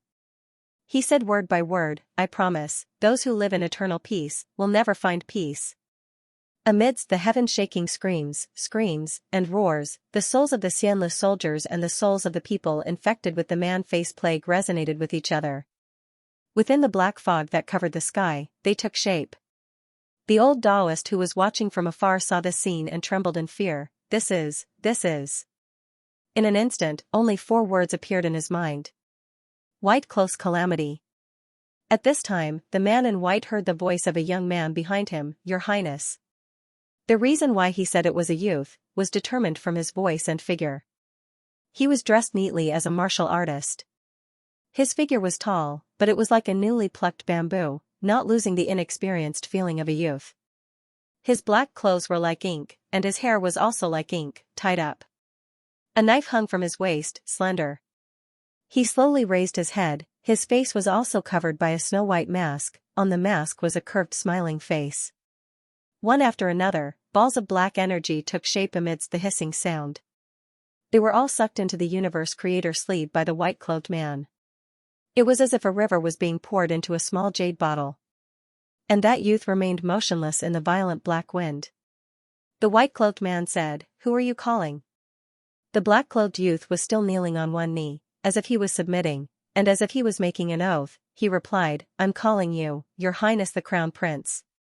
The white-clothed man coldly said, "I'm not Your Highness the Crown Prince." That black-clothed youth said, "You are. I won't forget your voice and figure." The white-clothed man's voice was tainted with a few traces of anger. "I said, I'm not." This white-clothed man was naturally Xiaolian, who was wearing mourning clothes and a sorrowful and joyous mask. His face was hidden behind the mask, no one could recognize who he was. He also didn't want to be recognized. However, this black-cloaked martial artist wandering on the battlefield had directly called out his identity. Suddenly, the white silk wrapped around Xiaolian's sleeves leaped out like a poisonous snake. It pounced towards that black-cloaked youth. Although it looked like a soft white silk, its attack was very fierce and overflowing with evil energy. Seeing that the black-cloaked youth was about to be caught by it, he raised his hand and firmly grabbed onto that white silk. One end of that white silk wrapped around Xiaolian's wrist, and the other end wrapped around the black-cloaked youth's wrist, slowly tightening. It wasn't that it didn't want to break free, but that black-cloaked youth continued to firmly hold onto it, as if he was firmly pinching the weak point of a poisonous snake. His hand constantly emitted threads of cold air. Without a doubt, this was a departed spirit. Moreover, it was an extremely powerful departed spirit. After sensing the power transmitted from the other end of the white silk that couldn't be underestimated, Xiaolian asked, "What's your name?" After a moment of silence, the youth in black said, "I don't have a name." Xiaolian didn't ask any further and said, "No name means no name." The black-cloaked youth said, "You can address me in any way you wish." Xiaolian asked again, "Are you the soul of a soldier who died on this battlefield?" Nameless said, "Yes." Only then did Xiaolian withdraw his hand. The white silk immediately leapt back onto his body. It swaggered its head and tail at the black-cloaked youth from afar, as if it was spitting out a poisonous tongue. Since they were souls that had died in battle, it was no wonder that they could respond to him. This black-cloaked martial artist was definitely filled with resentment towards the Yong'an people. In other words, he could use them. Because their goals were the same. Thus, Xiaolian said, "In that case, follow me." He stretched out his hand towards the black-cloaked martial artist. "I will let you get what you want." The black-cloaked youth's face was also hidden behind the mask, so it was impossible to see his current expression. It was the same for both sides. However, after a moment of silence, he still unhesitatingly grasped the hand Xiaolian extended to him. Deeply bowing his head, he pressed his ice-cold forehead against the back of Xiaolian's hand. After a long time, he said in a low voice, "I pledge my life to follow your highness." However, Xiaolian withdrew his hand and hid both of his hands in his sleeves. Turning around, he coldly said, "You are already dead. Let's go." That black-cloaked martial artist stood up. Xiaolian turned around, only then did he discover that this youth was actually older than he had imagined. He was approximately 16 or 17 years old, which was considered extremely tall for his age. Unexpectedly, he was even a bit taller than Xiaolian. However, this didn't matter. He only glanced at him before turning around and continuing forward. Xiaolian walked in front, and sure enough, the nameless black-cloaked martial artist followed behind him. "Your Highness, where do you wish to go?" Xiaolian's gaze fell into the distance. Yong'an Imperial Palace. Yong'an Imperial Palace was located in another large city in the west. This city was originally a rather flourishing town, but it had always been suppressed by the Xianlu Imperial City in the east. However, after the Xianlu Imperial City was reduced to an epidemic city, the new monarch chose this place as the new capital. Not long after, it would be able to suppress the old imperial city, and its glory would be boundless. Xiaolian arrived late at night. Under the moonlight, he was like a white cat as he noiselessly leapt across the densely packed roofs of the new imperial city. That black-cloaked martial artist was like a black spirit fox, constantly following behind him. Not long after, two figures landed in front of a large door. Xiaolian felt that something was wrong. He could actually faintly feel a bad aura coming from this door, so he stopped in his tracks. Just as he was about to extend his hand to investigate, that black-cloaked martial artist took a step forward and blocked his path. Extending a palm, he said in a low voice, "Break." A flame leaked out from the crack in the door, as if something had been burned. Soon after, that black-cloaked martial artist reached out and pushed open the door, saying, "Your Highness." Xiaolian stepped through the door and looked down. Sure enough, as expected, there were some charred remains scattered on the ground. Xiaolian took a bit and smelled the scent of fragrant grass and talisman paper. He glanced at that black-cloaked martial artist. Sure enough, this ghost was powerful. These burnt remains showed that someone had set up a protective array inside the door. Moreover, the defensive power wasn't weak. If ordinary little ghosts wanted to force their way in or pass through the door, they would most likely be burned to death. However, this black-cloaked martial artist had completely destroyed this array in an instant. He didn't know if it was because it was newly built, but this young and imperial palace wasn't that gorgeous. On the contrary, it was a bit shabby, far inferior to Xianlu Imperial Palace. This wasn't strange at all. What was strange was that along the way, there were practically endless obstacles. All kinds of defensive items that could ward off evil and set up traps were unending. However, every time Xiaolian sensed something blocking the way ahead, that black-cloaked martial artist would take the initiative to break the obstacle and clear the path for him. Therefore, his journey was still unimpeded. An hour later, above the Yong and Imperial Palace's tall main hall, two slender figures stood on the roofs, overlooking the area below. Both of them were wearing masks. That white-cloaked person's large sleeves fluttered in the wind, holding a piece of white silk. On the other hand, that black-cloaked person was capable and nimble. A long sword hung from his waist as he guarded the side of the white-cloaked person. Both of them were staring in the same direction. Under the moonlight, this scene was strange, treacherous, and strange, yet harmonious. Nameless said, "Your Highness, I'll open the way." However, Xiaolian said, "No need, I'll do it myself." After saying that, he leaped down like a white flower blown off the branch by the wind, landing silently in front of the palace. Just as he was about to push open the door of the palace, the sound of a baby crying floated out of the palace. Lang Ying didn't have a concubine, his son had died a long time ago, how could there be a baby in his palace? Xiaolian didn't care about this. Not to mention that there was a baby, even if there were thousands of troops hidden inside, he was still fearless. He raised his foot and kicked open the door of the palace. The strange thing was, there was only one person in the main hall, there was no second person, nor was there a baby. When he saw who it was, that person raised his head, he said, "You're here? I'm looking for you." The person in the hall was Lang Ying. Although he was already the king, he didn't wear luxurious clothes and sat woodenly on a throne. Xiaolian found it strange for a moment why he had such a reaction, then he understood that he was wearing a mask and mourning clothes at the moment. Lang Ying had mistaken him for Bai Wuxiang. There was also a formation in this palace. When Xiaolian stepped in, he clearly felt that something was blocking him. However, he exerted a little force with his feet and stepped on the ground inside the hall. The sound of something being crushed could be heard in the air. The cold winter and night outside the hall rushed in, causing Xiaolian's sleeves to be filled with strong wind. He said sinisterly, "Why are you looking for me?" Hearing his voice, Lang Ying's expression changed slightly and he said, "It's you?" Xiaolian slowly walked towards him, his snow-white boots stepping on the cold stone ground step by step.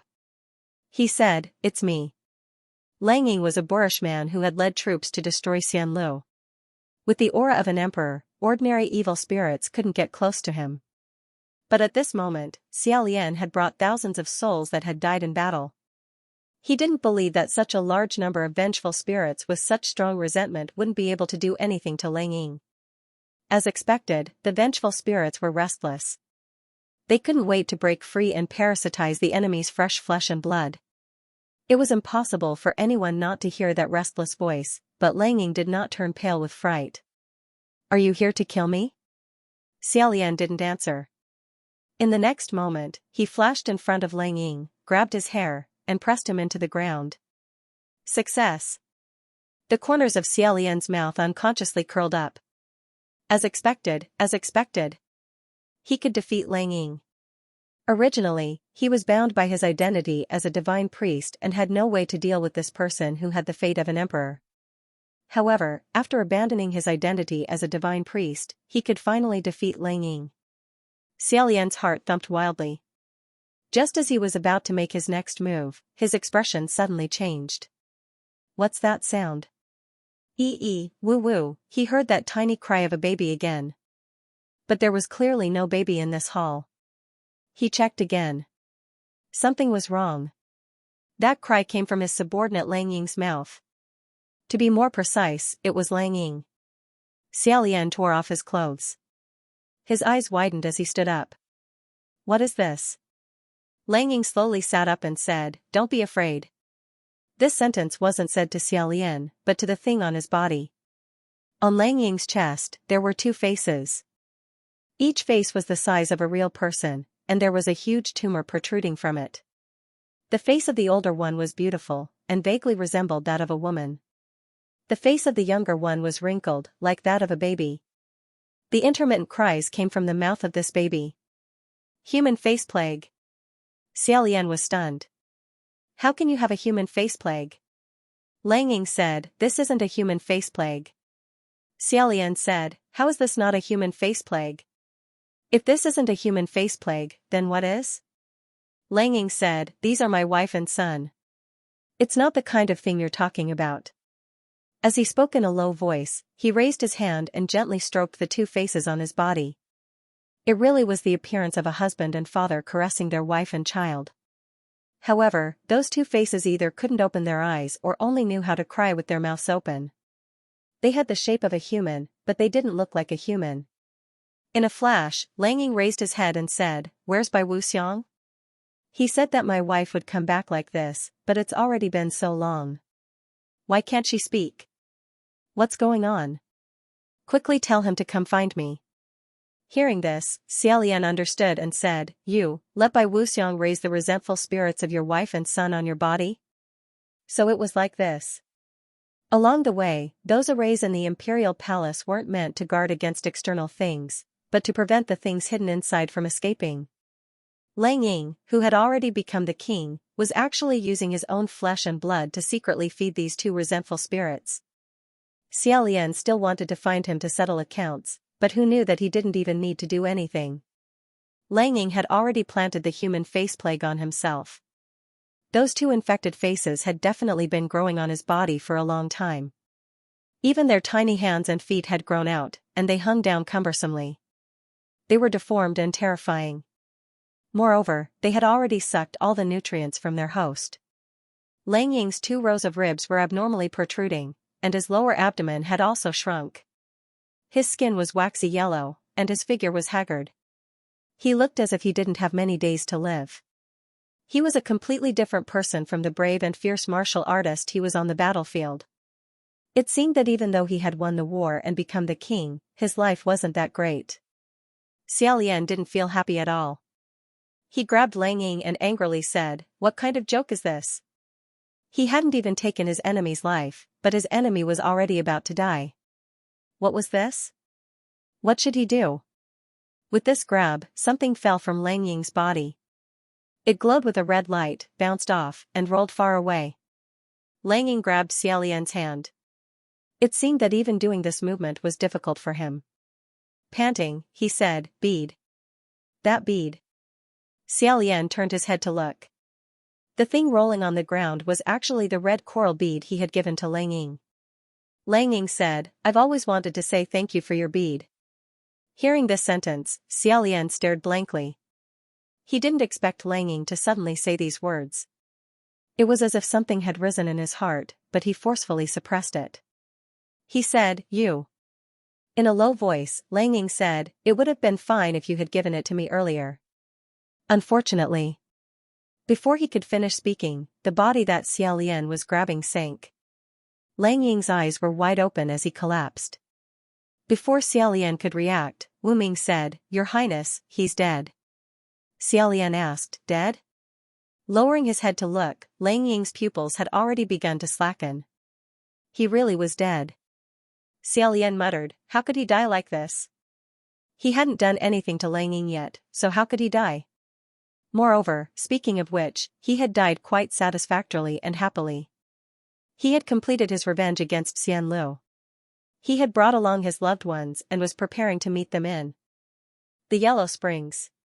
He had suffered enough torment in this world, so dying was actually a kind of release. Death was the end of everything. On the contrary, Xiaolian now didn't even have a target to take revenge on. His chest full of grievances and resentment finally transformed into a feeling, hateful. This was really too hateful. Lang Ying collapsed and stopped moving. However, the 2 human faces on his chest seemed to know that their host had already died. Suddenly, they began to cry in unison. Woo-woo-ee, the sound was extremely ear-piercing. It was even more unbearable than the sound of fingernails scraping against metal. Xiaolian was already about to go crazy from anger. He pulled out his black sword and was just about to swing it down to shut them up when the black-cloaked martial artist pulled out his blade with a clang. The blade flashed, and Lang Ying's corpse was instantly chopped into several pieces. Dozens of pieces, hundreds of pieces, blood and flesh flew everywhere. Before Xiaolian could make a move, he was already one step ahead of him. In a cold voice, he said, "Who told you to do this?" Wu Ming said, "There's no need to dirty your highness's hands." At this moment, the sound of hurried footsteps could be heard from outside the door. A youth's voice shouted, "Uncle." "Who?" Xiaolian turned his head and saw that the door to the hall was wide open. A teenager stood at the doorway and was currently looking in his direction. He was originally all smiles, but when he walked in, he saw that the ground was littered with pieces of corpses. He was immediately stunned. Xiaolian was indifferent as he asked, "Who are you?" The youth said, "I." His gaze turned and saw the pieces of corpses on the ground. He exclaimed, "Uncle." At this moment, someone outside shouted, "Your Highness the Crown Prince. Don't run around. The king said that you can't run around in the palace. Don't make things difficult for me in the middle of the night." "Your Highness the Crown Prince?" Lang Ying's son was already dead. This youth called Lang Ying uncle, so he must be the crown prince that Lang Ying had set up, Crown Prince Yong'an. This crown prince also reacted, and said in horror, "Ghost. There's a ghost. Come." Before he could shout more than a few words, the black-cloaked martial artist struck his neck, and this crown Prince Yong'an fainted in a pool of blood. However, the shout had already spread out, and there was a commotion outside. "What? Did you hear that? Guards! Guards!" Xiaolian's gaze shifted, and the black-cloaked martial artist bowed his head slightly, indicating that he would deal with it. He then flashed out. In an instant, the commotion outside was completely cut off. Stepping out of the palace hall, a large number of imperial guards fell to the ground, unable to get up. The black-cloaked martial artist stood in the middle, a slender sword dripping with blood. He had actually dealt with it with a single slash. In the distance, there was a new commotion. A new batch of imperial guards had arrived, shouting, "Protect the king! Protect His Highness the Crown Prince!" Xiaolian indifferently turned around, ignoring them.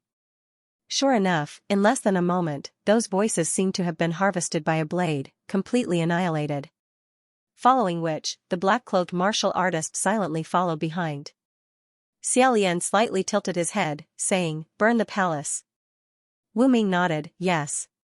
A raging fire ignited, and two tall, pitch-black silhouettes stood in front of the raging fire. The shadows on the ground constantly twisted, deformed, and elongated. After such a big ruckus, the palace servants in the Yong'an imperial palace had long since been roused. Some were fighting the fire, some were running away, and some were cursing. Cries and shouts filled the sky, exactly the same as when the Xianlu imperial palace was burned. The black-cloaked martial artist said, "Your Highness, what do you want to do next?" The white-cloaked martial artist coldly said, "Go to Lang'er Bay." Before the destruction of Xianlu Empire, Xiaolian had gone to Lang'er Bay countless times. Every time he went, it was to save people in the rain. He was physically and mentally exhausted, and his steps were heavy. This time, he came for the complete opposite purpose, but he was completely relaxed. After enduring the drought and obtaining the strong support of the new king, Lang'er Bay had long since recovered its vitality. The streets and alleys were filled with joy, and the passers-by were all in high spirits. It was completely different from the gloomy scene of a few years ago. Only one place was as gloomy as before, and that was the Xianlu Crown Prince's palace. No one would come to the ruined Crown Prince's palace, so Xiaolian chose this as his resting place. At this moment, he was meditating in the palace. These resentful spirits should have quickly found their host, the target of their curse. However, because Lang Ying was already dead, they were still bitterly struggling. They unwillingly cried and screamed at Xiaolian, but Xiaolian closed his eyes and casually waved them away. He frowned and said, "Wait, don't be anxious. I will free you all." At this time, a voice called out, "Your Highness." His emotions were still immersed in the screams of those vengeful spirits. For a moment, he couldn't come back to his senses. Under the mask, his face was covered in cold sweat. In a daze, he said. Don't call me that. Every time he heard someone call him that, it was as if they were reminding him of something, making him exceptionally irritated. Every time he called out, he was startled. However, Nameless said, Your Highness will always be Your Highness. Xiaolian looked over. Of course, he couldn't see the face of this black-cloaked martial artist.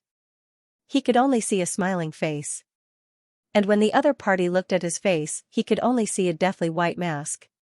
He coldly said, If you call me that again, I'll make your soul scatter. Don't think that you're really that strong. That black-cloaked youth bowed his head in silence. Xiaolian calmed down. He said, Go investigate the area around Lang'er Bay. Find the most suitable place to set up the array. Nameless said, Yes. Xiaolian closed his eyes and paused. When he opened his eyes again, he looked at that black-cloaked martial artist and frowned. Why haven't you left yet? That black-cloaked martial artist said, The location has been decided. Then what about the time? Time? The vengeful spirits can't wait any longer. We must help them find the target of the curse. We can't delay it for too long. Indeed, he couldn't delay it for too long. After a moment of silence, Xiaolian said, 3 days from now. Nameless asked again, Why 3 days from now? For some reason, Xiaolian felt a little impatient when he talked to him. 3 days from now will be the night of the full moon. At that time, the power of the human-faced plague will increase greatly. You ask too many questions. Just hurry up and leave. Nameless nodded and left without a sound. Xiaolian closed his eyes again. He covered his forehead, hoping to relieve this headache.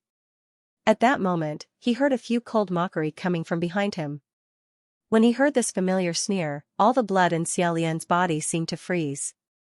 He suddenly turned around. Sure enough, behind him sat a snow-white figure wearing a sorrowful and joyous mask and a wide-sleeved mourning robe. The figure's hands were tucked into his sleeves as he looked at him from the altar. By Wuxiang. Xiaolian unsheathed his sword and stabbed forward. With a ding sound, the man in white caught the sword with 2 fingers and sighed, As I expected, this appearance really suits you. If they didn't take off their masks, the two of them would look exactly the same from head to toe. After fighting for a while, the 2 white-clothed people exchanged blows back and forth. Outsiders wouldn't be able to tell who was who. Bai Wuxiang easily dodged Xiaolian's sword while saying, Your Highness the Crown Prince, you buried your parents in that kind of barren and desolate land. Don't you feel that you wronged them? Xiaolian's heart sank. You touched my imperial father and imperial mother's corpses? You destroyed their corpses? Bai Wuxiang said, No, it's exactly the opposite. I helped you bury them. Hearing this, Xiaolian stared blankly. Bai Wuxiang continued, I helped you bring them to the Xianlu Imperial Mausoleum. I even helped them wear rare and precious jade garments that can protect their corpses from rotting for 1,000 years. This way, the next time you visit them, you will still be able to see their lifelike appearances. He told Xiaolian the location of the Imperial Mausoleum and the method to enter. This should have been told to Xiaolian by the Emperor and the State Preceptor, but before they could do so, they either died or scattered. Xiaolian was bewildered and asked, How do you know the method to enter the Xianlu Imperial Mausoleum? Bai Wuxiang smiled and said, As long as it's related to Your Highness the Crown Prince, there's nothing I don't know. Xiaolian cursed, What the hell do you know? When such vulgar and explicit words came out of his mouth, he still wasn't used to it. Bai Wuxiang seemed to have seen through his thoughts. After sizing him up for a moment, he warmly said, It doesn't matter. From now on, there won't be anything that binds you. No one will have any unnecessary expectations of you, and no one will know who you really are. Therefore, you can do whatever you want. Hearing this, a strange feeling involuntarily arose in Xiaolian's heart. What was this monster looking for him for? To express goodwill. Yes. Although it sounded ridiculous, Xiaolian's intuition told him that this thing was here to express goodwill. Whether it was burying his imperial father and imperial mother, or comforting him, it was all for this purpose. He must be very, very happy, happier than any other time Xiaolian had seen him. It was as if seeing Xiaolian like this made him especially happy, and he couldn't help but become gentle and intimate. This kind of intimacy actually made Xiaolian want to shed tears of gratitude, but immediately after, he felt even more disgusted. Xiaolian coldly said, "Don't be happy too early. Don't think that I'll allow a thing like you to stay in this world. Wait until I destroy Yong'an, then prepare to find you to settle accounts." Bai Wuxiang spread out his hands and said, "You're extremely welcome, extremely happy. Even if you want to kill me, I'll still be here waiting for you. When you're strong enough to kill me, then you can graduate from your apprenticeship." However, the smile under his mask seemed to vanish as he said, Will you really destroy Yong'an?" Xiaolian asked, "What do you mean?" Bai Wuxiang said, "You can obviously make your move now, so why did you specifically choose 3 days later? Could it be that at the last moment, you're hesitating? Could it be that you've reached the point where your country has been destroyed, yet you don't even have the courage to take revenge? Am I going to see another failure of His Highness the Crown Prince?" The word failure was extremely ear-piercing. Xiaolian raised his sword to hack down, but he was kicked by a foot, causing him to fall to the ground. Bai Wuxiang didn't know how he managed to seize the black sword in his hand, but his gentle and amiable tone suddenly turned to contempt as he said, "Do you know what you look like right now?" Xiaolian grabbed the snow-white boots in front of his chest, but no matter how much strength he used, he couldn't move an inch. He was firmly stepped on and couldn't turn around. Bai Wuxiang slightly bent down and said, "You're just like a child in a fit of pique. You haven't made up your mind yet." Xiaolian angrily said, "Who said I haven't made up my mind yet?" Bai Wuxiang said, "Then what are you doing now? What about your curse? What about your death ray, death extermination? Your imperial father and imperial mother, your soldiers, and your citizens are really pitiful to have a god like you. You couldn't protect them when they were alive, and after they died, you couldn't even avenge them. You trash." Bai Wuxiang exerted force with his foot, and a few strands of blood immediately overflowed from Xiaolian's throat. Bai Wuxiang's hand hung down as he held his sword. The black jade-like tip of the sword pressed against Xiaolian's throat, cutting through that shackle and awakening some of Xiaolian's memories. He said, "Do you want me to help you review the feeling of 100 swords piercing your heart?" The excessive fear made Xiaolian hold his breath, and he didn't dare to move. After scaring him, Bai Wuxiang once again became amiable. He moved his boots away and helped Xiaolian, who was frozen on the ground in fear, sit up. He tilted Xiaolian's face and made him look in a certain direction. Look. This is how you look right now." What he wanted Xiaolian to see was the ruined statue of a god on the ruined altar. The flower and sword in the crown prince's statue's hands had long since disappeared. It had been burned by raging flames, hacked by hatchets, and thrown to the ground. Half of its body was scorched black, and it was incomplete. It was a tragic sight to behold. It was indeed very similar to the version of himself in Xiaolian's remaining memories. Bai Wuxiang said, "Who gave you this appearance? Do you think it was me?" Xiaolian's brain seemed to have been forcefully washed by him, and then repeatedly poured in new things. He became more and more confused, and more suspicious. He even forgot his anger, and said in confusion, "What is your goal? Why do you want to pester me?" Bai Wuxiang said, "I'm here to teach you. The third thing I'm going to teach you is, if you can't save the common people, then exterminate them. Trample them under your feet, and only then will they worship you." After he said this, Xiaolian's head suddenly felt like it was going to explode. He hugged his head and shouted. It was those vengeful spirits. Countless vengeful spirits screamed and wailed in his brain. Xiaolian's head hurt so much that he wanted to roll on the ground. Bai Wuxiang laughed at the side, and said in a warm voice, "They can't wait any longer. 3 days later, if you can't activate the human face plague and can't give them the target of their curse, then the target of their curse will become you. Do you know, at that time, what will you become?" Xiaolian felt that cold black sword being shoved into his hand again, and a voice said in his ear, "You won't have the chance to turn back." When that wave of headache slowly faded, Xiaolian let go of his hand and opened his eyes. In the tattered Crown Prince Palace, there was still only him. The other white-cloaked person that looked exactly like him had long since disappeared. He didn't know how much time had passed, but night had already fallen, and the Crown Prince Palace was dim without light. Xiaolian's heart moved, and he realized something. Of the 3 days, 1 day had already passed. At this time, in the pitch-black Crown Prince Palace, there seemed to be a flash of white.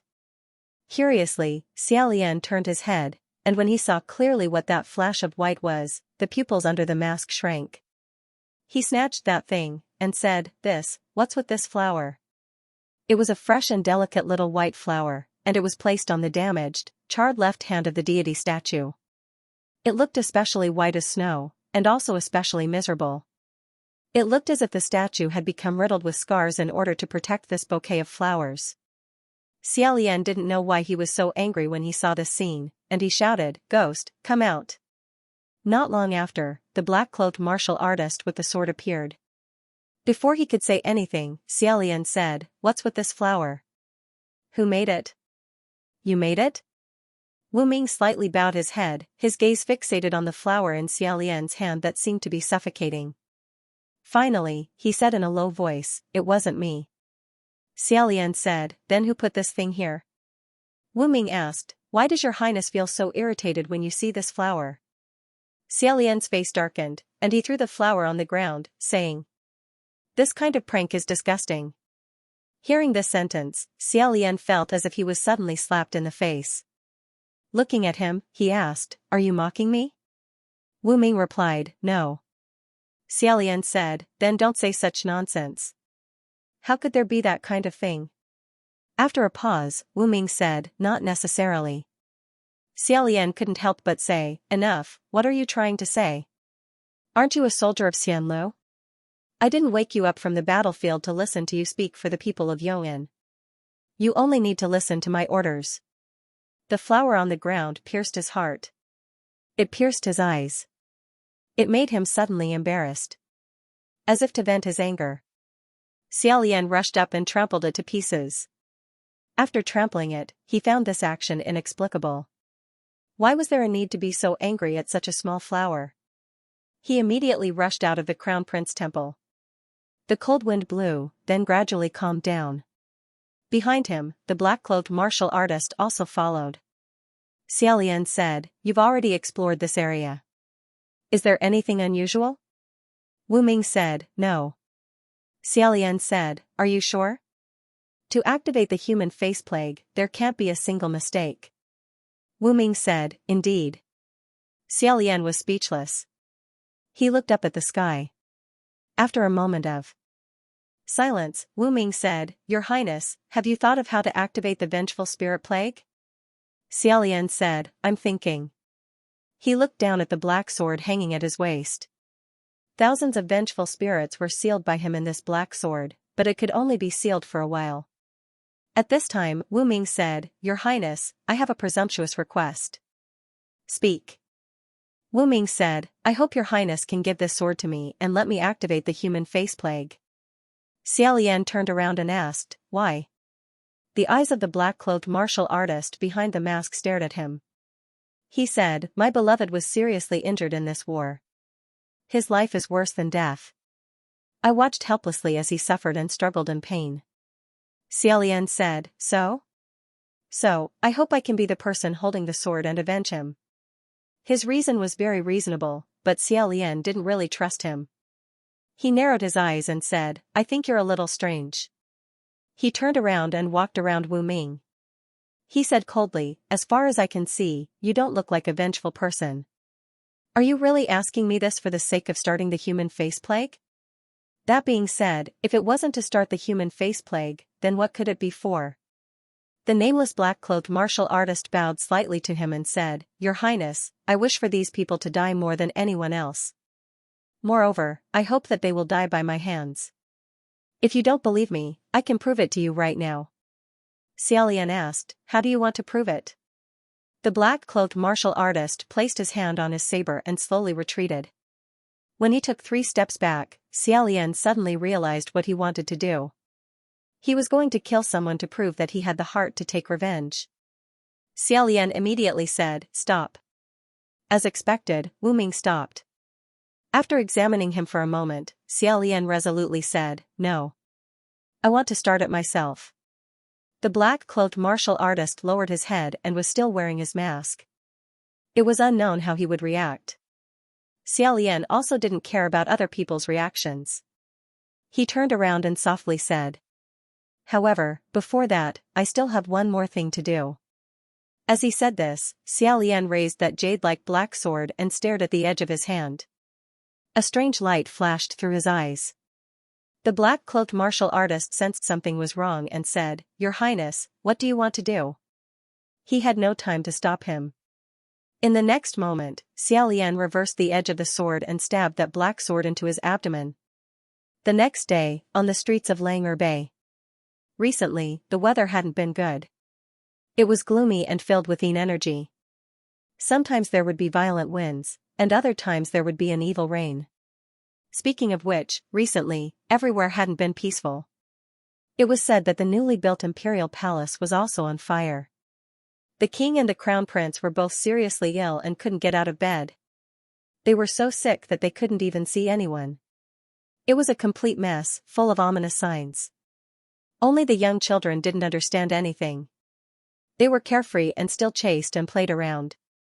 A gust of cold wind swept past, blinding people's eyes. Then, a loud bang suddenly came from the fork in the street, and a figure fell from the sky. Everyone on the street was stunned by the sudden loud bang and looked toward the other side of the street. They saw a human-shaped pit on the ground, and a person was lying flat in the pit. His hair was disheveled, his body was covered in blood, and his white clothes were horribly mottled. In an instant, everyone on the whole street gathered over. "Who is it? Oh my God, where did he fall from? From the sky? He fell to his death? I don't think so. He seems to be moving. How can he not fall to his death? Wait, what's that on his chest? Is it a sword?" When the crowd got closer, they gradually saw the person's appearance. Although his hair was disheveled, his face was quite fair and handsome. However, his eyes were staring straight at the sky, and he didn't look like a living person. But to say that he wasn't a living person, he was still breathing. His chest and abdomen, where the black sword had pierced into his internal organs, rose and fell weakly. At this time, someone said in surprise, "Wait, isn't this, that. His Highness the Crown Prince?" Hearing this, other people also recognized him. "It really is. It's the original Crown Prince, Xianli's Crown Prince. I saw him from afar before. Didn't they say that the Crown Prince disappeared? I heard that he ascended. How could this be? What's with that sword? Did it really pierce through? Scary. Stop looking, everyone move aside, can't you move aside? I have to hurry." This street was a fork in the road, leading to two different roads. At this time, it was blocked by the crowd. The carriages behind couldn't pass, so they all got off to look. Suddenly, someone said, "Wait. He seems to be saying something?" Only then did everyone calm down. They held their breath and listened carefully. After a while, the people outside didn't hear any movement, so they shouted, "What did he say? What's going on? Did he say anything?" The people in the front row said, "No." Then what did he say? He said, "Save me." Xiao Lianping lay on the ground. After saying these two words, he didn't say anything else. The people around him had all sorts of expressions on their faces. They were in all sorts of strange and bizarre postures. A chubby chef said, "Save him? How do we save him?" Someone guessed, he should be saying to pull out this sword, right?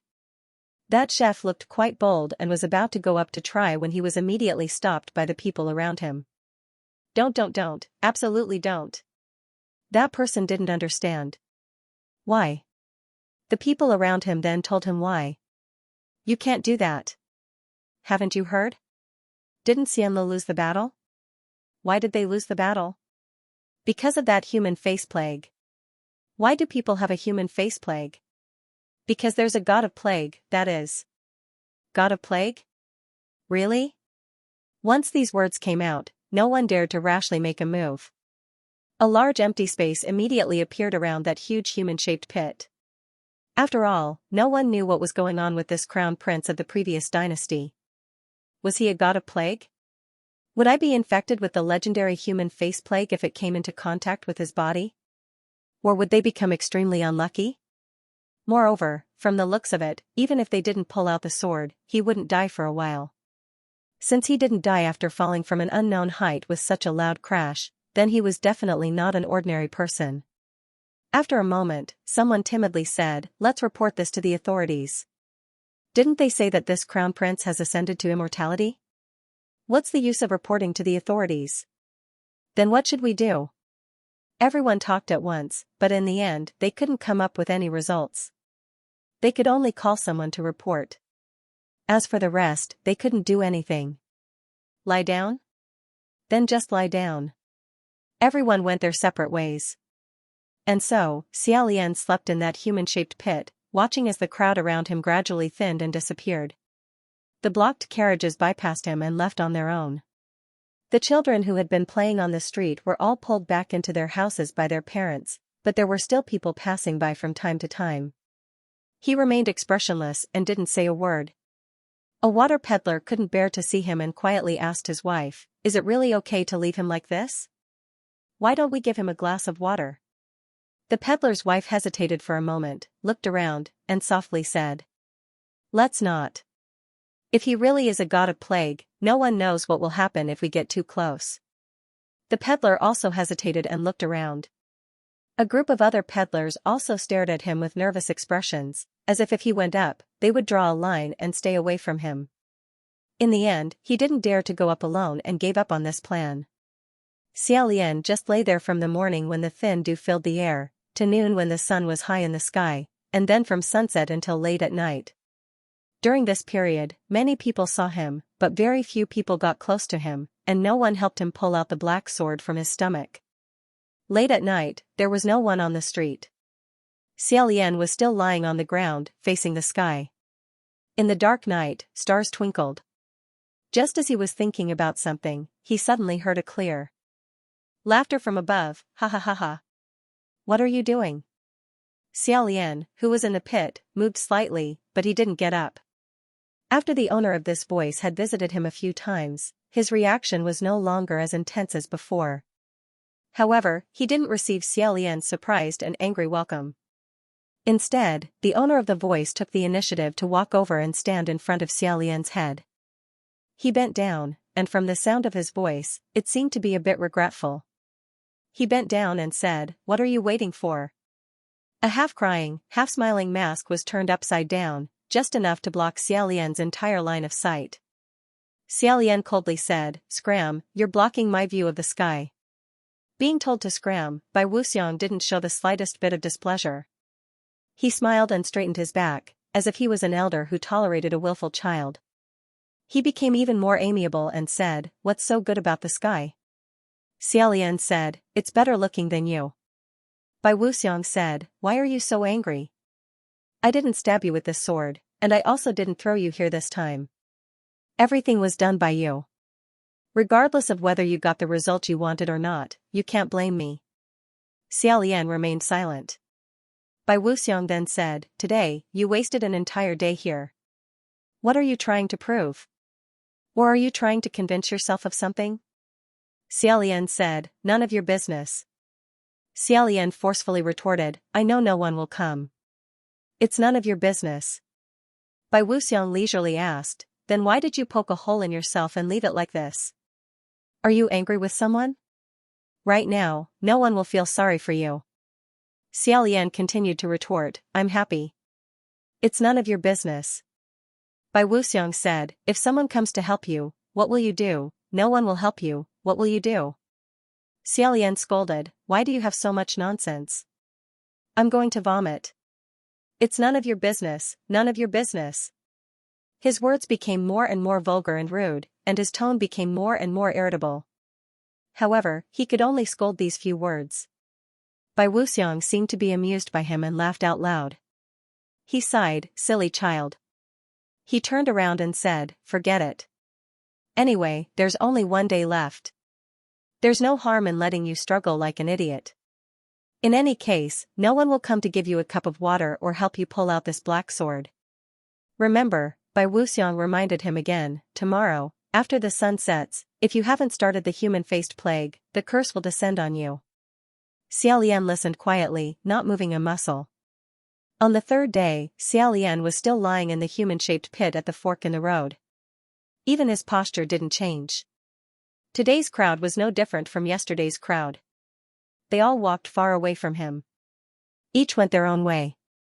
Although the matter of the strange man descending from the sky had already been reported, when the other party heard that it was likely to be a god of plague, he didn't do anything. He was just lying there like a dead man. He didn't want to go. He said perfunctorily that he would go in a few days. This basically meant that he didn't care anymore. Who knew what would happen in a few days? A few young children curiously ran over and squatted beside the pit to look at the man in the pit. They picked up a branch and secretly poked him. Stealthily poking and prodding, Xiaolian was like a dead fish, unresponsive. They were very curious and wanted to throw something at him to try, but they were discovered by a few parents. They were scolded and locked back home. The water vendor from yesterday also kept glancing over. Xiaolian hadn't had a drop of water for a day and a night. His lips were covered with a layer of dried dead skin. The peddler felt sorry for him and scooped up a bowl of water. He wanted to bring it over, but his wife poked him with her elbow and the bowl flipped over. No one knew if the sky wanted to join in the fun, but after noon, it began to drizzle. The peddlers on the street hurriedly packed up their stalls, and the passers-by also shouted to go home as they rushed about. After a while, the rain became heavier and heavier. Xiaolian's face was washed by the rain and became even paler. His entire body was drenched. Noiselessly, a figure in white appeared in front of Xiaolian. The other people on the street did not seem to notice this strange figure. Bai Wuxiang looked down at him from above and said, "The sun is about to set." Xiaolian was silent. Bai Wuxiang said, "You are not the god of plagues, but they would rather believe that you are than believe that you are not. Back then, you went against the heavens to rain for Yong'an, but now they don't even give you a cup of water. 100 swords piercing through your heart, it's fine. But now they are not even willing to do something as simple as pulling out a sword for you.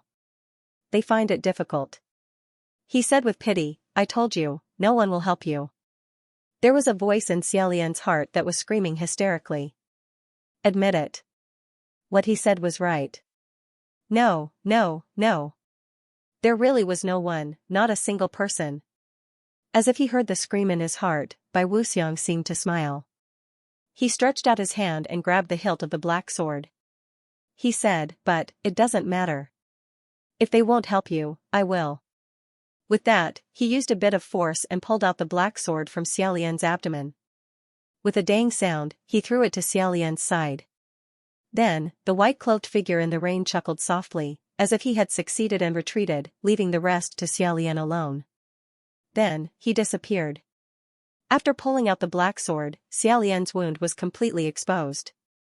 Being washed away by the rain, the pain that had long been numb once again spread. This was the only thing he could still clearly feel. Thud thud thud, a burst of rushing footsteps could be heard. It seemed like there were pedestrians rushing over in the rain.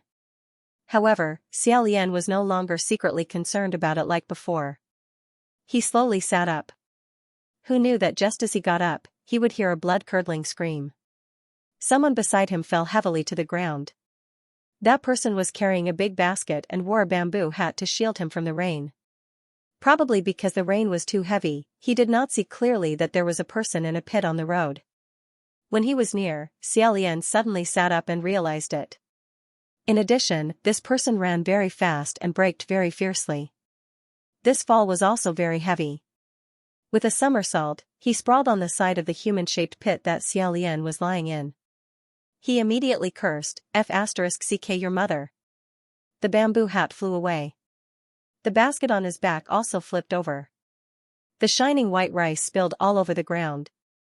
That person sat on the ground and shouted in annoyance. With a slap, the wet mud and rice on the ground splashed onto Xiaolian's face. He was extremely furious. He jumped 3 feet high and pointed at Xiaolian's nose. "What the hell? I worked so hard to earn some money to buy some rice, and now it's all gone. How many lifetimes of bad luck did I have? Pay up. Don't play dead, pay up." Xiaolian did not pay attention to him. He did not intend to pay attention. That person did not let him go. He grabbed Xiaolian's collar and said, "Do you want to die? I ask you." Xiaolian coldly said, "Yes." That person spat, "Then why don't you king roll to the side and die quietly by yourself? Blocking someone else's way in the middle of the road, you should know your place." How immoral. Xiaolian let him grab his collar and shake him. His face was expressionless and incomparably numb. "Curse, curse. It doesn't matter. Curse all you want. In any case, it would all disappear soon."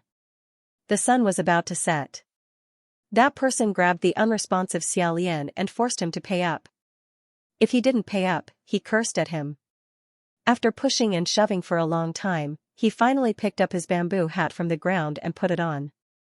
Then, he walked forward while cursing. Xiaolian was thrown back into the pit with a thump. Gradually, he heard a noise even louder than the sound of the rain. It was the screams of the tens of thousands of undead sealed in the Black Sword. As the sun set, they crazily screamed in Xiaolian's mind, cheering for their upcoming freedom and revenge. Xiaolian raised his hand and covered his face. Just as he tremblingly reached out his other hand to grab the black sword on the ground, he suddenly discovered something strange. The rain seemed to have stopped. No. It wasn't that the rain had stopped. There was something covering his head, helping him block the heavy rain. Xiaolian suddenly opened his eyes and raised his head. He saw a person squatting in front of him. That person had placed his bamboo hat on his head. It was actually the person who had just cursed at him. He glared at the other person, and the other person also glared at him, saying, "Why are you looking at me like that? What, you really want to die after I cursed you a few times?" As he said this, he spat on the ground and said, "Isn't it bad luck to have such a mournful face?" That person had just revealed his ferocious appearance, but now that he thought about it, he felt a bit guilty. After muttering a few words, he defended himself, saying, Fine, just now it was my fault. But I cursed you because you deserved it. Who told you to act up? Besides, who hasn't been cursed before?" Xiaolian's eyes widened, unable to say anything. That person impatiently said, Fine. Consider it my bad luck. I don't need you to pay for the rice. Why are you still lying here? You're not a child anymore. Are you waiting for your parents to come and pull you up? Get up. As he urged, he pulled Xiaolian up. Then, he forcefully slapped his back twice and said, "Stand up, hurry up and go home." Just like that, Xiaolian was pulled out of this human-shaped pit. The two slaps almost made him fall to the ground, leaving him in a daze. By the time he came back to his senses, that person had long since left.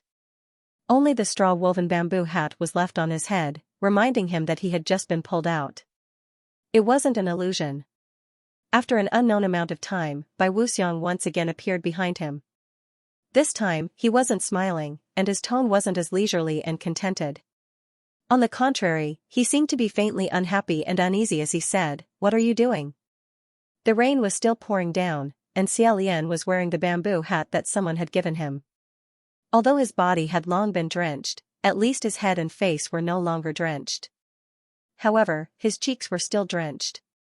Seeing that Xiaolian didn't answer his question, Bai Wuxiang once again said in a low voice, "The sun is about to set. Pick up your sword. Otherwise, you know what will happen." Xiaolian didn't even turn his head as he softly said, "Fuck you." Bai Wuxiang's tone carried a trace of coldness as he said, "What did you say?" Xiaolian turned towards him and calmly said, "Did you not hear me clearly? Then I'll say it again." Suddenly, he ferociously raised his leg. With a thunderous kick, he kicked Bai Wuxiang back several feet. As soon as his leg landed on the ground, Xiaolian covered his wound with one hand and pointed in the direction that Bai Wuxiang flew out. Using his loudest voice, he exhausted all of his strength to curse, "Fuck you. Who do you think you are, to dare talk to me like that? I'm the Crown Prince, Your Highness." On his face, 2 strings of tears had already flowed out. One person. Just one person. End of chapter 194. Don't forget to subscribe, like, and share the video to support the channel.